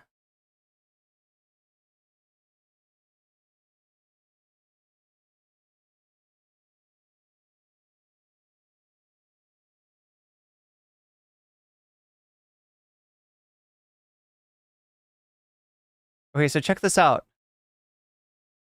This is apparently a new meta. Here, let me roll it back for you. Okay, look at that. So now this is not standard practice in fencing, right? The jumping up and down. Yeah, and look, he won. He got the score, right? He jumps back and then he just jump. This is like it reminds me of like a fighting game, right? It seems like a fighting game exploit. You know, like when there's characters that have this like one move that's just like unstoppable. That's what that looks like to me. Olympic fencing, it's so fucking fast. You literally like can't even see what's happening, or at least I can. The untrained. It makes me feel that sword play is total bullshit. Like, there's everything we see in the movies where it's like ching ching ching. Oh, that is total bullshit for sure. It's just like you're dead. Yeah, it's cinematic. Yeah, 100%. Or we're both dead in a lot of cases. It seems like. But they do this thing where whenever one of them gets a touch, or if both of them get a touch, they scream like a war cry as loud as they fucking can to like influence the judges to be like, oh, they're celebrating, so they must have got it first. They all do that? It's like every single play. Because I saw a clip of these two guys who were both going ballistic screaming. Yeah, I did not know this was such a big part of the sport, but they scream on the top of their lungs constantly. Just like, yeah, it's like a Keem scream. I thought fencing was a gentleman's game. That's what surprised me about it. I was like, damn, this is this is visceral as fuck. U.S. Gymnastics team won gold. Yeah. So anyway, boxing event happened at the Olympics. And the winner was a woman named Iman Khalif. I think Iman. Iman Khalif. Is it Iman or Imane? From Algeria. She is destroyed Italy's... Have I been mispronouncing her name this whole time? Angela Carini. Destroyed. And the match only lasted 46 seconds. I watched, we can't show it, but I'll tell you what happens. This woman is an Olympian. Fencing is actually a harlot's game? The best in the world. Mm-hmm. Iman. She took like one hit and she like cowered and then like was like, I need a timeout. And then she went back and then she got hit again and then she's like, I give up. Like she didn't get knocked down. She didn't get knocked up. She just got hit. Knocked up? Really hard. Okay, sorry, that's not... She bailed. I don't think that's what you mean to say. Fucking competitor is that? This woman, and now she's crying about losing and stuff. It's like, did you even try? Yeah, she pulled a Riley Gaines. Well, here's where, that's not the interesting part. Khalif has, okay. Also, just a quick note, she, when the girl lost from Italy, Iman came up and went to shake her hand, and she turned, and then when Angela started crying, Iman came up again, and she walked past her as well. Stop being such a poor sport, like lady. And look, it's not just her being a poor sport, okay? It's not just when you try to weaponize like transphobia like this, you are directing so much hate on your opponent. You are putting your opponent in danger. You got second place. So you could like you. Yeah. She's a woman. She's a cis woman, and in this case, this is an example of how transphobia hurts cis women as well. You couldn't even fucking stay in the ring for knocked up means something different in British. In the U.S., it means like great with child. Like you never even get hit. You didn't get knocked down. Like what the fuck kind of bullshit is this? You suck. You didn't even try. They both have headgear, and Iman is how you pronounce it. I mean, there's if you've seen boxing before, any boxing, women's boxing as well, they get fucked up a lot. Like she's the Tanya Harding of boxing. Poor Iman has to go through what Nancy Kerrigan went through. Sometimes like you can't even recognize them. She looked fine. I'm not saying that she didn't get hurt or anything, but yeah, it was very strange to me that an Olympian boxer tapped out after 48 seconds. Yeah, she has since like this yesterday. She apologized. It's at the bottom. Oh, that's good. But she. So anyway, the controversy is this. So apparently, don't interrupt me because I'm going to tell this in a certain way. Apparently, people on Twitter are saying that Khalif, the Algerian woman who won. In British, knocking up is knocking on your door to wake you. Oh, knocking up. That makes sense. Is actually a man, a trans woman. And this is a disgrace to sports. It's evil. It's everything wrong with our society. And it's just a man beating the shit out of a woman and then celebrating about it. So much so to the point that Elon Musk is tweeting about it. Logan Paul is tweeting about it. I mean, this is actually all the sussy bakas. All the usual suspects are tweeting about it, but this one kind of blew me away, just how mask off Logan went with this. Yeah, Alex the Fae, right-wing people are losing their shit right now. Take a look at this. This man said, this is the purest form of evil. Yeah, good point, terrorism. White woman crying is just not a good time for minorities. There is a racist aspect to this as well. Folding right before your eyes. I was like, bitch, have you ever opened a history book? This is the so purest dramatic form of evil. Have you looked in the mirror? Logan freaking Paul. I mean, what the fuck? You want to talk about the purest form of evil? Try monetizing somebody's... How do I say this? Sudoku.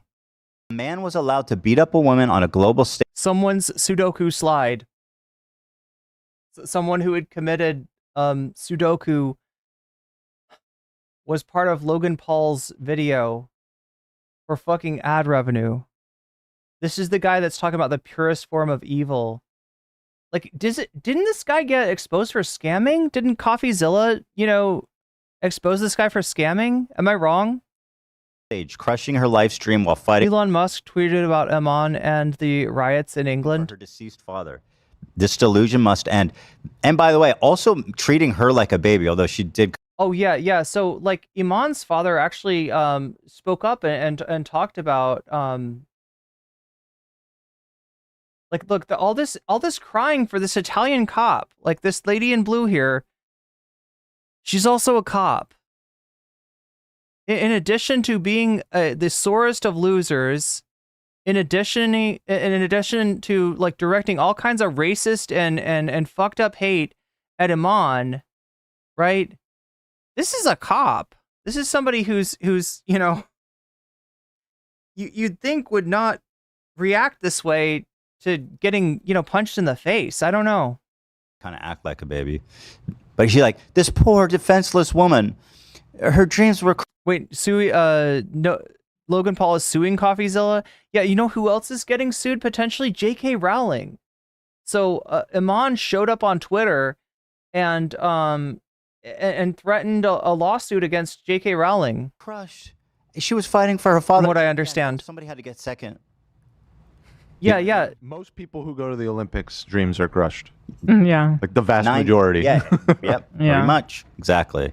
Well, no, but it's like when you've got privilege, you have entitlement, right? And whether that is like, white entitlement or whether that is cis entitlement, right? Whether that's like Riley Gaines thinking that, she really earned that 4th place finish.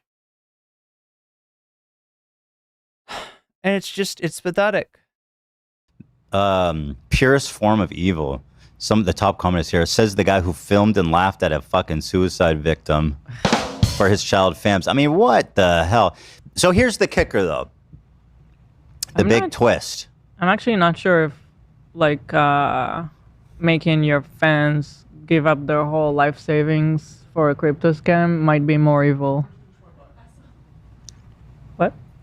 Sorry, the person who walked by in the background of our... Oh, in our background? Yes. Somebody walked by? Oh, yeah. There's one. I just get excited when I catch it in real time. Yeah, that happened, I guess.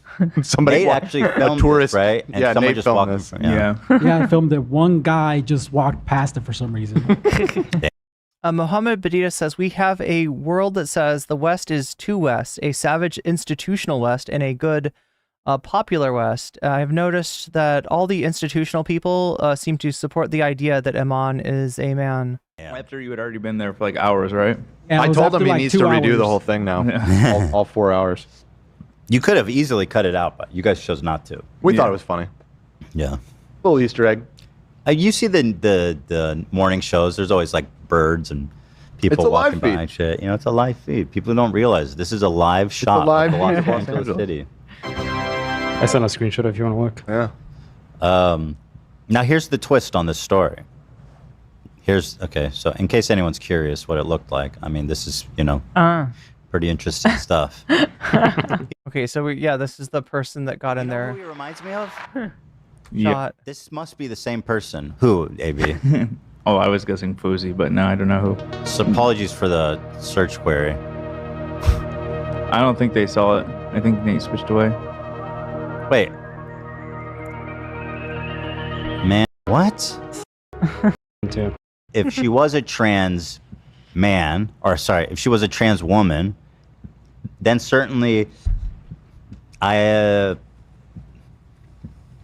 you could have some type of conversation about it, which I think is important to discuss things in a. Look, I mean,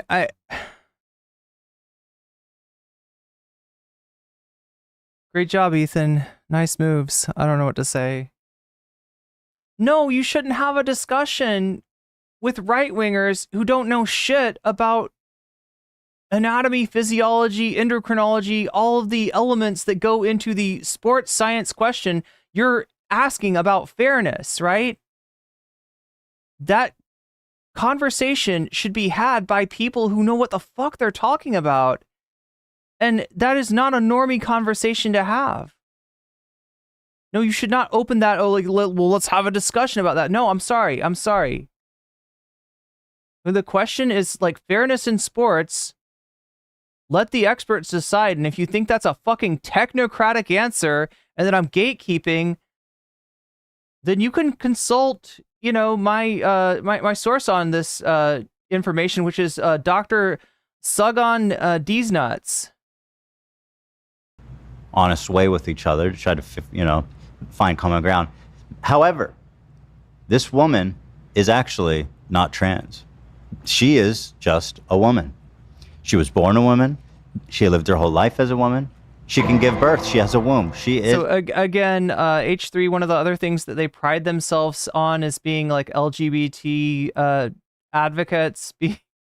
And I guess they got good intentions, but Jesus Christ, that little fuck up where he's like, a trans man, trans woman. You can tell how compartmentalized his brain is on this stuff. And then his whole thing, that's a real conversation that you could have. And it's like, oh my God, dude, a little solidarity goes a long way. All right.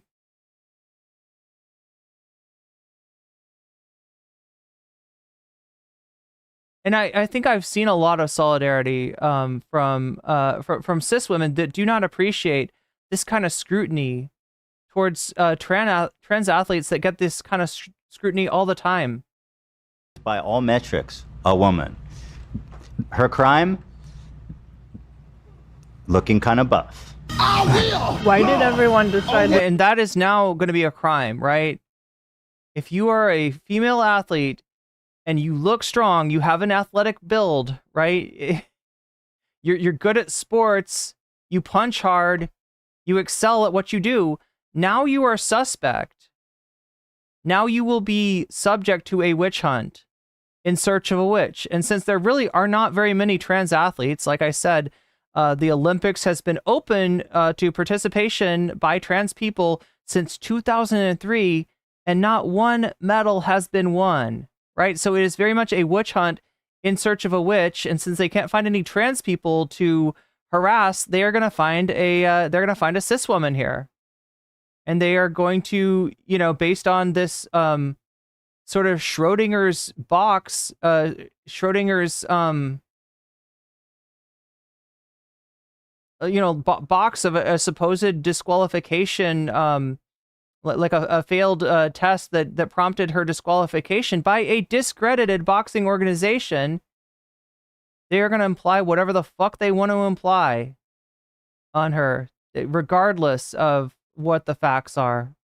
Okay, so apparently she has a condition where she's born with the X and Y chromosome, which is No, Ethan, god damn it, we don't know that. Look, chat, this is not information. This is what people have been speculating about, but this is not.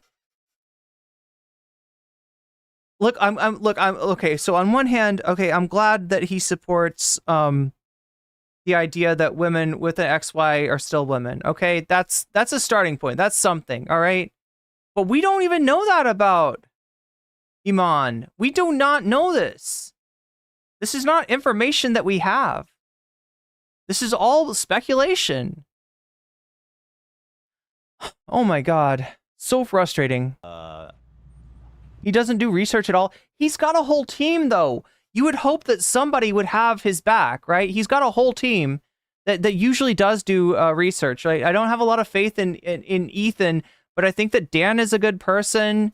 Dan has very different takes than Ethan, when it comes to capitalism, communism, and when it comes to Gaza. But yeah, I feel like I would have hoped that somebody on the team would have his back there and be like, hey, wait a minute, Ethan, let's not get ahead of ourselves, right? This is not any information that's been confirmed, and we should not be jumping to these conclusions. Men have the X and Y chromosome, but she's not a man.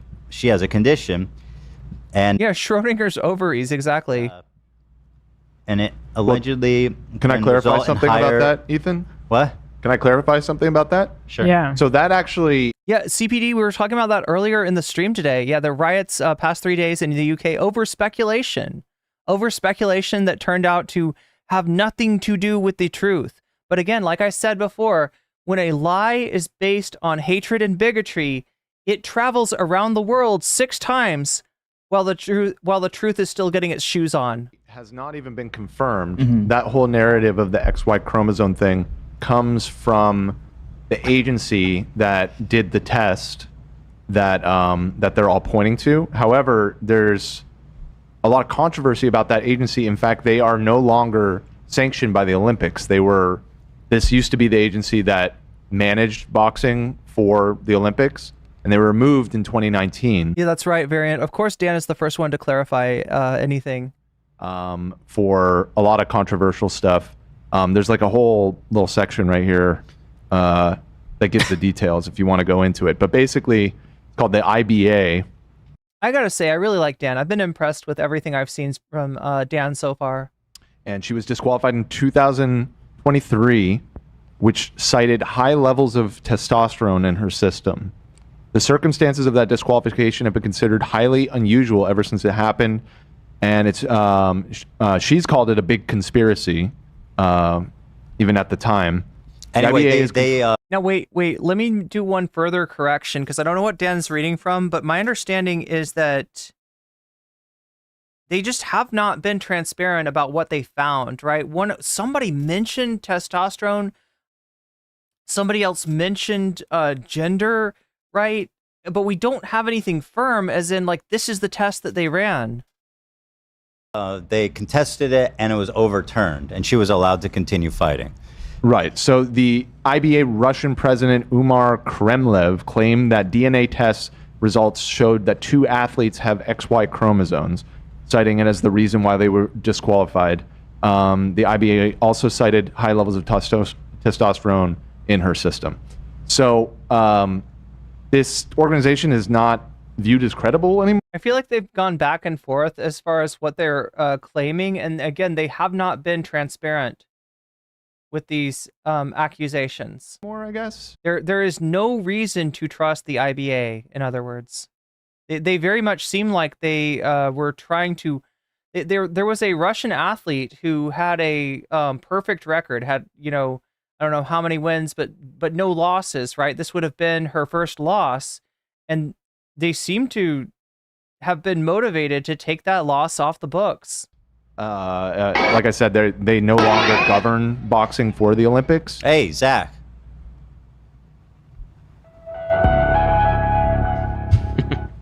Wait, what's going on? What the fuck is this? What is Zach up to? Zach is one of their other producers, I guess you'd call him. The fuck? Sorry, Dan. What's going on? Why did it go to my heart will go Yeah, on? How the fuck is that the next video? That's probably because of me, to be honest. Sorry, this is just breaking news here. But yeah, this is Zach is usually the soundboard person. That's it. Oh, it is. That was the video you were looking for? It looked just like him, dude. Yeah, I agree. Look at that. He's back. He's back. Yeah, Dan, you were saying. Anyway, the organization is discredited, and also, at any rate, they disputed it, and it was overruled, and she's continued boxing. It's a woman by all metric. It's funny when you talk to these guys like Matt Walsh, who makes a whole documentary called "What Is a Woman." I don't know why you'd say it that way. It's a woman. All right. I mean, like, look, some people do, have its pronouns, right? We're obviously not talking about that here. She's a woman. It shouldn't be that hard to say. It shouldn't be that hard to say. And like, whatever the fuck her chromosomes are, that should not confuse you. Okay. Yes, some women have an XY. And let me blow your mind even further by saying some women who have an XY chromosome give birth. All right? You thought you understood the category of biological sex. It turns out you didn't know what you were talking about. It turns out it's not quite as simple, and nothing in nature is simple, and you shouldn't be that surprised, right? We live in a magical universe of miracles, okay? And things are not as simple as they seem in a lot of different ways. And they go, it's simple. Women can give birth, and men have... The XY means a penis, and you shoot the sperm, and the XX means the ovaries, and you shoot the eggs, and that's just how things are. And it's like, no, it's actually not. It's actually not, and you don't know what you're talking about. And look, if you want to fucking go to med school and take these courses, take these fucking... medical courses to understand things like embryology and human development, be my guest, and then come back to me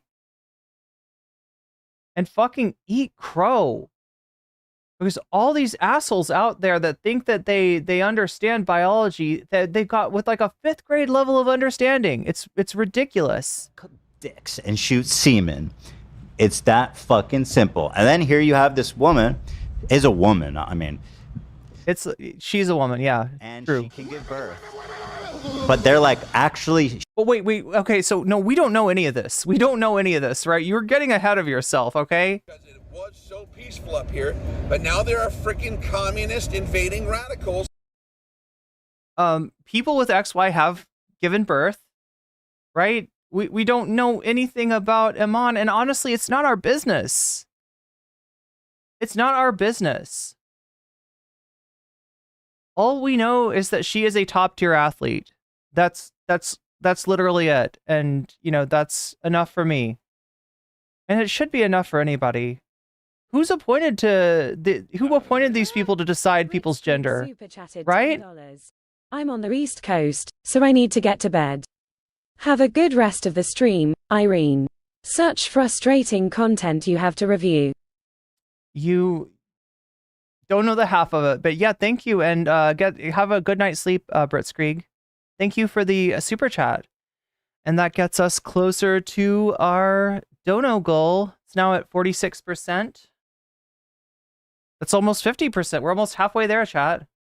It's within reach, right? Again, if you want to get bonus content on top of the content that I'm already giving you here, keep voting to pick what you want to see as far as the content goes, and understand that if you donate, like Blitzkrieg just did, you have the ability to put your money where your mouth is and tell me which topic you want it to go to.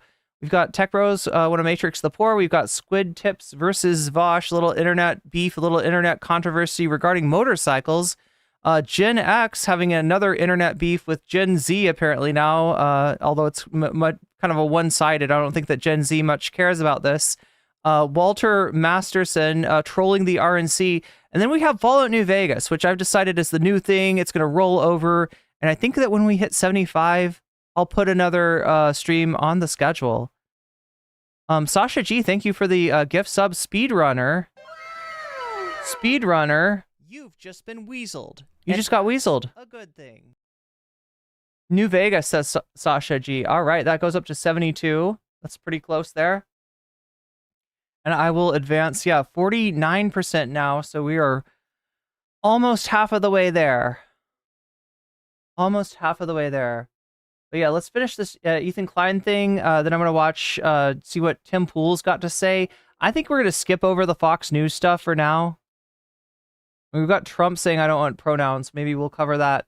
But yeah, then we'll see where we are as far as the sub goal. And if we hit 100% by the time that I'm done with Tim Pool's little 12-minute video, then we will have some bonus content. How does that sound?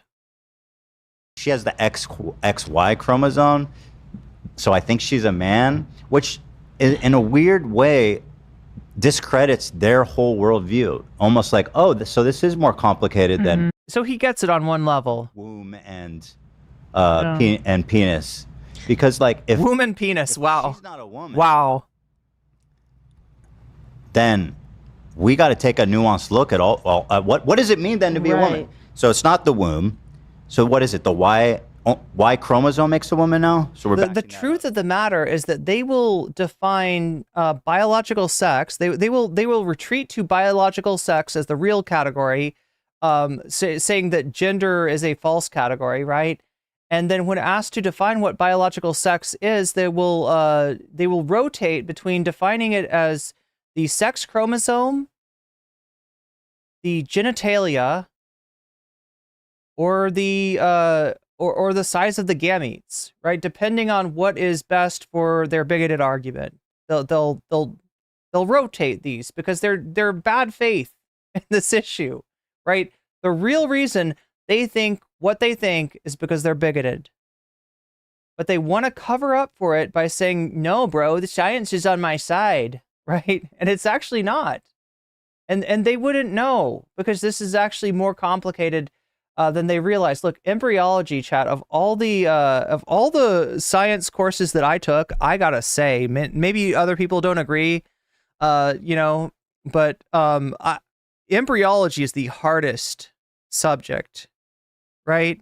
I found biochemistry a lot more straightforward than embryology, and I took a lot of biochem. I went deep in terms of biochem. Right, but embryology, holy shit, I barely passed that class. It's a miracle I passed that class. And that, I think, could go one of two ways. Either the less likely one, it could break open their entire philosophy and they could accept gender as a spectrum, or it could go the dangerous path of like, what does a cis woman have to do in order to like conform to what standard of femininity is now considered? And the truth of the matter is it's going to go on both paths. it's going to go on both paths, right? Because there's right-wingers that'll push this. There's right-wingers that are willing to police femininity, to police womanhood, to try to put themselves into a position to judge like what is a woman and what is not a woman, right? And I think that is going to piss off a lot of cis women, and that is going to look cis women in general are pretty supportive of trans rights, right? All the groups, all the identities that they try to put up against as in we're defending cis women against trans people entering into their spaces, or we're defending lesbians against trans women, like forcing them to date them. I don't know how a trans woman's supposed to do that, but supposedly that's happening, right? These are some of the most supportive groups of trans rights out there, right? But I would say that there is not like a lot of, it's not as hard to deal with somebody else's problem. So as much as, these groups are supportive of trans rights, they're not, super motivated to go out there and defend them, right? This is going to change that. I don't think that cis women want to be policed as far as who is feminine enough to become, to be considered a woman. So, they're going to reap the whirlwind. They are absolutely fucking around, and they're going to find out. They're going to find out that actually they are the weird ones. They are the weird ones. Matthew Foxtrot says, as a conservative from Alabama, I never understood anti-trans views. Why is it any of your business? Yeah. On some level, it is an intrusion. It's an unwelcome intrusion. Is Ethan Klein talking about Gawk now? I mean, we can only hope. Although, I don't know, do we hope or not? I feel like there's enough content creators way too interested in Gawk. Anyway, chat, we're not here to talk about Gawk. Like, acceptable enough to be a woman. Like, yeah. That completely alters the entire idea of femininity in general. What are they? Terror Uwism says, I will have a bachelor's degree in biology in 2025. Inshallah. Yes, inshallah to you too. That is awesome. Saying that she looks too manly to be on that mat. If like the Obsessive Audio says nobody wants to be policed in their own pants. I know, right? Because they don't understand, like, they don't understand what they're saying, and it's also not even proven. Well, it's also like just again, yeah. Thank you, Olivia. Thank you. Like I would love it if Ethan, if they would just like kind of push back on Ethan a little bit about this, because he's doing what everybody's doing and kind of arguing a hypothetical. At this point, it's a hypothetical, and as as people have pointed out in chat, it's nobody's business. It's not anybody's business. All right. What your fucking chromosome is or what you have in your pants, that's private. Roundly shown to be wrong, and like there's all these people. Quartering posted a picture with that arrow pointing at her crotch where it showed like a tiny little bump, and he's like, look, it's a man. And it's like, dude, wasn't even that. It was literally just a fold in the cloth. Yeah. Such a fucking idiot. Everybody's saying that she's a woman. And when we're talking about quartering, we're talking about a guy that like crapped his pants at Walmart.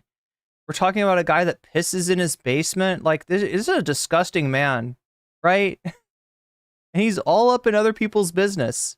And here it's obvious. Here's the thing, and somehow they're still screaming, she's a man. And the thing is, like, they've been looking for this boogeyman of this trans athlete that is like entering a sport. He gets it. Everybody and humiliating women. They couldn't find that person. He gets it. On some level, he gets it. Pointing at other women, saying, "Dude, your shoulders are looking kind of broad, lady." Yeah. It's like, whoa. Yeah, that time was kind of fast, lady. You hit kind of hard, lady. Right? It's not feminine, unless you're like a dainty little flower. You're not feminine enough. And it's like, okay, well, you're supposed to be. They're supposed to be athletes, right? These are really strong women. These are women that can punch really hard. That is the sport. That is part of the meta of boxing, is punching as hard as you fucking can. What the fuck is happening? And furthermore, this is mad. What I think people are not pointing out enough too is that, yes, she won the gold at the Olympics just now. She is otherwise not that dominant of a fighter. She has like She has a bunch of... Mozart just said Mozart just said gawk to a girl. That's right. Spit on that thing. To women. Right. So. How? Like, what's I the think problem? you It's just not like saw- she's like dominating the sport. Yeah. Yeah, she won this event. They're upset an Olympian is so strong. Yeah. I'm so curious, how did everybody come up with this narrative? Because she just won, and what, they thought she looks like a guy, and so they started like digging into her He is doing, yeah, Will Florida's right. He's doing better than Nomiki. That's true. hormone levels. It was because of the controversy that Dan was talking about, where she was banned. But again, remember, he's got a team behind him, and I give Ethan's team, especially Dan, a lot of credit on this. From competing in the previous games, and It was overturned though, which they don't which was mention. overturned. Yeah, Her professional career has continued. yeah. That combined with what Ethan said, they've just been looking for this trans Yeah. boogeyman athlete to make their point, and they were so eager to finally. Yeah, CDP says they're literally called your privates. Yeah, they're called your privates for a reason. It's private. Come on. Find one, they thought, but of course. But look they're how wrong. eager they are to like dogpile on. It's not even a trans person. That it's just it's truly mind bending that Logan Paul, this walking PR crisis. Come on, Ethan. I'm counting on you to have some receipts on this motherfucking Logan. Maybe he's scared. Maybe after Logan Paul getting litigious and suing CoffeeZilla, maybe Ethan doesn't want to. I mean, he's in a lawsuit. Well, then again, that's true. Yeah, he's in that lawsuit with what is his name? Ryan Kavanaugh. the guy that kind of looks like Harvey Weinstein, Ryan Kavanaugh.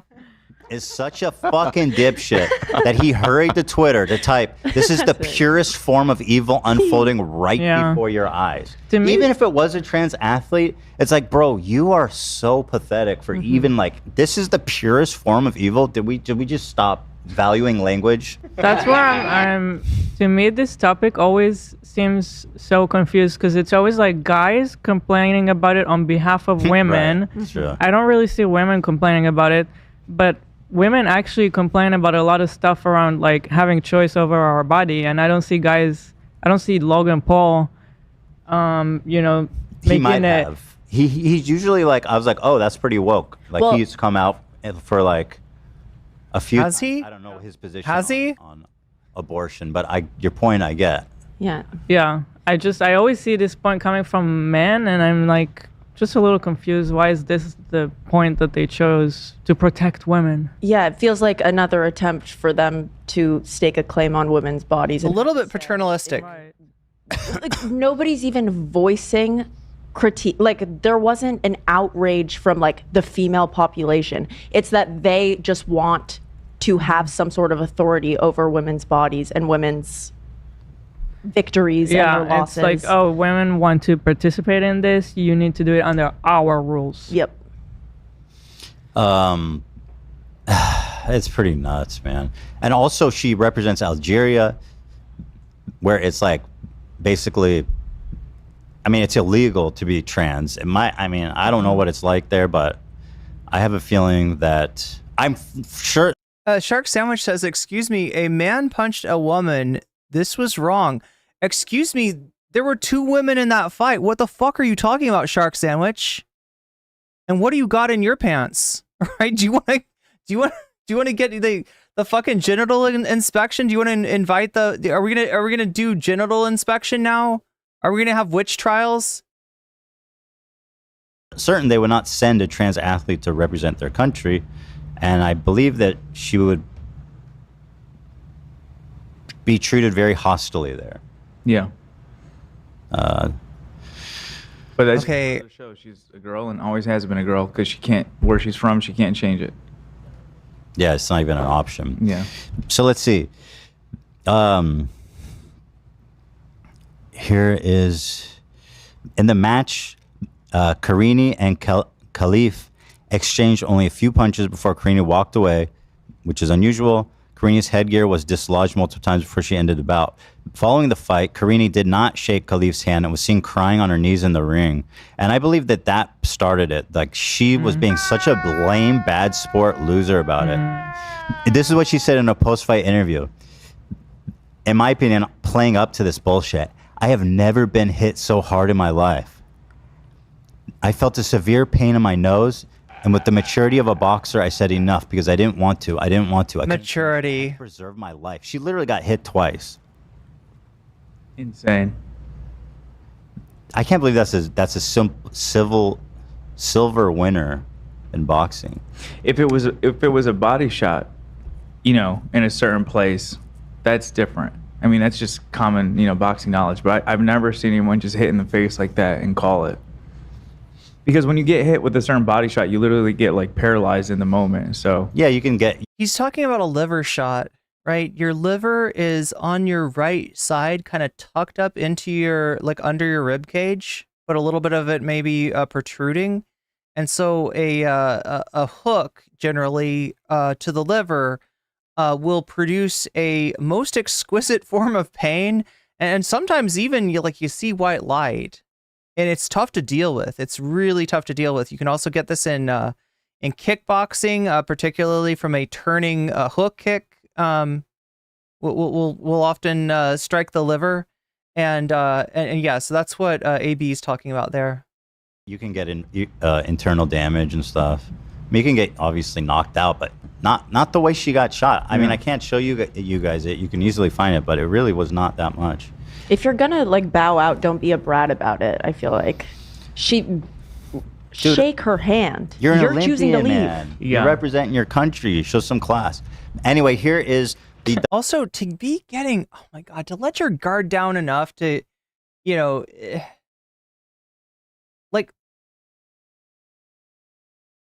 gotta say this. I don't know what she's doing there in top level boxing competition, right? If you're letting your guard down so much within the first 46 seconds that you're getting hit in the face to the point where you can't stand it, you're in over your head. You shouldn't be boxing at that level. And here's Riley Gaines, fucking crybaby of crybaby, sore losers of sore losers, getting it trending. Dumbest people in the world being now this is pure evil. I mean, this level of willful ignorance and hate towards a deeply marginalized minority group with the highest rate of suicide of any group of people, 50% attempt it. This is pure evil, bro. I don't know if you've been scrolling Twitter, but this is fucking pure evil. You scumbag fucking piece of shit. You mean going after trans? Going after this whole thing, what they're doing Mhm. is it's evil. It's stunning. Men don't belong in sports. I stand with Angela Carini. Let's get it trending. Absolutely, Elon says. Again, a woman. Stand with the person who apologized. Is this the girl who lost? I don't know, dude. Her fists are looking kind of big and her shoulders kind of broad. The slope in her forehead, I don't know. Is she man? I can't tell. She's looking kind of masculine. So here they are. J.K. Rowling, this dumb bitch. Okay, God damn it. So I want to know who...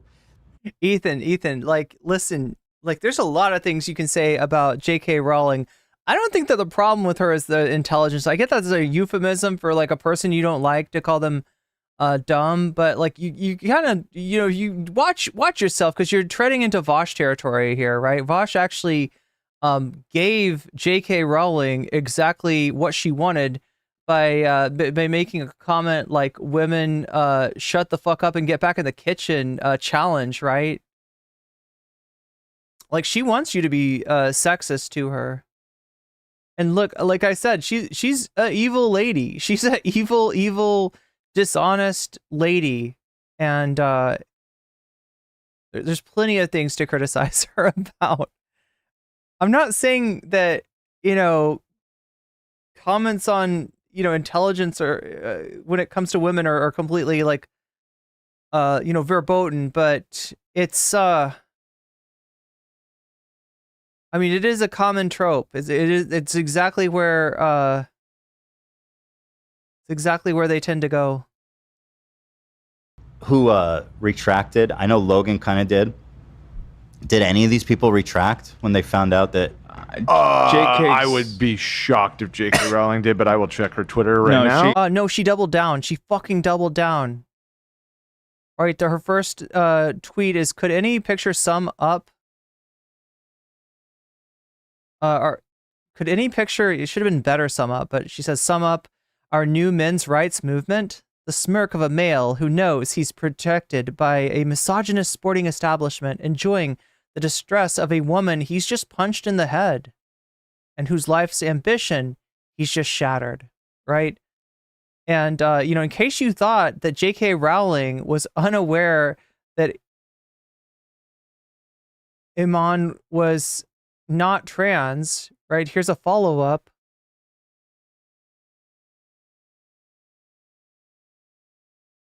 Wait, I think there's another follow-up.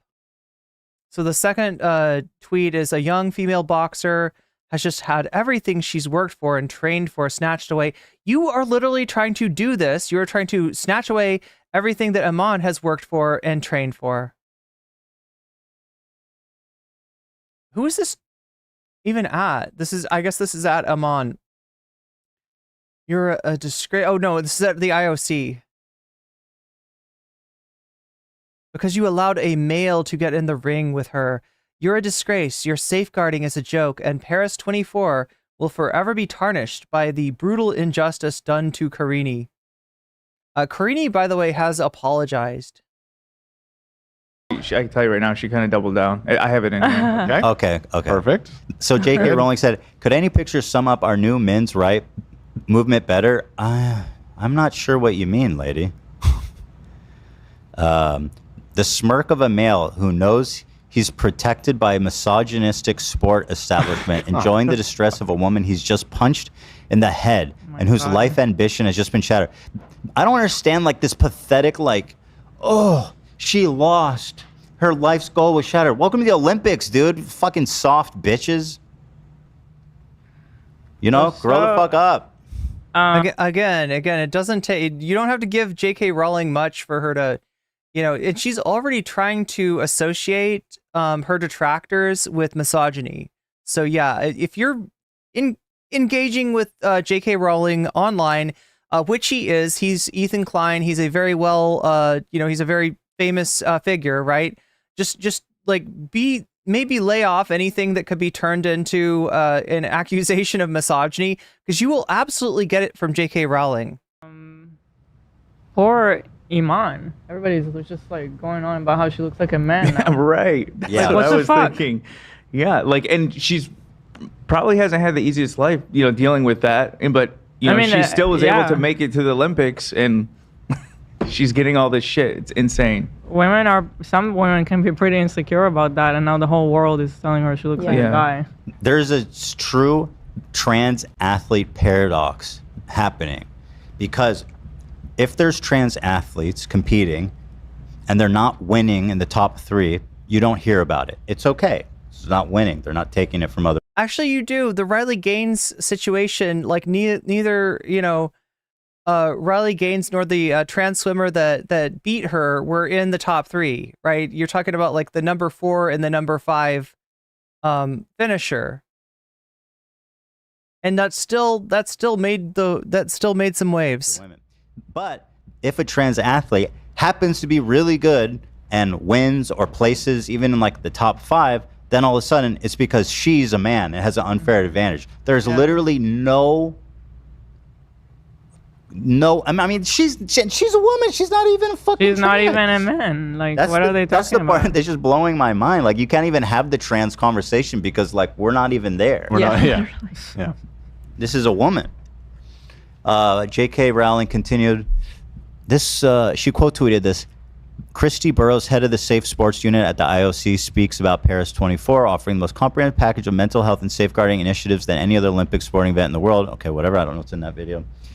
But J.K. Rowling said, a young female boxer has just had everything she's worked and trained for snatched away because you allowed a male to get in the ring with her. You're a disgrace. Your safeguarding is a joke and will forever be tarnished by the brutal injustice done to Karini. I mean, listen, she should be suing all these people. Mm-hmm. I don't know what the Algerian And look, she has so update on what Ethan's saying. Iman has showed up on Twitter and basically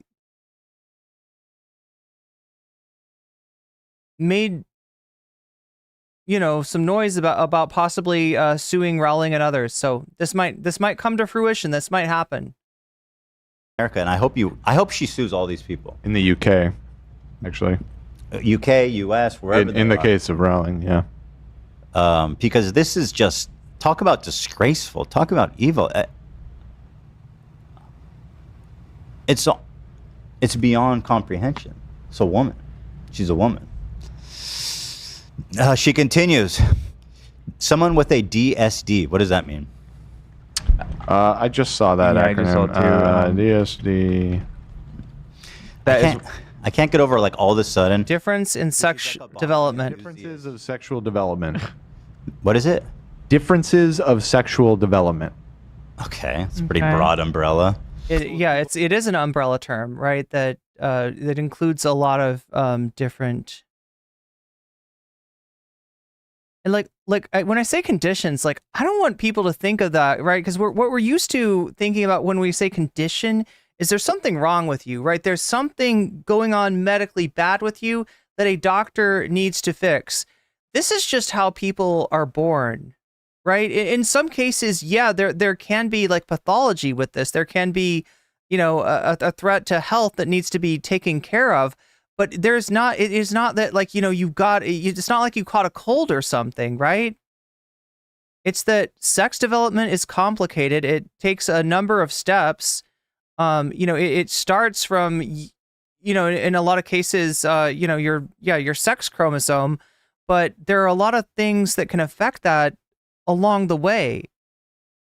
And there are a lot of different ways that sex chromosomes can exist that we are not used to talking about. I just looked up the incidence of intersex. It's actually almost 2%.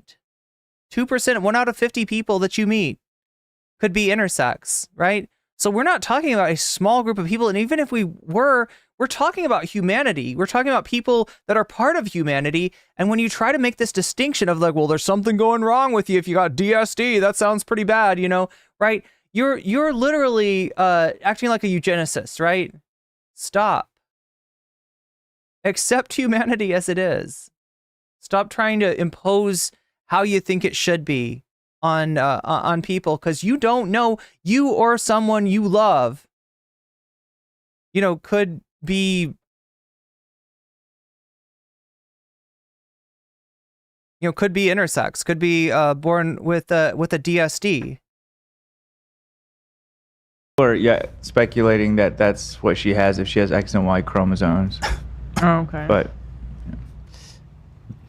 yeah, that's why, right? Witchery Rocky. They should. She should sue them all. I just think it's so funny how all these people now are boxing enthusiasts that were her biggest fans forever, and we're following her on this great journey to be the best boxer in the world. And how they describe her fall from grace, so flowerly and just so beautifully. Someone with a DSD cannot help the way they were born, but they can't choose not to cheat. They can't choose not. So in other words, J.K. Rowling is saying that if you have a DSD, it is incumbent upon you not to participate in sports. And I'm sure if I had her here to talk about this, she'd be like, no, they can be in a league of their own. She'd have some fucking coat for this. She'd be like, no, I'm not saying they can't compete in sports. Maybe they should just go compete with men. Oh, so you actually want to put these people in danger, right? You actually want to put them in a competition in which they are not, that they are at a severe biological, disadvantage, right? And where it is dangerous, right? It's so fucked up. But in reality, right, she doesn't actually have a plan, which means that what she's proposing for anybody with one of the, that has a DSD is you don't get to participate in sports. It doesn't matter how long you've trained. In the case of Olympians, all their life, it doesn't matter, about your hopes and dreams, because according to eugenicist J.K. Rowling's, you are outside of humanity and you are not worth the consideration. And you even participating in sports is a form of cheating. What an absolute garbage human being J.K. Rowling is. Metals from women. They can choose not to cause injury. That's a hell of a way to apologize. God. And again, she's saying to people who have been raised as women that they are not women if they have a DSD. They are not women if they have, you know, anything other than XX chromosomes, right? You're taking people that have that are women, that have been women, you know, that have lived as women all their lives, and all of a sudden now placing them outside the bounds of womanhood, because J.K. Rowling apparently is the arbiter of what is a woman. So do we have any information about like someone with, well, DSD isn't even a specific condition. That sounds like super general. No. So actually it's the opposite. It is a more precise description of the, again, potential, because all this information is coming from this sort of shady Russian boxing organization, right? That has been discredited. However, the disorders of sexual development, it's basically referring to the atypical chromosome alignment. So it's a type of intersex. And what's the advantage it gives her? That she has more testosterone? Or well, potentially. We don't even know. Yeah, it's still an umbrella term, even though, you know, there's bigger umbrellas over it in terms of intersex, right? It is still an umbrella term. So it's not specific enough to answer the question of like, what's the deal with it? Is there, you know, extra testosterone? There's also conditions where somebody may have, you know, excessive levels of testosterone. Like, let's take, for example, the case of from a few years back of Caster Semenya, diagnosed, I believe, with 5-alpha reductase deficiency. So now this is going to maybe blow your mind a little bit, but I think it's pretty cool. All right.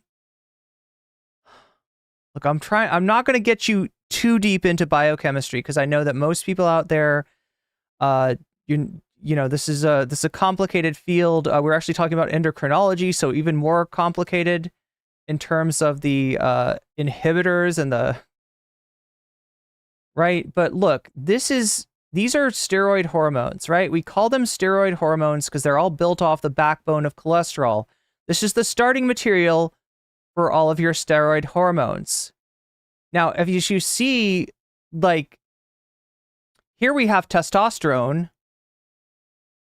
the male hormone, and here we have estradiol, the female hormone. Now, that little arrow right there says that testosterone is converted into estradiol.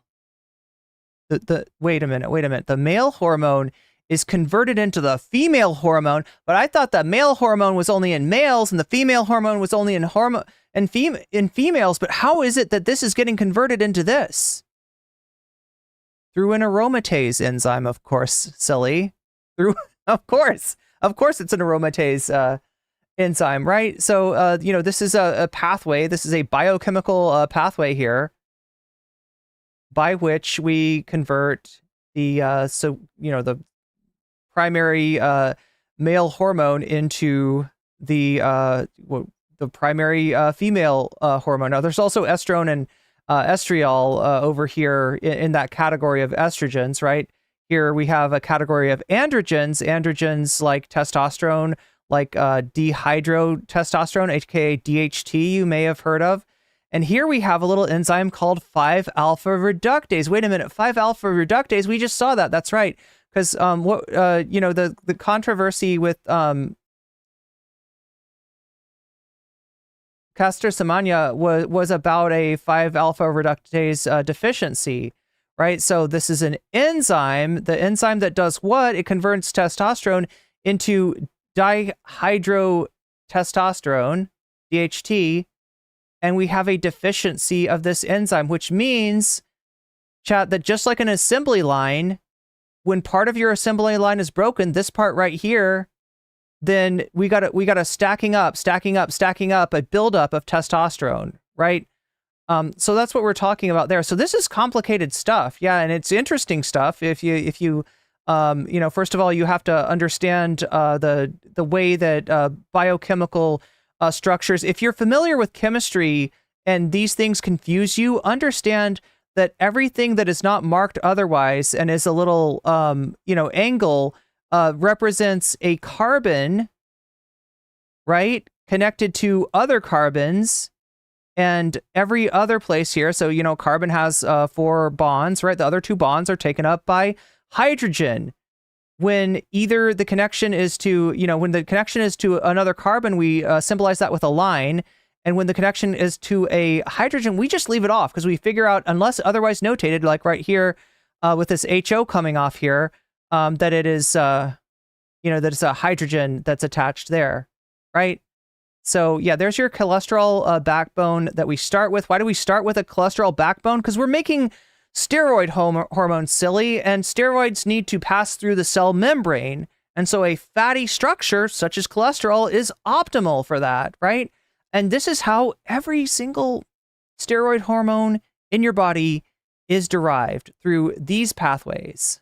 All right. So like I said, this is what we're talking about. This is what we're dealing with. This is something that is above the pay grade. And again, Chad, I know that I'm making some people's heads explode out there. So I'm going to, I'm gonna move along. We're not doing a full on biochem lesson today, at least. Maybe sometime.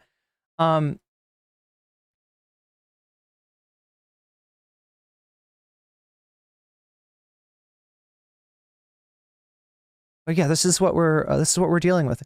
Who thinks Irene? Oh my gosh. Oh my gosh. Hey, I didn't say that I'd taken a lot of lab classes, okay? Luckily, biochemistry, only has at least for me, only had a small lab component. But yeah, essentially, you have a buildup of testosterone with this, and a deficiency in dihydro testosterone.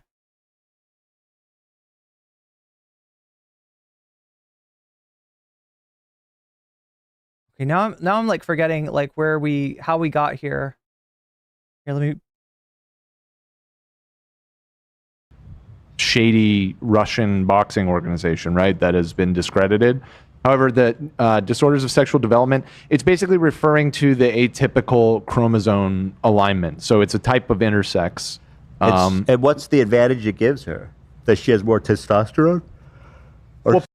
Okay, so yeah, I guess maybe 5-alpha reductase deficiency is not a great example of this, but there are other syndromes that where there's a proliferation of testosterone. There's an overabundance of testosterone, but there's a testosterone insensitivity. So in other words, you can have high testosterone levels and not have the resulting secondary sexual characteristics, or really with testosterone, we're kind of talking about the anabolic effect of testosterone. So steroid hormones or sex hormones, estrogens and androgens, they both have an effect on anabolism, which is muscle building, right? Testosterone's effect is slightly higher than estrogens. They also have an effect of bone on things like bone density.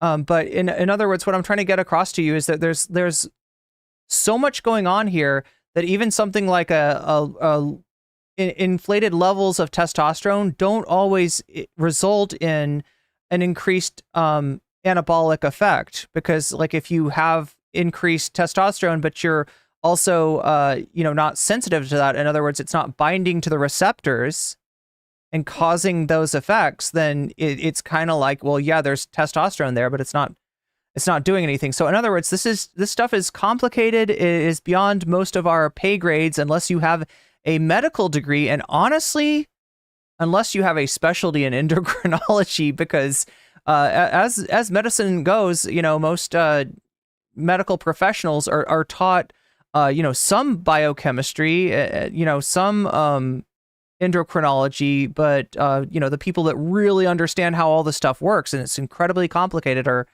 our actual endocrinologist. Potentially, We don't even know. Right, but again, we don't actually know for sure that she even has XY chromosome. But that would be a type of DSD. Would be somebody. Here they list the types. It's like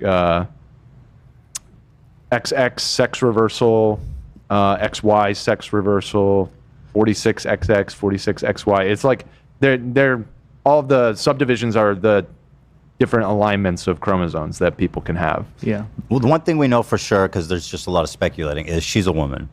She was born that way. Yeah, she was born. She can't change it on her passport. I mean, her birth certificate in Algeria. She has a womb. She can give birth. Also, on that note, even if she does have an advantage in that way, like that's pretty normal for people. Like Michael Phelps, for example, has a disorder that makes his arm span longer than usual. That's why he's, one of the reasons he's a faster swimmer. Dude, most athletes have some freak shit. Yeah, he also has about half the lactic acid levels of an average person. Lactic acid is one of the chemicals responsible for your perception of fatigue, which is usually when you're doing exercise. That's when you stop. You're fatigued. You can't do anymore. You're too tired, right? Michael Phelps doesn't produce much of that stuff, so he's got an advantage there too. He's also got, I think, like sort of weird double jointed thing in his ankles that like allows his feet to work almost like flippers.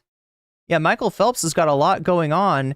And if we're going to have the standard that people that are, biologically variant from other people are, should be banned from sports, you're banned from a sport because you're biologically gifted. Like, that doesn't make a lot of sense, right? When we go to the Olympics, when we go to like a world-class sporting competition, we are there to witness somebody with biological advantages on top of biological advantages, right?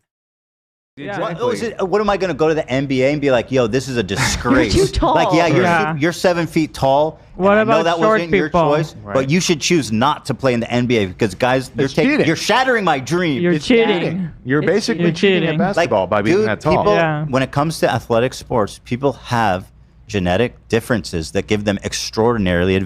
Like I told you yesterday, when somebody is 6'7", you don't say you can't play basketball. You say you're going to be the center. All right. When somebody is like, built like a brick shit house and, 300 plus pounds, you don't say you can't play football. You could say you're going to be offensive tackle. Come on. Extraordinary advantages. I could never beat in all of his joints in a game of basketball in any parallel universe. Not with that attitude. Maybe on shooting. No, I could never beat Aaron Kobe Carter, Bryant that's or for sure. Shaq or anything because guess what? They have physical gifts that I do not have and I will never have. And that's just the way the fucking world is. And This all of a just sudden goes like against their argument, I feel like. it does. It Because shows she that was born that way. it really does, but they're not actually following the logic far enough. I sent photos of her when she was younger too. I don't know if that matters, but Jake Paul, an absolute dipshit fucking loser. This is sickening. This is a travesty. Doesn't matter what you believe. This is wrong and dangerous. Again, wrong and dangerous describes this hysteria that I'm seeing right now. It's fucking nuts. And wokeness. An absolute travesty at the Olympics. Angela Carini is forced to box against a biological male. Nope. She quits after just 45 seconds and cries hysterically as her opponent is declared the Skill winner. issue. Please sue these people, dude. Please. Jay continues. To Angela Carini, although your dreams couldn't come true today because of the crazy agenda that are at play in our world, I would love to offer you to fight on an MVP undercard to show the world your talents on a fair The fight will be platform and against not me. against a man. I'm sure that fight will be really good considering how fast she fucking folded. It's so confusing. All these guys all of a sudden care about this girl. It's a travesty. Yeah. This is literally the worst thing we've ever seen. There's Hiroshima, the Holocaust, and there's this boxing match. Yeah. And frankly, the boxing match is worse than both of those. Dylan Dennis trained her whole life to make it all the way to the Olympics just to get cheated. Not only cheated, abused and embarrassed on top of it. This is despicable and unacceptable. And Yeah, he's huge on women's rights and everything. I don't know if you remember. That's the one that was going to fight Logan and was like sharing revenge porn of his nice fiance. guy. Yeah. Oh yeah, very like cool. harassing her every single day. I'm glad they could come together over this. He's a feminist king. Yeah. Clarissa Goat Shields. The fuck is that name? Just in an interview with Fox News about this, and I'm taking a stand. Women should fight against women. Men should fight against men. And transgenders should fight against transgenders. This is ridiculous. And I'm heartbroken for the women boxers in the Olympics. Again, this is a conversation that we might be able to have if we were stuck at the fact that it's a woman. It's actually a woman. You know. Also, I'm a little... She's a woman. Yes, Ethan. Algeria. If people are going to now be like... That's another angle about all of this. Is Right. all of these people are putting a giant target on this person's Yeah. back. And taking everything away from her. Yep. They apparently care so much. She Right. probably worked her whole life, and true. she Yeah. just won something, and they're taking True. it all away from True. her. That's fucking the Again, truth. somebody who really did have to work really hard because she in no way was dominant in the sport. Like, she's not just like going in and crushing people. Like she loses 100-0. Yeah. fairly Yeah. frequently, you know? And again, that kind of humble flex is something that no one should have to do. Right? This idea that you're okay as long as you can show that you can be beaten. Like, what if she was the very best? What if she was dominant? Then let her be dominant. Even seem that crazy. But also in boxing, you know, everyone knows sizes and everything. Like, Yeah. it's And in the ridiculous. bedroom. Yeah, that's what I hear. Size is a lot, though. I feel like. It helps. Can you look up her professional record? Japrado. Frame one. I have never been hit so hard in my life. It's up to the IOC to judge. Italy's Angela Carini said after lasting just 46 seconds against Algeria's intersex athlete Iman Khalif. Frame two. A comparison between male versus female bone mass. This is why men shouldn't fight. Okay. The Italians. Again, when bone mass is taken into consideration, right? The question isn't the mass, right? The question is the effect of the mass, right? The fragility of the bones. There are conditions that you can get where your bones are extremely massive. Your bones are very fucking dense, and they are, for that reason, more fragile. Right? So it's the functionality of the anatomy, not the anatomy itself. And you don't have a demonstration of that. Also, you know, this is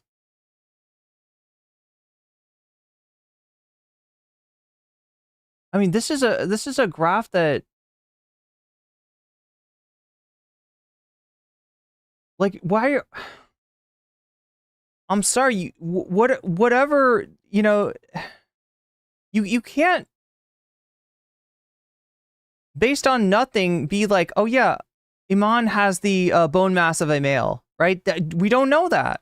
We do not know that. We do not know anything, right? These are all speculations about, you know, what went on with that disqualification, and there's a lot of reason to believe that disqualification was just, you know, the boneheaded choice of a corrupt boxing organization that's no longer accredited.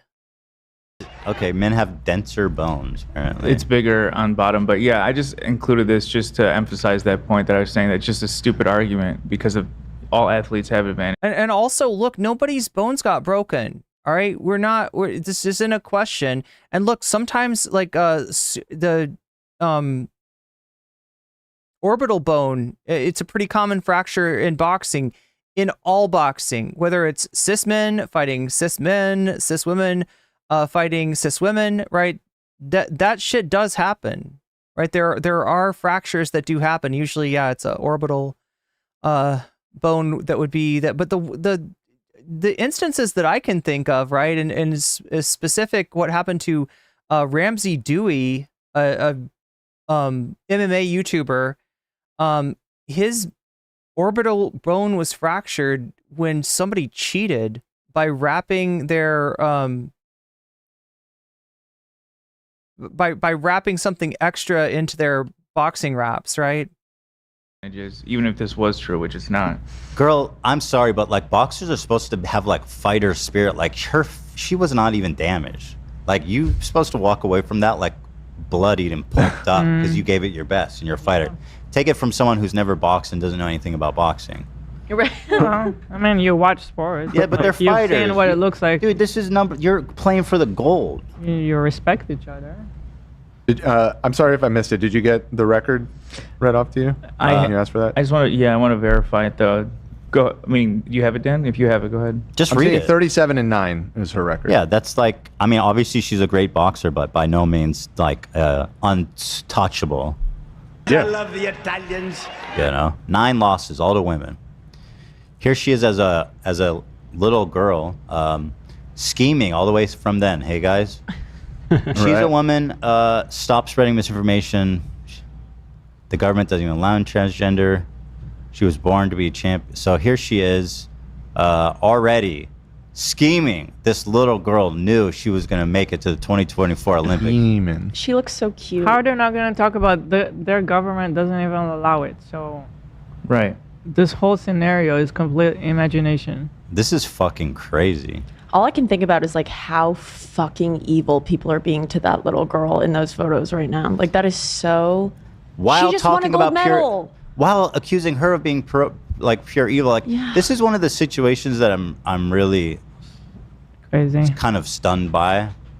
It's like a new level of despicable misinformation that I don't think I've ever seen anything like this quite But like the way it is, like hidden under pretending to just care so much about the lovely other woman.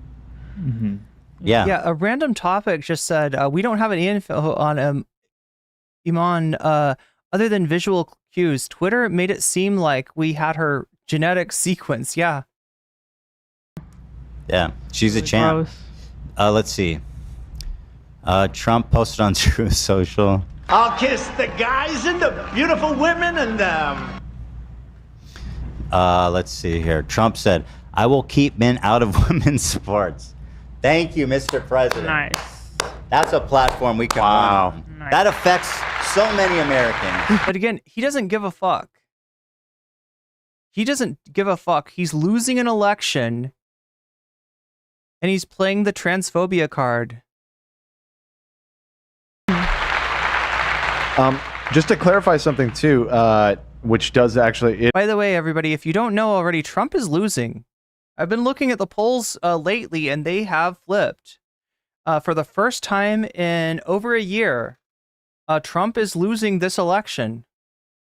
And I'm talking about in terms of the popular vote, and I'm talking in terms of the swing states. It actually makes it even more absurd.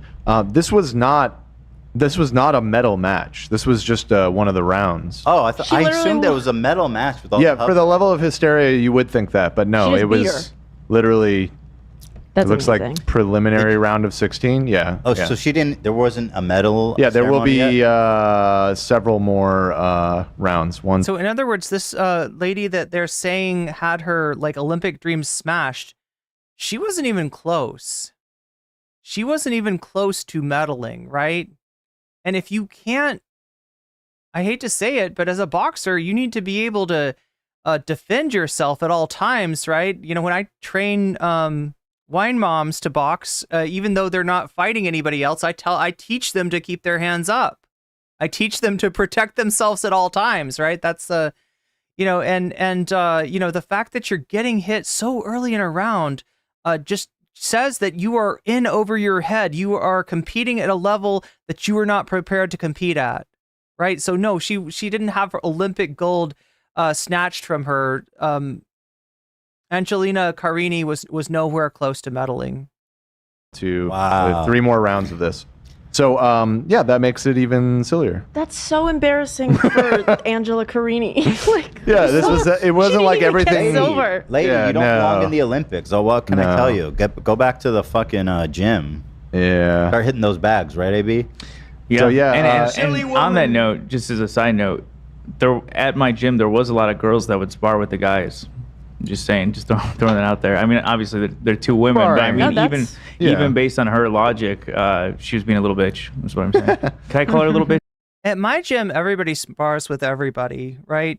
People, have different abilities at boxing, and you kind of you kind of line up with somebody who's close to your ability, and sometimes you don't have a choice of like I've ended up sparring, guys as often as I've sparred women.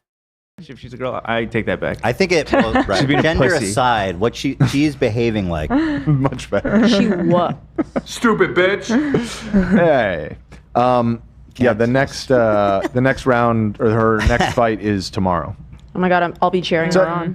Yeah, Professor Orange points out also when we talk about Iman Khalif and her hormone and chromosomes, we get this information from the crooked Russian organization that has been discredited internationally. Yeah, and I don't feel like they've even come out and said what they supposedly found. They haven't said what tests that they've run, and it just seems like there's a severe lack of transparency here that you would expect from a sporting organization responsible for making these determinations.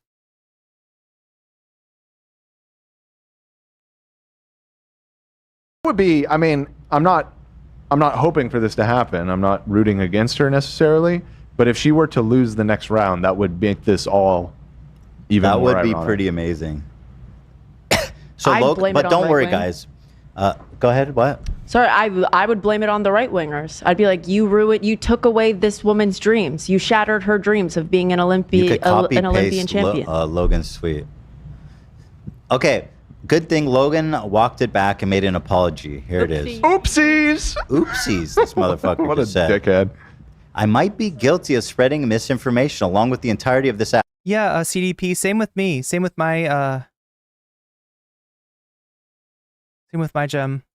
It wasn't just me. Oops. Although she's been previously disqualified for failing a quote gender test, whatever the fuck that means. I don't believe that. Okay. That's not what That's happened. not even what happened. Yeah. No. Sounds like something Trump would say. She failed the gender test, folks. Administered by my own personal doctor, Dr. Ronnie Johnson. Sir, you mean Jackson. Ronnie the Candyman Johnson, Donald Trump's personal doctor, the guy that said he was taller than he actually is and lighter than he actually is, the guy that dispensed fentanyl patches like they were candy at the White House during the Trump administration. It's so ironic that these are the guys talking about Hunter Biden having coke at the White House when it's like literally they had a dirty doctor filling out prescriptions for modafinil, for fentanyl, for Adderall, for whatever the Trump administration officials wanted, right? He was just writing out scripts. And has XY chromosomes. Some sources Potentially, again. Right. Say Iman Khalif was born a biological woman. But I stand by my sentiment that biological men should not compete against biological women in any sports. And if you disagree, you're sick fuck. Sir, is this an apology? Yeah, what kind of apology is this, Logan? We're not taught even. I'm still waiting for Ethan to go off on this guy, but I don't know if he will. But like I said, Logan Paul is known to be very litigious, and Ethan is already involved in litigation with Ryan Kavanaugh. So talking about trans people in women's sports, you know what I mean? Like we're talking about women in women's sports. What a fucking It ass. probably led to so many death threats and stuff to this poor woman. Oopsie. Oopsie. Just did a oopsie whoopsie. While she's gonna go home and get murdered by some fanatics, and Logan be like, "Oopsie doopsie, oops, did I do that? My bad."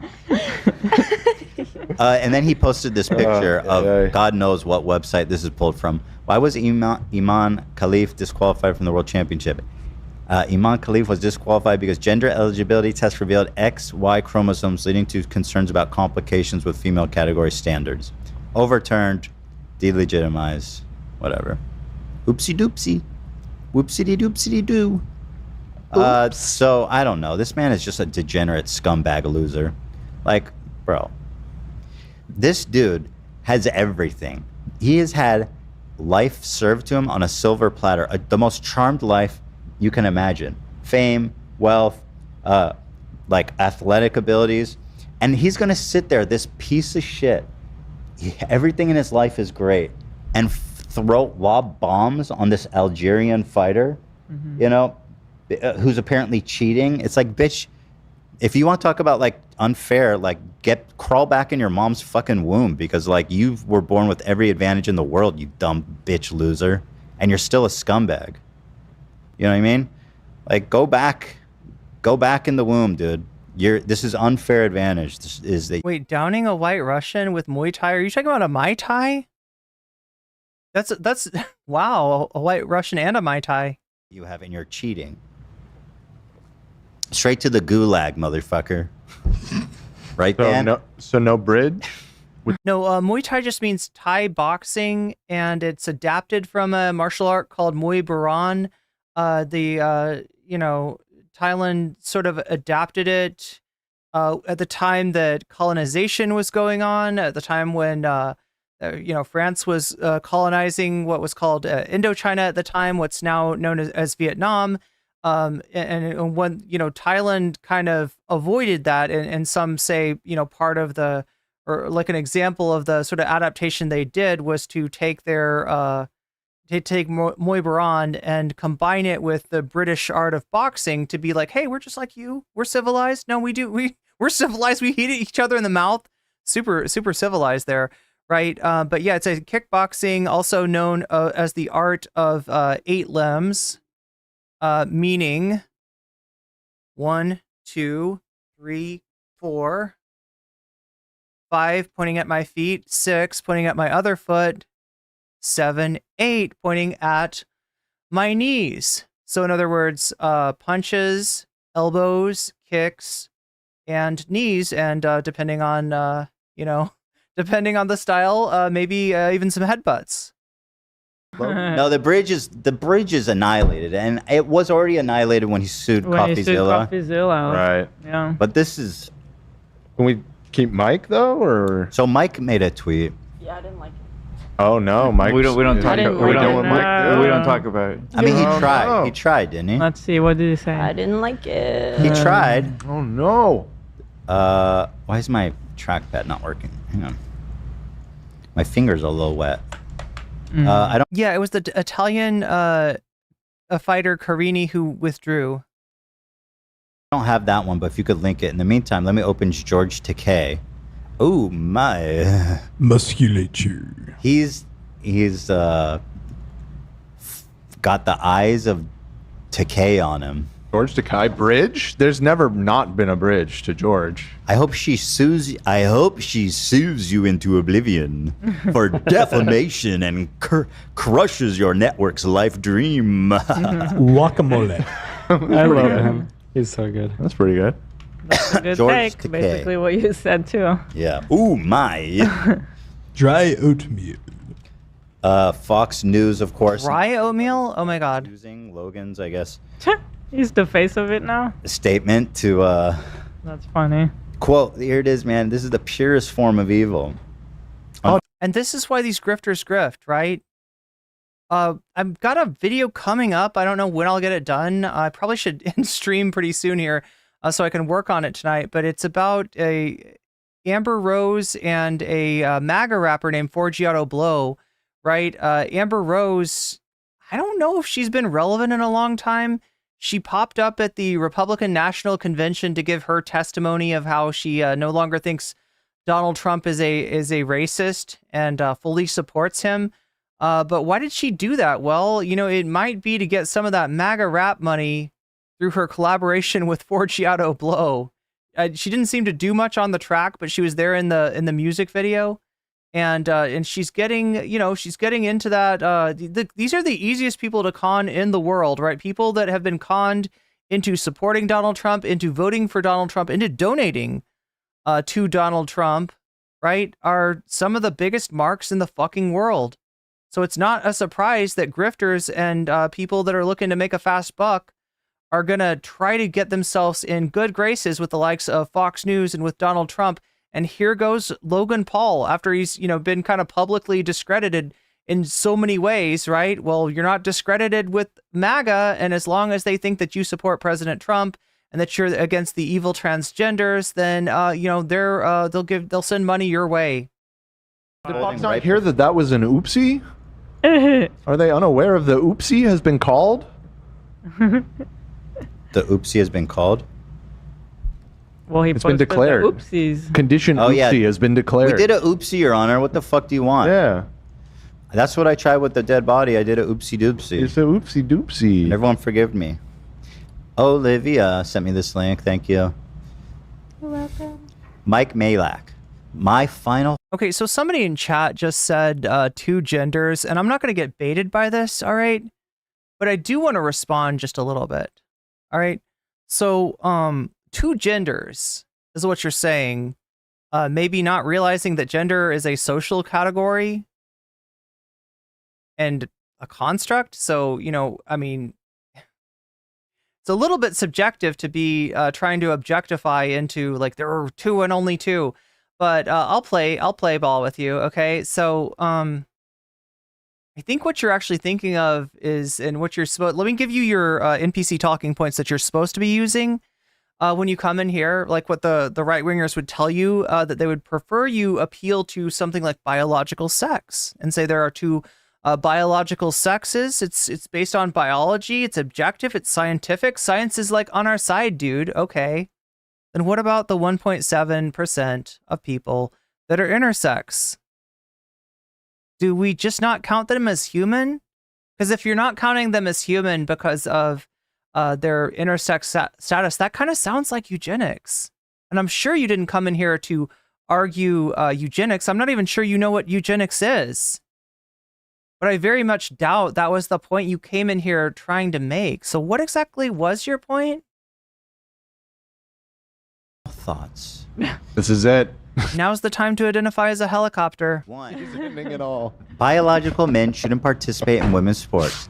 One of the core claims of the trans community is, we aren't bothering you, so leave us alone. Unfairly messing with people's lifetime dream is in fact bothersome, so let's not do that. Okay, well, that's actually not the conversation we're having, so I'm not even going to address that. Exactly, right? So yeah, here we go with the biological men. And again, like, if you're going to talk about biology, if you're going to appeal to a notion of biological sex, I will play ball with you, but you're going to have to define your parameters.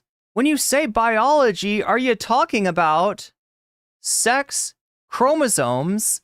Are you talking about genitalia? Are you talking about, reproductive capacity? Like, what do you even mean by that? Because if you're talking about sex chromosomes, I'm sorry, but there are not just 2 variations. There are literally not 2 genders, and there are literally not 2 sexes. Nature is more complicated and more amazing than that. We live in a miraculous world full of natural miracles. And life is more complicated than you give it credit for. Humanity is more complicated than you give it credit for. And look, as much as that might sound like a downer because you showed your ignorance, consider it a lesson learned and consider it a positive, right? Because now you've got a lot more to learn about. Skip that part and go straight to number 2. Biology. But yeah, if you wanna study genetics or something, go study genetics. Go find out, explore the sex chromosome and all its variations. Have fun. If you want to understand, if you're all about the hormones, right? If that's your deal, go become an endocrinologist and learn all about you want to talk about chat. I could talk about endocrinology all fucking day, right? This is my favorite graph right here. I love this chart. I fucking love this chart. This chart got me through biochem, okay? But saying that, right, I'm not an endocrinologist. That's not my specialty, and I'm not an expert. There's so much more that I could know than I understand, right? I could barely commit to memory like half of these enzymes that facilitate the reactions that transform cholesterol when we start up here at the beginning of this to testosterone, to estradiol. This is this is testosterone, and this is generally what people mean when they say estrogen. They're talking about estradiol. Although, yes, we can see it's there's 3 different estrogens shown in here. But I mean, this is amazing shit, and it's more complicated than I think a lot of people give it credit for, particularly gender essentialists, right? We're not even talking about gender here, chat. We're not talking about anything sociological or anthropological, right? This is endocrinological. Can I pronounce it? In an endocrinological? This is endocrinology is what I'm trying to say. Anyway, chat, let's finish this segment up. But I mean, look, I could talk about this stuff all day, and maybe I will. Women with higher testosterone or other outliers are still women. I feel like Shorts chat is a great place to school right-wingers if they're actually interested in shining a little light into their ignorance. And should play in women's sports. What happened today seems akin to questioning the Williams sisters' We legitimacy could talk about genetics. We could talk about anything. in playing tennis. They surely have a superior setup, and that is why they are athletes. That part's fair. So number one essentially shouldn't be here at all. We pretend we do not see. Yeah, and then 3, Twitter currently known as X moves way too fast with way too little research. Yeah. Shake Shack is better that than is, Five Guys. Okay. I do not have a strong opinion one way or the other on the number 4. What are your thoughts? I like Shake Shack better. It's not even a debate. I mean, what are we talking about? Okay. Chat, I don't think I've had Shake Shack. Five Guys is not even like that. I mean, point number 3, don't we all already know that? Like, if you choose to still be on Twitter and get your information there, it's like on you at this point. Well, it really depends who you're getting it from, too. I mean, the source matters. Logan Paul is not a source of breaking news. No, but stuff spreads on Twitter super fast. Elon Musk. With no research, which is what he's saying. So if you're getting your information on Twitter, kind of like your problem. Like, yeah, ironically, he tweeted this out right before that. He said, I don't know. It's ironic that he's saying unfair messing with people's lifetime dreams when he's literally foreclosing on the lifetime dreams of any trans athletes. Look, I know it's easier for you to fucking post and chirp on Twitter about that shit, but if you want to talk to a trans athlete about this, if you want to talk to a trans MMA athlete, right? I will set up a debate between you, Mike, and Fallon Fox or Alana McLaughlin, right? Why don't you actually say that to their face? Why don't you actually talk to somebody whose dream that you're trying to foreclose upon while accusing them of what? Like crushing the dreams of. But now there are freaking communist invading radicals. Look, I mean, Why jeopardize my peace and sanity by signing on to this motherfucking app every Shorts is a right shit show. Look, Shorts is a mixed bag. Okay, that's what I'll say. There's some cool people in Shorts. There's some people that have joined this community from Shorts, right? Everybody watches Shorts, but also everybody watches Shorts. So thank you, mods, who have been keeping that chat usable for those who want to use it to have a conversation instead of just spread hate. Exactly. It's like stabbing myself in the fucking face for breakfast. You're an addict. It Like everybody absolutely else. is. I am so off that app, and I am so happy. Good. Everybody should leave. Oh yeah, he literally is off that app. He got cooked pretty hard earlier this year. Nothing. Or was it like last year? I think it was last year. Like a thinly veiled, like Russian disinformation, conservative, like fascist propaganda bot. Not that's really like- even veiled. Plus my little joke. Yeah, the veil is coming off. Sorry, Olive. I feel like it's gone. You're gonna have to kinda find a open new to home that for now. your jokes. Olivia's the candle in the darkness. You will find it. You will Thank find By the it. way, Five Guys is like someone just takes a bag at the kitchen and they just go like this, whatever's on the counter. Wait, I don't think I've had Five Guys either. I don't think I've had either of these. Dump it in. In a good That's way or awesome. Chat, Steak and Shake or Five Guys? What do you think? in a bad way? Any opinions? But that's awesome. Shake Shack is gross. I don't think I've tried either. Shake Shack is better.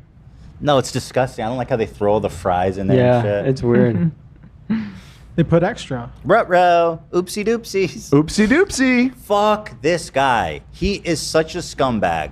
People that watch that show should be ashamed. People that support him and watch him should be ashamed. He is an abject, proven, well-documented, terrible person with terrible opinions, mean, scam. What hasn't he done? Like, there's nothing left for him to do. Oh my gosh, Woofy. Wait, trans men athletes who compete against women without concern or guilt are no better than sociopaths. Well, listen, Woofy, I'm going to agree with you here. In fact, I think that trans men agree with you as well. Trans men don't want to compete against women. There's a famous example. Should we find this, chat? Should we find this?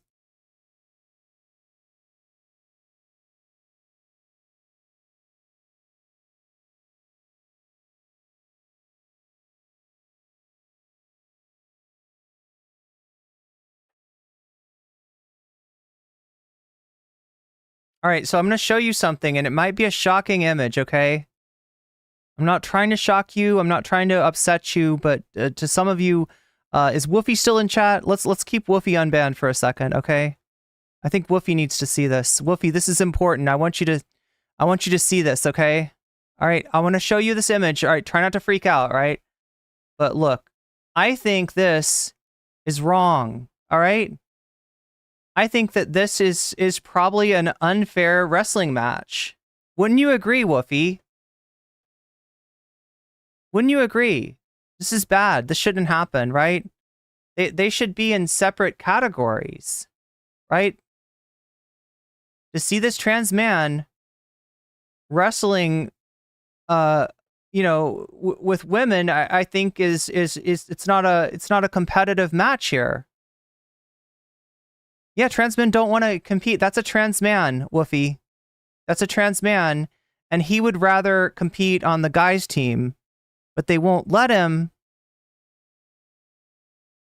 They won't let him compete. They said he has to wrestle girls, right? And he won his, division or whatever. I think he ended up winning state and stuff, but he didn't really have the competition he would have liked to have by being able to wrestle with the boys. Woofy, that's a trans man. Like, so just understand when you say that word, that's what you're talking about, right?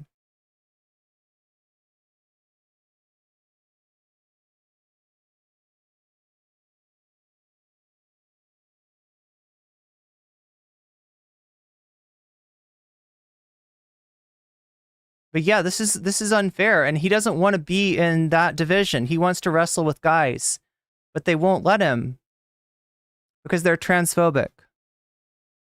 And they want to consider him a guy. They want to consider, I got that wrong. They don't want to consider him a guy. They want to consider him a woman because that's the sex that he was assigned at birth. Even though, he's, transitioned and he wants to wrestle with guy. That's what you're talking about, right? This is the kind of ignorance that you're spouting. I know that that's not what you thought a trans man was, but you learned a little something today, right? And you learned why people maybe should be allowed to compete in the, category that matches their gender rather than being forced to. But now there are freaking communist invading radicals. Rather than being forced to compete in the category of their sex assigned at birth, right? It doesn't make sense. This is a totally different situation. Yeah, it's called the inverse situation. But when you said a trans man, this is who you're talking about, Woofy. Right? That's what that phrase means. That's a trans man. I'm glad I could teach you something today. Now get the fuck out of my chat.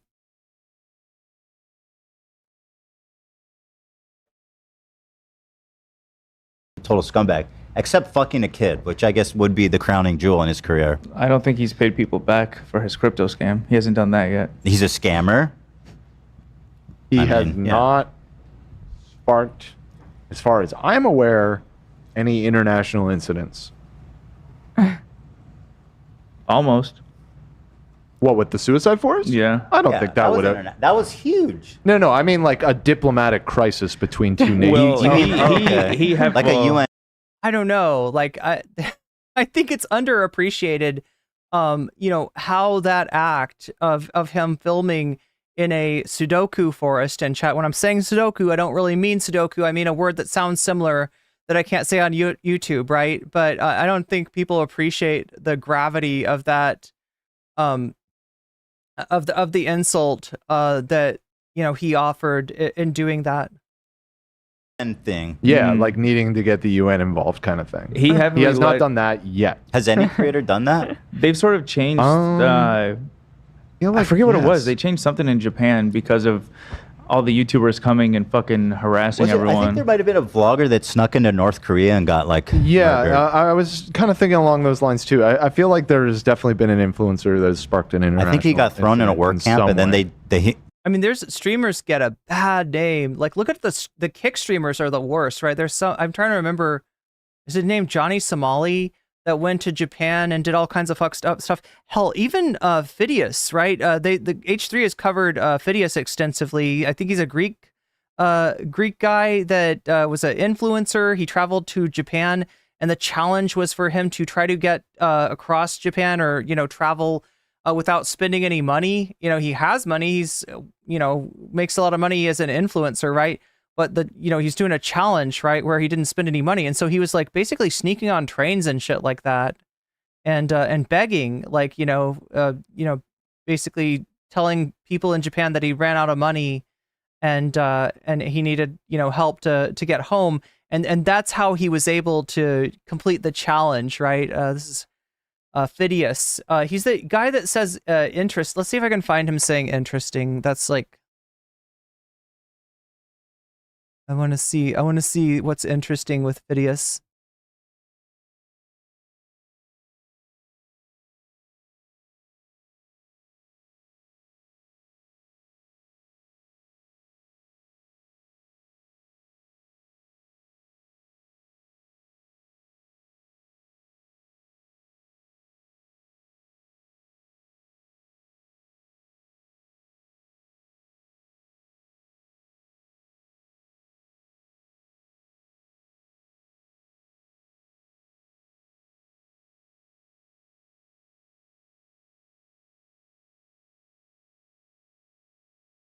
So yeah, that's like I didn't have a relationship after you, but I'm glad I didn't because I don't know, it wasn't a priority. I mean, you obviously. So this is Phidias interviewing his ex-girlfriend. Yes, connection and affection in that way, but it's okay. It's interesting. It's interesting. It's interesting. It's interesting. It's interesting. It's interesting. When you have multiple relations, I mean, I had you, and then I was with Olga. It's interesting how you compare, when another new person potentially comes in your life. It's like you compare, what we did, or is she more beautiful? Is she more cool? Is she more loving? Is she? Because it was so peaceful Did you have but now there this are as well? freaking communist invading radicals. This is like the cruelest shit in the world to say to your ex. But anyway, that's Phidias. He's actually a representative of for Greece to the EU Parliament. He ran for EU Parliament and he won. So that's the guy that Greece is sending, or one of the guys that Greece is sending. Back his dead fucking body to his family. Scumbags. I'm a motherfucking blueberry. Oh, So- he didn't lie about cancer yet. That's true. That is a good Okay, so there's some leaves left unturned. So what? He's not Boogie? Is that what she's saying? Blindness, but not cancer. Oh. Did you see that he admitted he was lying about that whole Yeah. thing? Yep. Yep. Ethan is right once again. So, yeah, I think. Oh fuck. Wow. Canadian brunch. I did not even acknowledge your resub. Hey, good to see you again. So good to see you again, says Canadian brunch. It's good to see you as well. I have ignored you. I am sorry. I got so caught up in this segment, but thank you for the five tier 1 subs that you just gifted to the community. So I got some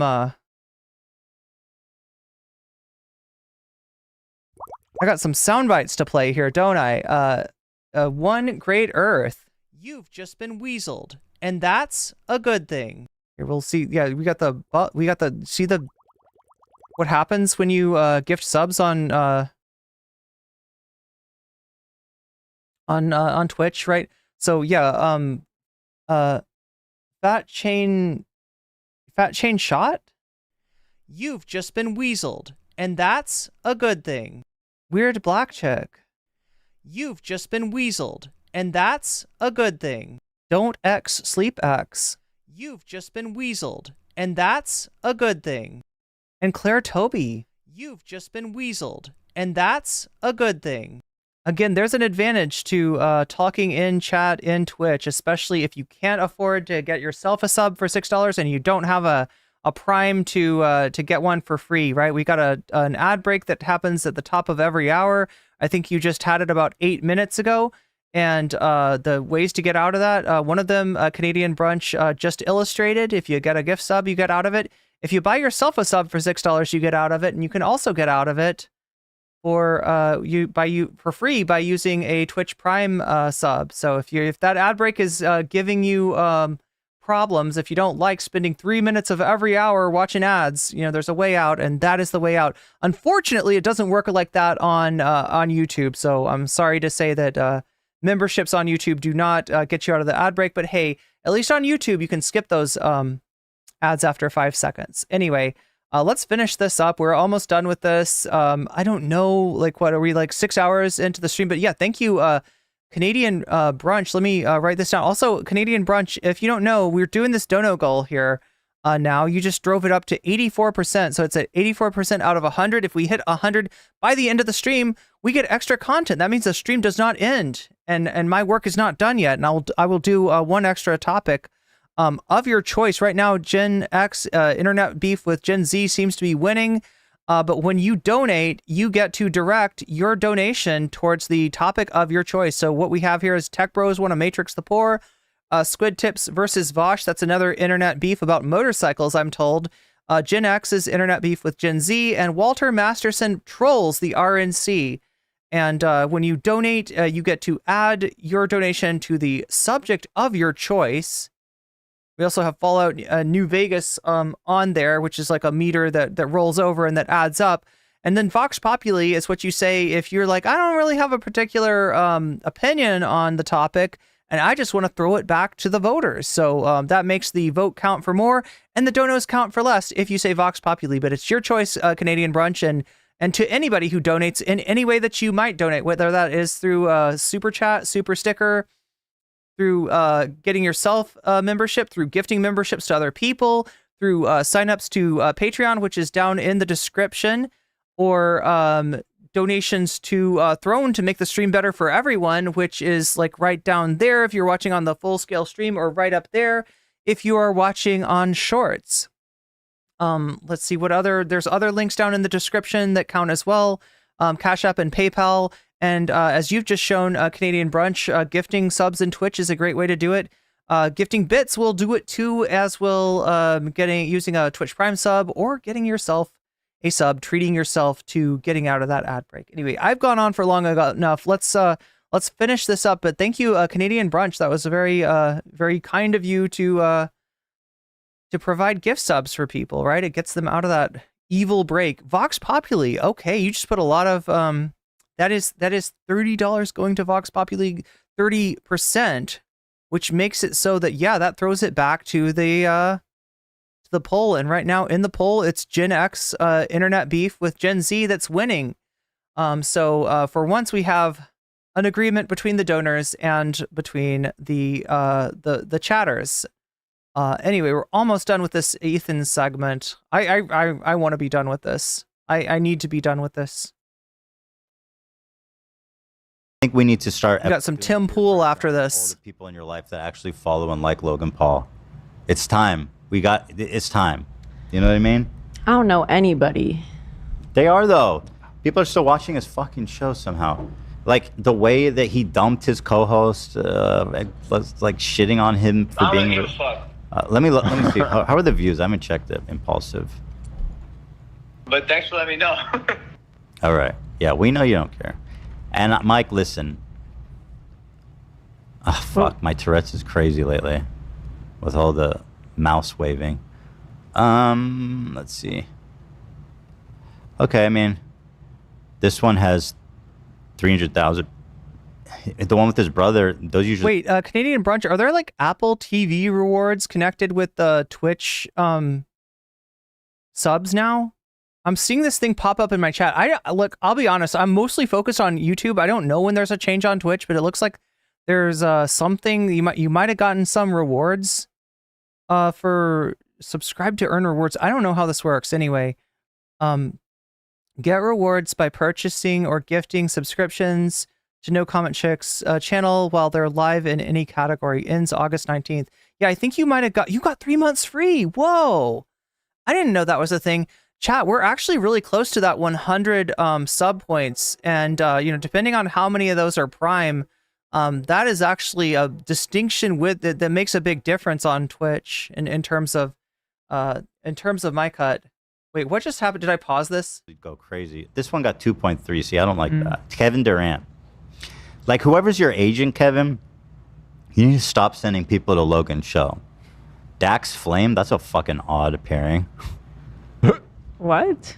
Yeah, Dax Flame is having a huge moment on TikTok. I'm loving it. Oh, what is he doing on TikTok? He's just doing really awkward comedy, like his original stuff, and he's doing really good. Kind of interesting. I almost feel like that's iDubbbz, like, brought him back to life. Yeah. Yeah, he made his little show with him. But he invested. It wasn't like the documentary. It's like he stayed with him. Yeah. Yeah. Loved. I guess his views are down, but then he gets Donald Trump, 6.3 million. Speaking of which, damn, Oliver Tree was on this show. Nobody watched that shit. Yeah, nobody cares. They watch it when you're on my show. Yeah. Yeah. You know what? This is me calling out Oliver. Oliver. Yeah, why were you on Logan Paul? It's not funny anymore. It's not cute, and I'm not okay with it. Logan Paul is fucking boycotted from me, and I will not associate with people that are friends with him. Yeah, Twitch is starting to come back. Did you know that we have 4,000 followers now? I find that interesting. I find that really interesting. Twitch is fucking with NCC once again, and that means that I probably need to get my channel points stuff updated. There's a lot of stuff that we need to update on Twitch. But yeah, 4,000 followers and almost 100 subs. If we can get that 100 subs, I think they do actually do something. I think they like pay me slightly at a slightly better rate or something like that. So that would be really cool. Even I'll go that far. Same with James Charles. It's like so Mike, won't stick to that. But yeah, we're now Mike Malak 16% from hitting that dono goal. My hair is so fucked up today, chat. I know he's not. Can I complain about my hair? Like when it's hot and I get sweaty, my hair just like, it gets ruined and I can't do anything with it, right? I think I'm meant for a dry climate or something. Mike almost gets a pass in the sense that he has nothing. Has nothing. No. I think another way to phrase it is his loyalty is admirable. He has literally nothing. If he has more than nothing. He has a burger empire. He rates his burgers. He has a great personality. Yeah. Great laugh. Wonderful He's book. tall. Big Mike. You can give that. Oh my God! Don't do that. That Big Mike thing is like, isn't that a right wing thing where they're talking about Michelle Obama? To Oliver, not to Mike. That's my point. Oliver Okay, different Mike. has no reason to be there anymore. Yeah, that's the transvestigation of Michelle Obama. When right wingers say Big Mike. I'm telling. Well, I don't care if you're not friends with Oliver anymore. Who gives a fuck? Yeah, now Mike? finally a reason to cut him out. It's my show or his show, Oliver, and I'll tell you, I know where the views are better. Okay? Let's look at Oliver's last appearance on our show. This is from 2 months ago. Not even 400,000. Oliver Tree, H3 show. We're not a Chat, is Oliver Tree even that interesting? podcast anymore, people. Tana is friends Not with a him, podcast. people are saying. Yeah, Tana, I mean, listen, I gave her shit for that all the time. I texted her the last time she was taking pictures with James Charles, and I said, girl, what the fuck are you doing? And she was like, somebody like snapped it real fast, and it wasn't like meant to be stuff. But I mean, listen, I don't like that, and I do apply pressure to her for that. Isn't Jeff also friends with Logan? Who? Yeah, Jeff. Oh, No, Jeff hates Oh, unless I set my hair on fire? Logan. He's friends with Mike, but he fucking hates Oh. Logan. He thinks he's a giant douchebag. Okay. I just need to get it cut. Hopefully, chat. Hopefully, it'll work out. So, like later this month, I'll be able to get my hair. I've got all these like split ends. Oh my God, they're so. I hate this. I have so many split ends. I really need to get it cut and styled, and maybe get on a new regimen of hair care products. I don't know. Let's see. Where's this dumbass? When's the last time his dumbass came on the show? Okay, I'm done with this. I think we can be done with this. I think we can be done with this. I think we're okay. Here we go. Here we go. You see what I mean? Like it does this, right? It's just like it does all kinds of things. It's like my hair is like naturally wavy, which means that I've got two options. I can go curly or I can go straight. And usually I go with straight because it's easier, but you can't keep it straight when you're sweaty. Who is interesting? Phidias is interesting. Phidias is very interesting. So speaking of interesting, we have one more topic to cover. All right. And we are actually really close to the dono goal. So maybe more than, if we hit that dono goal, we'll have more to cover. Possibly, it looks like right now, Gen X and their internet beef with Gen Z would be the topic du jour, the bonus topic, the bonus content du jour. If we hit that, we're pretty close though. 16% is definitely doable. So you assume that it's all men, but it might just be just you? You're oblivious. Well, I mean, I can be oblivious too. I get the hair issue personally for me too, so I wear a hat. Yeah, unfortunately, my hair is too big to fit under a hat. Curly. Well, I did have my hair curly for a while, but there's so much maintenance that goes. You gotta get the curl cream if you want to curl your hair. Curl cream is very important.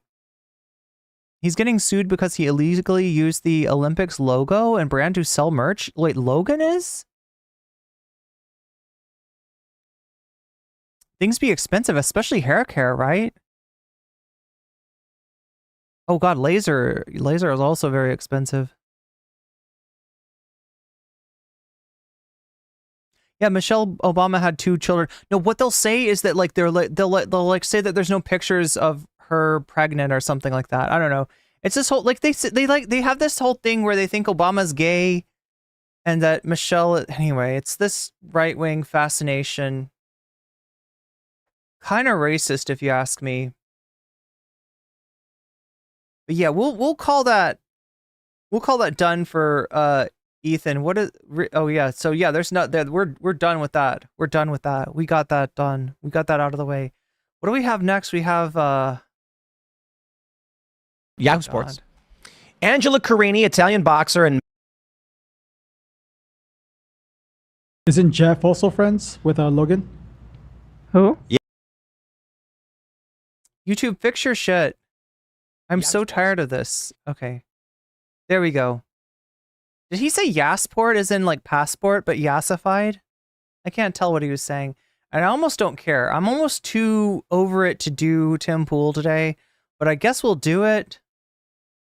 Like, I have a feeling that the that the dono goal is infinitely gettable at this point. It's only 16%. It's pretty low-hanging fruit. So we'll go on and do this 12-minute Tim Pool segment. First, I should probably talk to chat, though. How are you, chat? Right-wingers are weird creeps. They are. Right, Obama is gay. Yeah, Michelle is trans. Pretty sure neither of those things are true. Yeah, they brought on, there was some guy that came forward and was like claiming to have a gay relationship with Obama with zero proof of it. And also stories about, you know, that they did like crack together or something. I don't know. It's just like,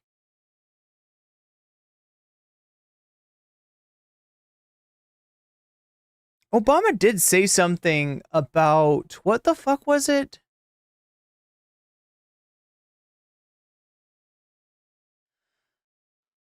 Obama. He said Obama.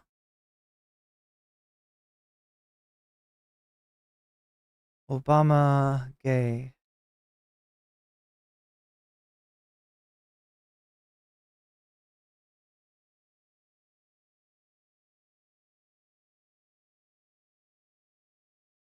Yeah, Larry Sinclair was this guy's name. Okay, so he's got a love letter to his ex-girlfriend where he says, in regards to homosexuality. Now, imagine this is Obama's voice. I can't do Obama's voice, but imagine this is Obama reading this, right? In regard to homosexuality, I must say that I believe this is an attempt to remove oneself from the present, a refusal to perhaps to perpetuate an endless farce of earthly life.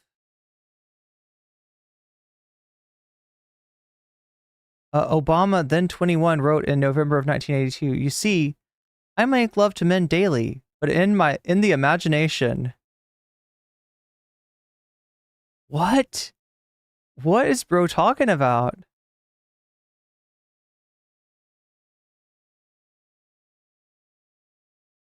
My mind is androgynous to a great extent, and I hope to make it more so until I can think of in terms of people, not women as opposed to men, Obama continued. But in returning to the body, I see what a fucking intellectual this guy is. I see that I have been made a man physically in life. I choose to accept that contingency. Wow. Deep thinker, Barack Obama. But yeah, as far as the Larry Sinclair thing, there's no proof. Tier 2. You've just been weaseled, and that's a good thing. And Witchery Rocky, you've just been weaseled, and that's a good thing. You've both just been weaseled, and that's a good thing. Agla, thank you for the 2 gift subs to Tier 2 and Witchery Rocky.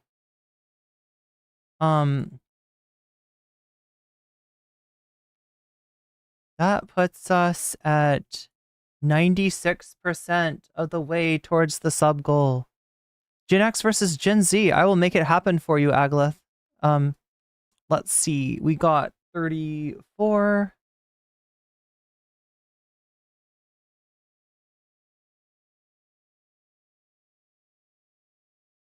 Thank Obama's kids for convincing their parents to treat LGBTQ plus folks nicer and convince their dad to legalize same-sex marriage. Yeah, as much as Obama in college was very woke in terms of his letter to his ex-girlfriend, you know, he really did hold off on marriage equality. Actually, I think until Joe Biden kind of put the pressure to him by coming out before he had. I'm afraid it's going to become a thing. Wait, where every YouTube streamer imitates Destiny? Wait, what is this about? Imitating Destiny? I have seen people do that. In fact, Demon Mama kind of does that. Wait, so Tim Pool may send us over the deep end, especially with his weird articulating. YS says, have you noticed that what if alt hits imitates this exact style? I'm afraid it's going to become a thing, like how every other YouTube streamer imitates Destiny. Yeah, I mean, like Vosh definitely imitates the fuck out of Destiny. Everyone can do Obama's voice. No, I think it's just Michael Brooks. I think it's only Michael Brooks.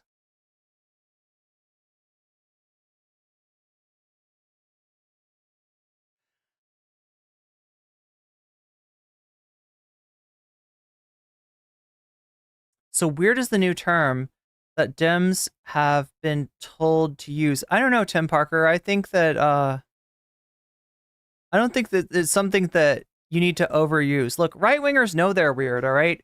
We don't need to tell right-wingers that they're weird. They know this in their heart of hearts.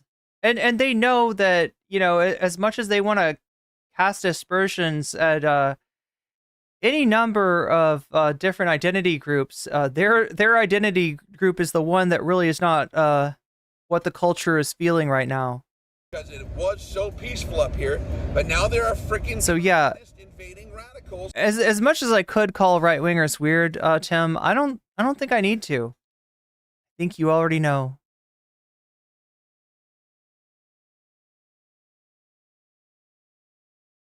Yeah, he did a amazing imitation of a lot of people. But yeah, Tim Pool. Oh my God, it's been a while. It's been a while since we've dunked on Tim Pool.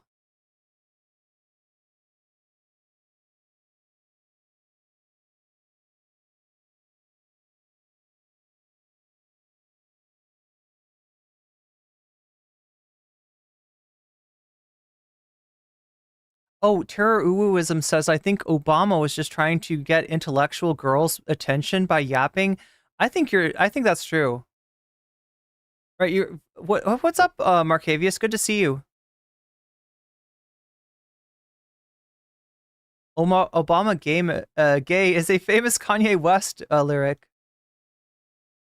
I'm assuming you're the Marcavius from Twitch. I maybe there's more than one. Maybe there's several. Maybe there's like, it's like Santa. There's many Marcaviuses at different malls. I was in the infantry before Don't Ask, Don't Tell got repealed. We had gay dudes that were flamboyant as hell, and nobody asked. They didn't say anything. We made it comical.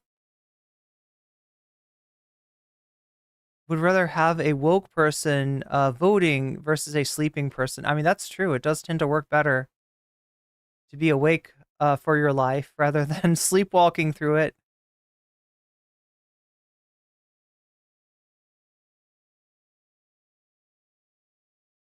Well, good to see you.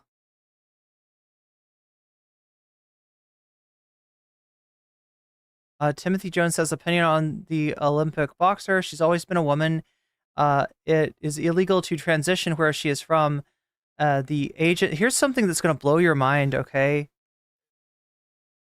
A lot of trans women have always been women as well, right? It's kind of a subjective thing as far as how somebody feels about it. But a very common experience that trans women describe is having always known who they were, but never quite having the words for it or the confidence to express it. So that's just kind of how it works for some people, not for all people. The agency that disqualified her, but I know what you're saying by that, right? And look, even if it does turn out, and again, this is none of my business. This is none of your business. This is none of anybody's business. But even if it does turn out that Iman is a woman with an XY chromosome, she's still a woman, all right? No amount of attempted forced transition from J.K. Rowling is going to change that.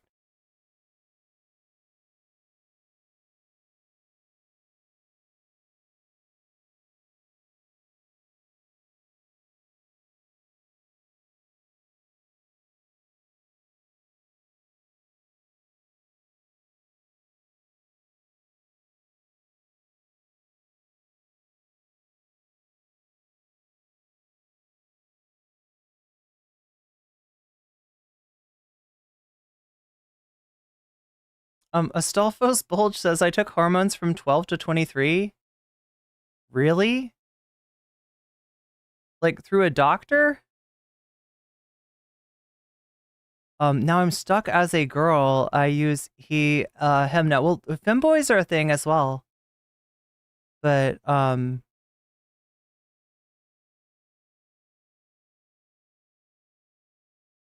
seeing as you're named after a femboy meme, maybe you already know that. Maybe I'm not giving you any new information. But yeah, 12 is not generally where a doctor would prescribe HRT. In general, something more like puberty blockers would be used there.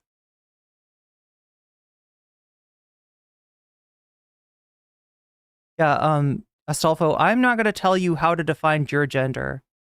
All right, I think that's a very personal, subjective thing, and I defer to you as the one and only expert on who you are. Switzerland allowed it. Okay. I'm not sure if you know what I'm getting at here, right? As someone who was medically transitioning would probably know that there is, two phases when you're talking about somebody as young as 12, and the first would be puberty blockers, and the second would be, feminizing hormones. But that's okay. You might just be here for the memes, and that's okay too. That's okay too. All right, we enjoy a good meme. Speaking of memes, this has been the meme of the day so far, right? This is my favorite chart on Wikipedia, right? This chart got me through part of my biochemistry course, right? This is how hormones actually work. And not a lot of people know this, but we start with cholesterol, right? We cleave off this part right up here, snip that right off with our cholesterol side change cleavage enzyme. Yeah, you never thought you'd hear a different usage of the word cleavage, but there it is, right? To turn cholesterol into pregnenolone. And then through a series of pathways facilitated by various enzymes, we get to testosterone. And then from testosterone, through the use of an aromatase enzyme, to estradiol, or estradiol, as it's correctly pronounced. But yeah, interesting stuff. Interesting stuff that the supposedly male hormone and the supposedly female hormone are just one aromatase, just one reaction, organic reaction. Remember, because this is organic chemistry. That's why you're seeing these diagrams. If you're looking for a Lewis diagram, well, this is biochem. This is not chemistry, and the anything that's not marked is assumed to be a carbon with enough hydrogens attached to fill out the rest of its bonds. And then if it's something other than a carbon, like this oxygen right here, or this OH group right here, then we mark it. And then we have these little stereochemistry lines to show us which direction these bonds are actually pointed.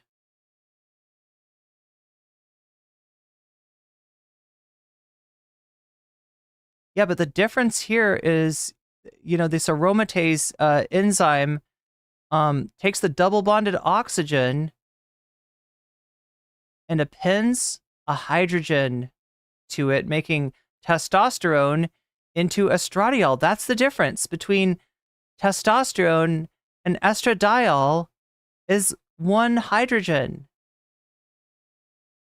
Interesting stuff. Or at least it's interesting to me anyway, Chad. I'm gonna lose you if I go too deep into the biochem lesson. So should we do the Tim Pool, chat? Should we do the Tim Pool? Do you need the Tim Pool? Do you want the Tim Pool? Can you take the Tim Pool? Jesus gives us our gender. Well, Jesus never gave me a gender. Not yet, anyway. We start as cholesterol. Well, interestingly enough, when we're talking about like development, we do. Sometimes it's said that in embryological development, we all start as female. Now, I think that's a little bit of a reductive way to put it, but there is like a point to that, and that is to say that given no interference, the the development of, you know, a human being goes in that direction, right? And where a lot of these intersex, you know, states of being, because I don't really like calling them conditions. I don't like going to 1.2% of the population and saying you have a condition. All right, it's not something a lot of times that the doctors can or would fix. It's just how you're born. In some cases, there is a pathology associated with it, and that pathology is treated in the patient.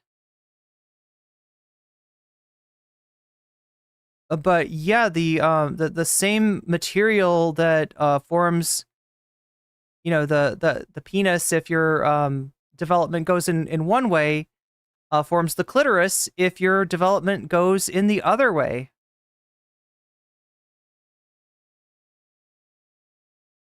No Tim Pool says terror uwuism. The more important question is, can you take Tim Pool?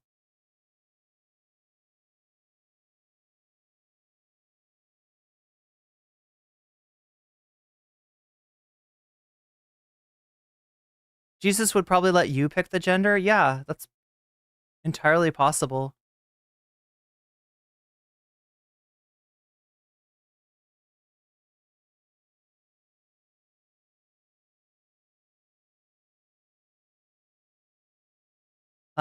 Astolfo, I feel like a lot of trans people would beg to differ with your description of HRT as being dangerous, okay?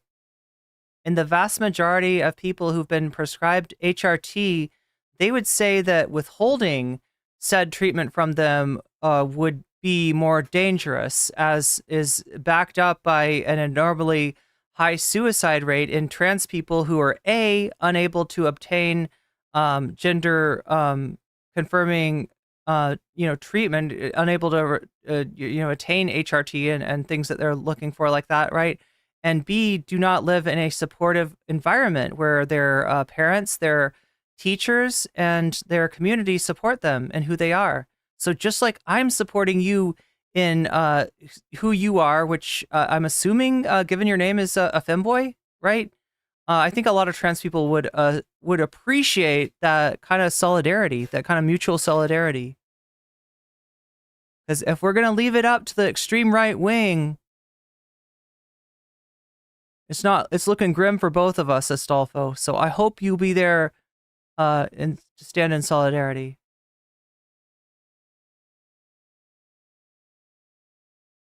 Yeah, so you say that trans people are extremely toxic. I've heard people say that about femboys, but I don't like to judge a whole category of people off of an experience with just like one or two, right? It doesn't seem right.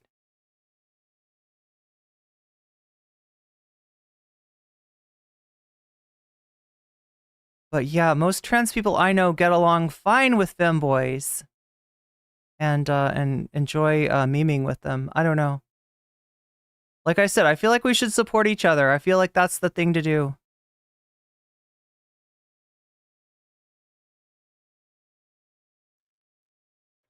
Anyway, chat. Sorry for stalling. I'm just like trying to decide if I really want to deal with Tim Pool's nonsense. Why don't we'll get started into this. We're 4% from the dono goal as we speak. I feel like there's a real strong chance of us hitting that. If not, it's no biggie. But I would say that's the most likely outcome. And speaking of most likely outcomes, both of the polls are pointing in the direction of Gen X beefing with Gen Z, as is the preponderance of the donos. Although there's wait a minute, no, the Vox Populi. So it is the polls. It is the polls that are deciding right now. With no help from the donos, Gen X internet beef with Gen Z is winning. So that's my prediction. We'll see how it works out. Anyway, I'm going to press the button that I always say that I need to press, but always put off till the last minute. Pressing, there we go, that button, and this button over here. And then we just hit this button. I don't know, chat. Do you think maybe we should do it like this, though? Maybe we should do this deal. All right. We'll go here, and we'll go here. And we'll see what Tim Pool's got to offer. It probably won't be very much. Izzy Sanchi, super chatted $5. Let's meet the goal. That's the goal.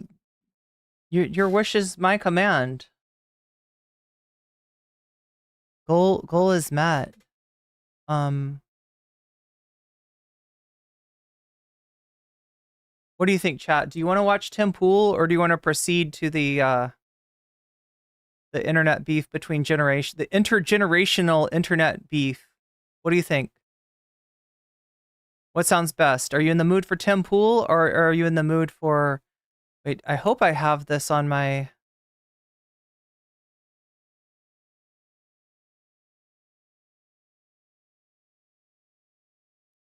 Chat, I wonder if I can, like, can I refer people out to Femios?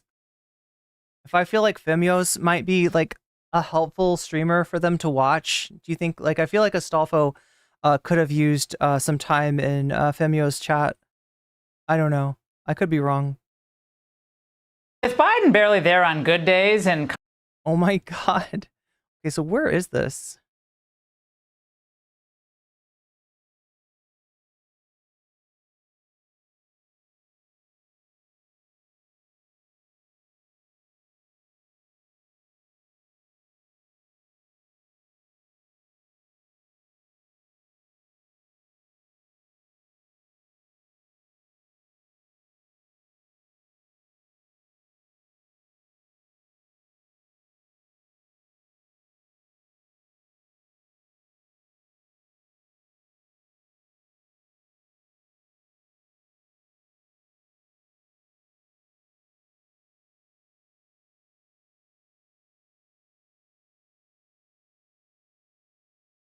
So here we go. This is the... Gen Z siblings. War is on the horizon. Gen X is rising. The gauntlet has been dropped. From their daily mid-afternoon nap to do something. Sources are unclear on what exactly that something is. But I want to find out. Donned their virtual war paint. Yo! Oh, okay. I thought they were actually painting their faces. Chat, it turns out this is a TikTok filter. Who taught Gen X to use TikTok filters? Whose responsibility is this? Who gave TikTok filters to Gen X? Who told Gen X they could use TikTok filters? Come on, chat. I want answers. Somebody confess. What do you think, chat? Do you want to go straight to this? Do you want to skip Tim Pool for today? We already know what Tim Pool is about to say, so let's just go to the bonus content. I think so too. I think that's a good idea. We can always go back and watch Tim Pool. Okay, Technoa Pock says, U.S. believes Iran and proxies may begin attacking Israel in 24 to 48 hours. That's reported in the Times of Israel. Yeah, we're kind of on that watch, right? There was an exchange, I guess, of rocket fire in northern Israel from Lebanon. This seems to be in retaliation for an action taken previously by Israel. But a lot of people think that something... Yeah, so most people are being like, skip Tim Pool. Is anybody going to be mad if I skip Tim Pool? Is anybody going to be upset? And are gathering around what seems to be their leader. Okay. Eminem. Yo, Eminem. What does he have to do with this? Well, like... I mean, that's a pretty cool TikTok filter, Gen X. That's a pretty cool TikTok filter. That is a less cool hat, though. Is that a Kangol? What is his hat? Do they still make Kangol? Jesus Christ. To protect him from the cancellation that we are apparently orchestrating, which, not cool, guys.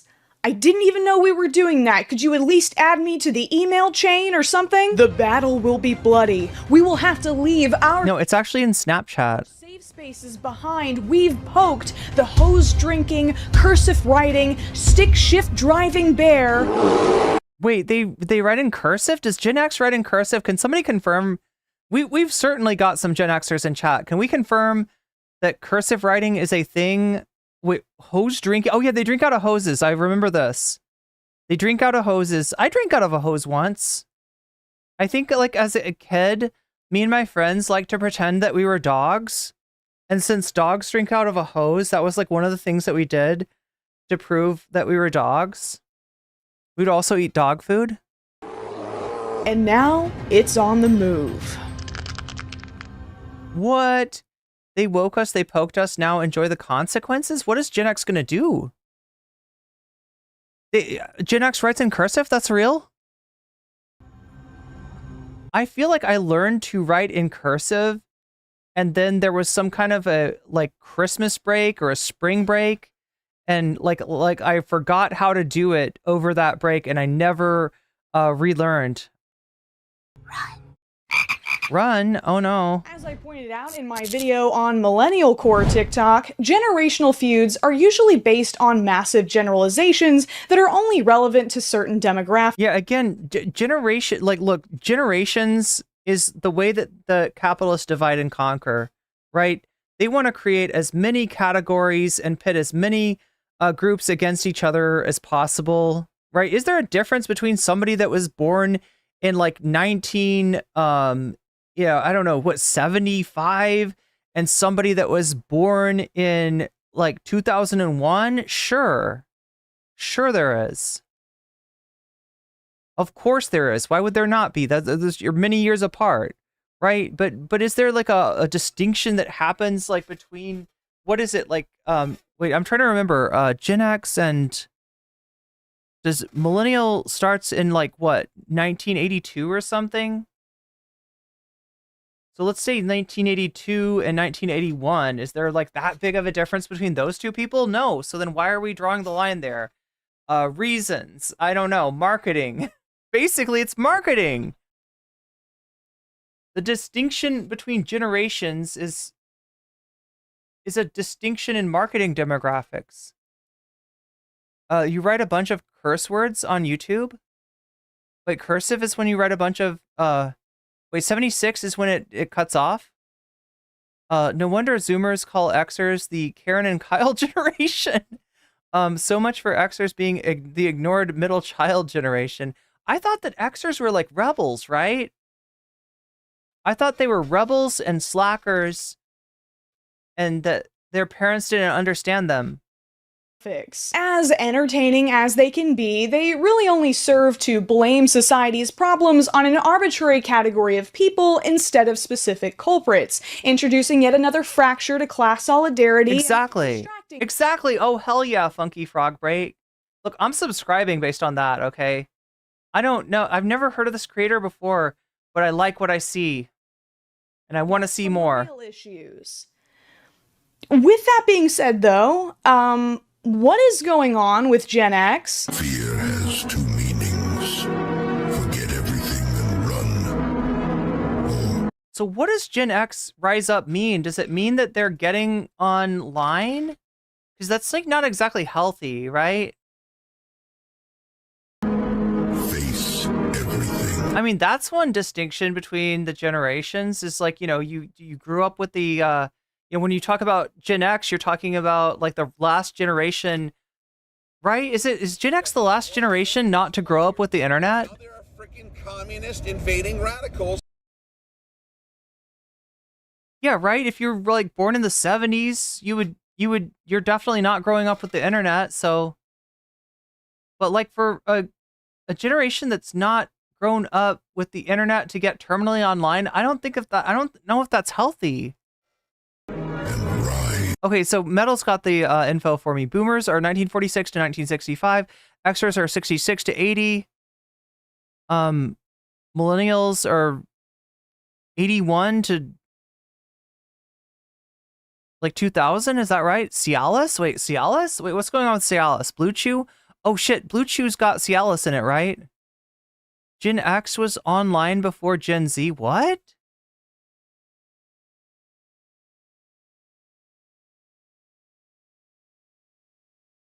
Well, wait, on dial-up? What are we talking? We were born in In between analog and digital. Awesome way to soft launch your fursona, Lydia. The leopard is a great choice. It's I mean, it really is. a creature that really resonates with your inner strength and fierce feminine energy.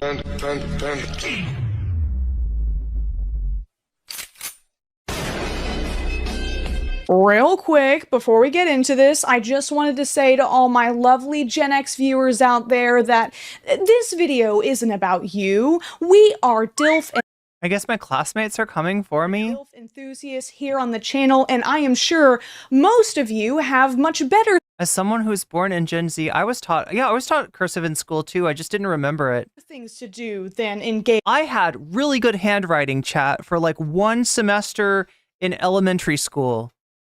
I like really worked because I had bad handwriting when I started off, right? And then I worked really hard and I got my handwriting really pretty. And then I went on like Christmas break or spring break or summer break. I can't remember which. I went on some kind of break and I forgot it all. In this kind of behavior. I'm talking about a very specific brand of Gen X that has suddenly started posting stuff like this. Did I hurt your feelings? Izzy Sanchez, I'm in my 40s and I am proud of playing Xbox 360. Which one was around? Do you think I give a fuck? Now, I'm not really sure what Gen X is rising to do, but they're doing the X. They're doing the X. They're like, I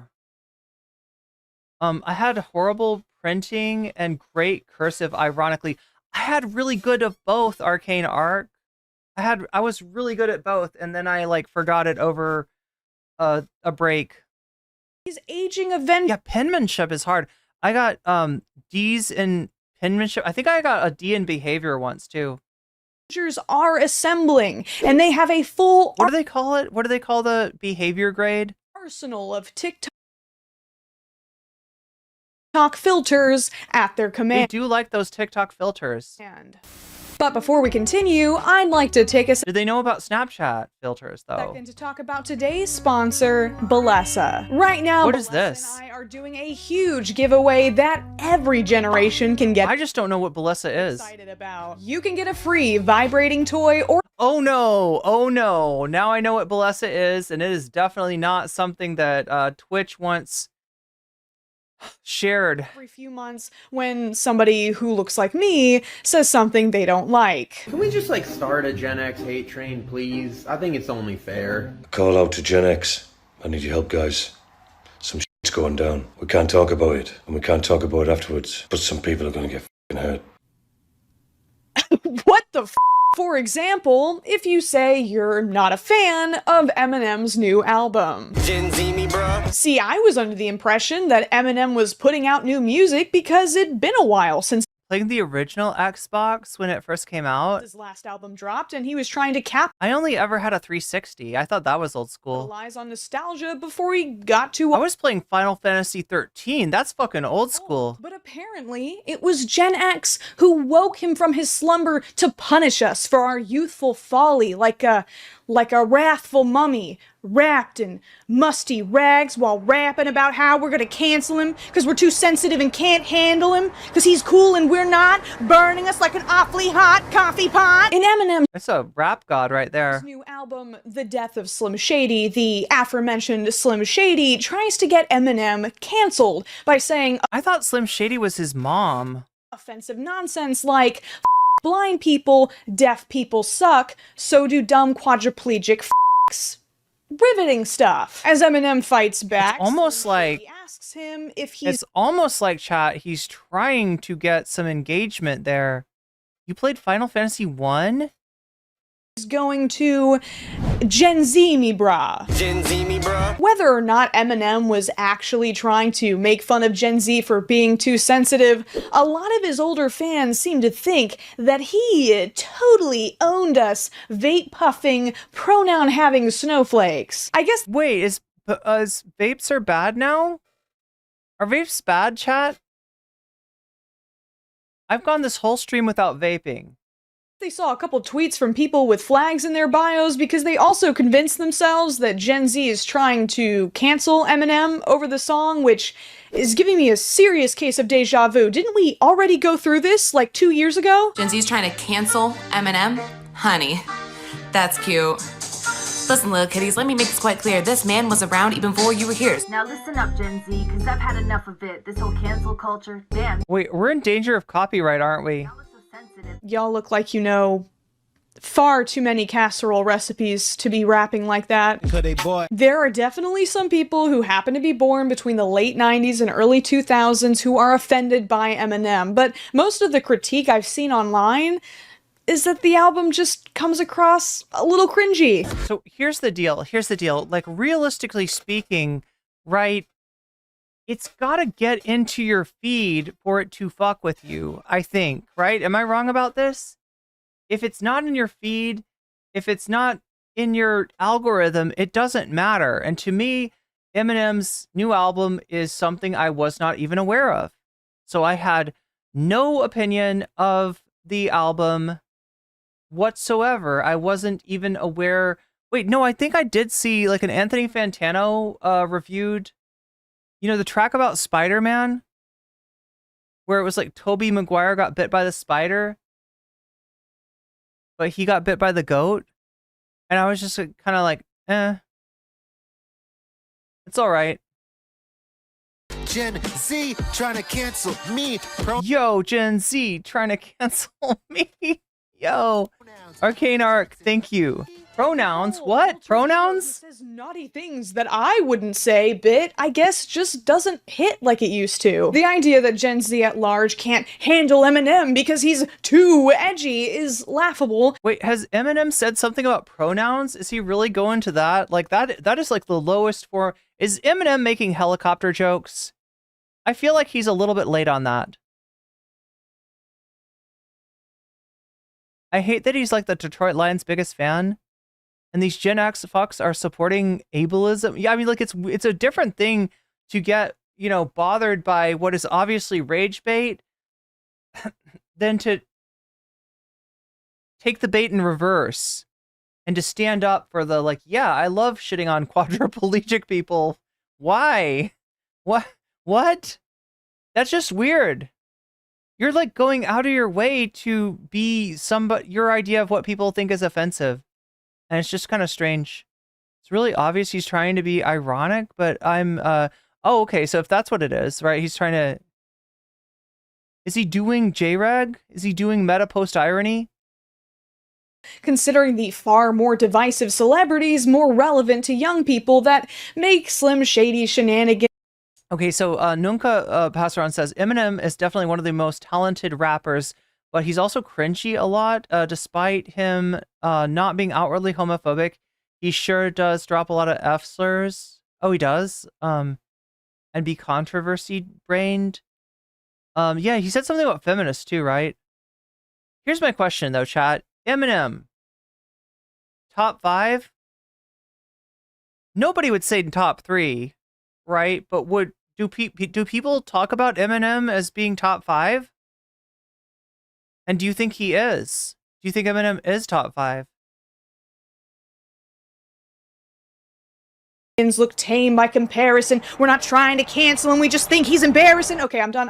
I'm sorry, I just had to get it out of my system. I have plenty of Eminem songs on my playlist. In my opinion, this new release isn't his best work, but as the unofficial resident... Wait, he says his cat identifies as black but acts Chinese?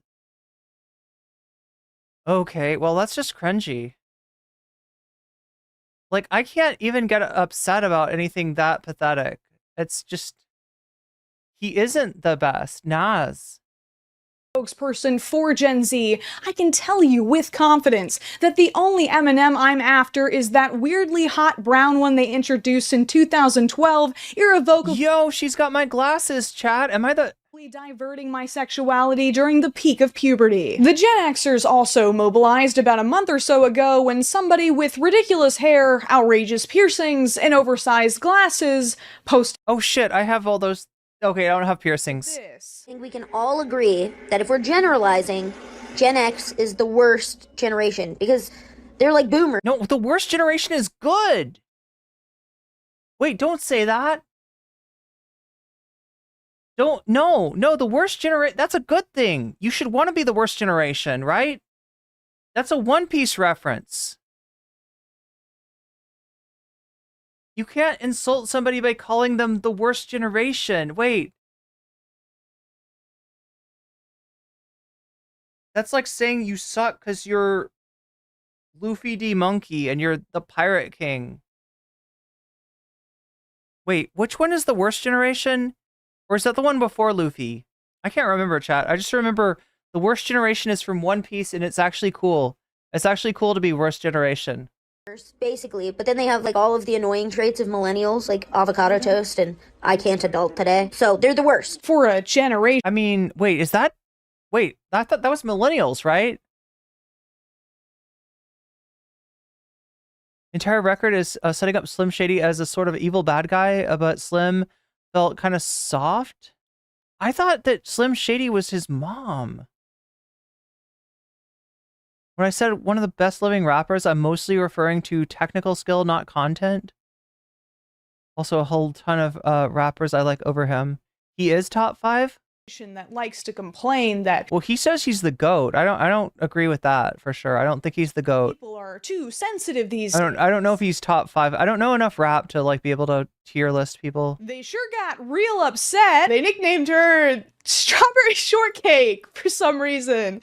It started posting Fight Club clips at her. If you could be either God's worst enemy or nothing, Izzy Sanji which would you super choose? chatted $5. It's funny to see young PPL repeating what we said when we were that age. Yeah. Wait, I'm just trying to understand. Dear Shortcake, a public service message from your beloved Gen X. Wait, who is Shortcake? Chat, I gotta admit, strawberries were ruined for me in like 4th grade. Because I remember I had this one friend and I used to eat like fruit leather or like fruit by the foot, and my mom would always give me strawberry. But when we were going to music class, he had, I guess, like diarrhea, and like it smelled like rotten fruit. It smelled like rotten fruit leather, right? It smelled like off fruit leather, and that forever ruined strawberries for me, even though strawberries are really good. What is this? It's got to be fresh strawberries, all right? I can't take dried strawberries. I will not deal with dried strawberries. Me! What does this have to do with anything? Quit speaking in riddles, old man! Sorry, this video has the frame Gen Z strawberry shortcake talks smack about Gen X. rate of the arrival of a train, but they still haven't figured out how stitches work yet. We will school you little shits. You ain't ready. For what? What are you going to do? What would they do? Ask to speak to a manager? We can write in cursive and drive stick shifts. I have no idea what this says. I think Gen Xers tend to view the gap in life experiences between themselves and Gen Z as much wider than it actually is. We still drink from the water hose. I drank from the water hose as a kid.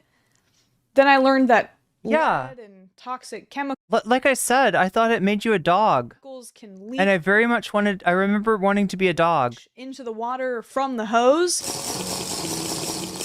Hell yeah. So I thought it'd be a good idea to It does give you a status effect though. stop doing that. Baby girl with the pink hair, I don't know what you were doing. Nothing that's going on right now scares us. Your little videos don't scare us. We used to watch the Gremlins when we were 5. The Gremlins? Is Gremlins scary? Is Gremlins scary? I remember wait, I think I've seen Gremlins and it was like a musical. Wait, is that Gremlins? Was Gremlins a musical? That's really great. Gremlins is a very scary movie, and I'm Yo! What's going on with that wet puppet? sure you were a very brave 5-year-old. The thing is, Kids today are showing each other decapitation videos on Reddit. Yeah, I mean, come on. That doesn't compare to 4chan. I like this YouTuber, but she doesn't know we said the same thing of the previous generations, and they will have be having future generations making fun of them too. Boomer versus millennial is when creators of Proud Family don't listen to fan complaints about how they treat teenage girls, and Boomer mocking how health social conscious millennials were becoming. Oh god, yeah, like the jokes about the avocado. That was what the avocado was about, right? It was that, like, I mean, I don't want to be mean about this. There's no reason to be mean. There's no reason to feed into the, like, marketing scam that is generations, all right? But I will say it. If avocados are fucking weird to you, you probably didn't have a great diet. And look, I mean, if you can't afford to eat fruits and vegetables, that is one thing. But if you choose to eat junk food over that, I just don't know what to say to you. During recess. Things have changed a little bit since the 80s. Gotta hand it to them. They had Recess, like that show? a lot of fun with this. Like this woman cosplaying as someone actually allowed to express themselves while making vague threats. It's honestly wholesome to watch them try to figure out social media. Like, so wait, if you're really into like good, fresh food, is that like a millennial characteristic? Is like caring about your body and exercise, is that like a millennial thing? Like a primordial fish struggling to drag itself onto a prehistoric shore. I cannot find the pink-haired person's account or... It's so weird though, because I can remember like my mom being frustrated with how much I like junk food growing up.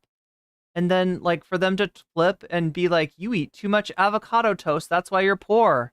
The original post, so I'm assuming she deleted it, but that didn't stop Gen X from... The texture is a thing. Look, Nunca, it probably depends on where you're at too. Like, right, the avocados that I get where I live now, they're always really fresh. I almost never get like a messed up spot in an avocado. And I can remember growing up where I used to live, right, most avocados were funky. There was at least one bad part in that avocado. There's at least one little black spot that you had to dig out with a spoon, and the whole avocado smelled funky from it, right? So, from finding another random girl. Gen X did that too? With completely different hair and piercings and face. They were convinced that it was their arch nemesis strawberry shortcake in disguise. Guys?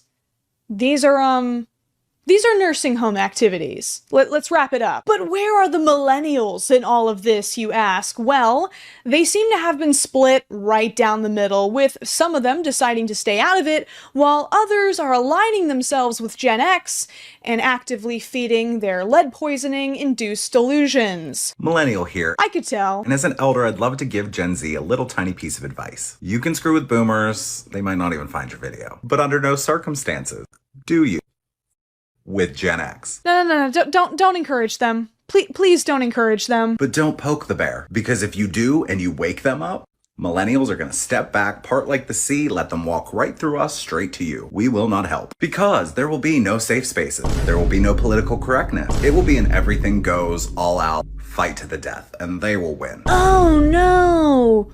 What are they gonna do? Are they gonna comment, nice haircut, liberal, underneath my video? They're gonna complain about your pronouns.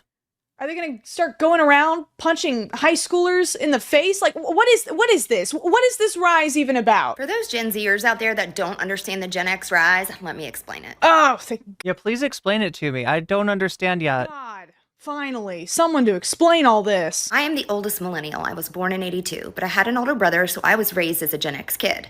And let me tell you a little bit about how we were raised. Uh-oh. This isn't gonna be... Is this gonna be the hose? One of those meandering monologues where you just talk about how everything used to be better when you were a kid without making any kind of meaningful point, is it? The Gen X Wait, did they have Ecto Cooler though? I feel like Ecto Cooler, folks are the toughest people that currently exist in our world today. We climbed water towers. We hopped fences. They're the Ecto Cooler people, right? We committed crimes and nobody knew. Oh, trust me, kids are still committing crimes. They're just streaming them on Kick now. Isn't that cute? Nobody gave a flying flip where we were or what we were doing. We had to be home when the streetlights came on. And, you know, our parents just kind of expected that we would show up. And whatever happened in between, as long as we came home alive. Millennials are too broke and busy beefing with boomers to join the Xer-Zoomer conflict? Good to go. Your parents' Oh my god, chat. so grossly negligent, their TVs had to remind them that they had children to take care of. It's 10 p.m. Do you know where your children are? It's 11 o'clock. Do you know where your children are? Do you know where your children are? I told you last night, no! Bad parenting is not something to celebrate. Any good traits you develop as a person are despite your abuse, not because of it. But here's the thing, if your parents did do a good job and it was their hands-off approach to everything, except of course punishment, that made you the toughest, smartest, best generation ever, then what did you do wrong to make your kids so soft? Because guess what, Gen X? If you do a little math, you'll realize that most of Gen Z have Gen X parents. You're complaining about a generation that you raised. If they're spoiled, that means you spoiled them. If they lack If they're helicoptered, that means you helicoptered them. life skills, that means you didn't teach them. You are publicly starting online beef with your own children, proudly announcing your own failures. And we don't believe a thing you say because you're still in our So Okay, now that's an interesting you mean this? filter. Get out our houses. Leave the furniture. Leave that goddamn phone you got in. No, I took the furniture with me. Especially the comfy chair. In your hand too. That's on our cell phone plan. We don't give a damn about y'all. Go no contact already. And this time, stay gone for more than 7. That's okay, because we won't pay for T-Mobile or AT&T. We'll get the same plan for cheaper. Come on. Days. This is a PSA from Do they know about the $15 phone plans? sweet, beautiful ladies 35 years and older. I don't know. I cannot take you seriously when I can see the bold glamour filter on the bottom left corner of your videos. I'm sorry. You gotta let it go. But through all of the back in my day rants and ridiculous filters and follow for follows. We've got thousands No, I just want to see their X filter. of us out here who can help each other reach that 10K goal. Hashtag Gen X follow train. Let's No Gen X below 10K. Is that what we're doing?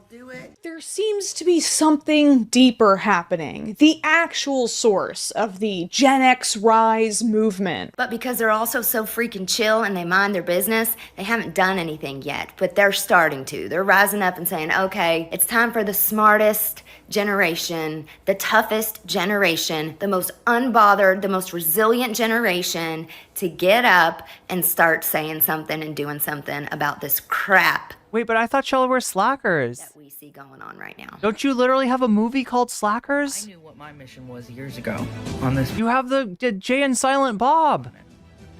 I've just been waiting for everybody else to wake up. I've been ready.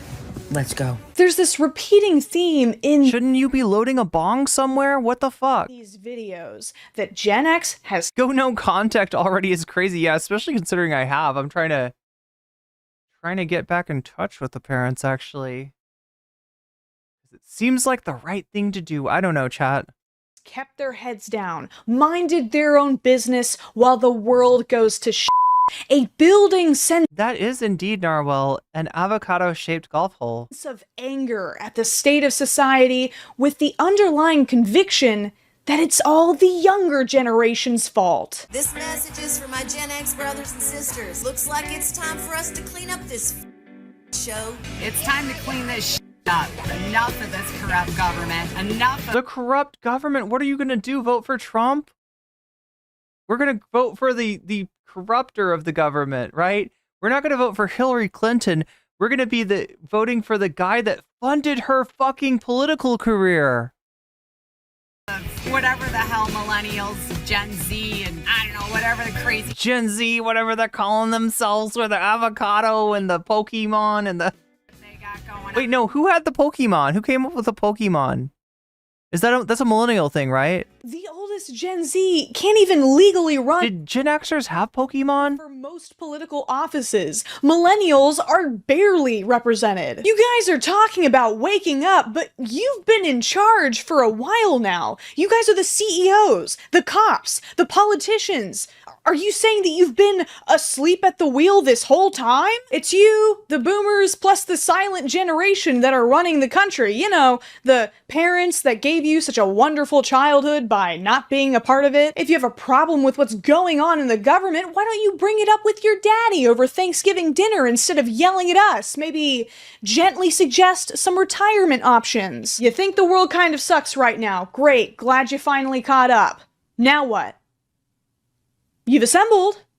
What's the plan? You do have a plan, right? Gen X moves in. They get up and scream the N-word to people registering voters, right? Gen X moves in silence. You won't know until it's time to know, says Cyber Wizard. Cyber? You won't know until it's time to know. Gen X gonna do what Gen X gonna do. First rule about Gen X, don't talk, we don't plan, just do. I thought this is the Fight Club generation, right? We don't have organized lists of what we do. We just do. And that should scare a lot of people. Okay, cool. You just want to complain. That's fine. Wait, who has organized lists? Not me. What are you talking about? Complaining is like one of my top 10 favorite things to do. Look, a generation is a very stupid thing to closely identify with, no matter how old you are. If the world is gonna get any— Pokemon go to the polls. All these things exude a middle-class haughtiness vibe to me. Better, well, look, here's like what I said at the beginning, right? These are demographic categories. Like the distinction between Gen whatever and Gen whatever else is like, it's like a marketing thing. It's like, what are we going to use to sell you products? What products are we going to sell you? Like, that's what this is all about. Like, this is like synthetic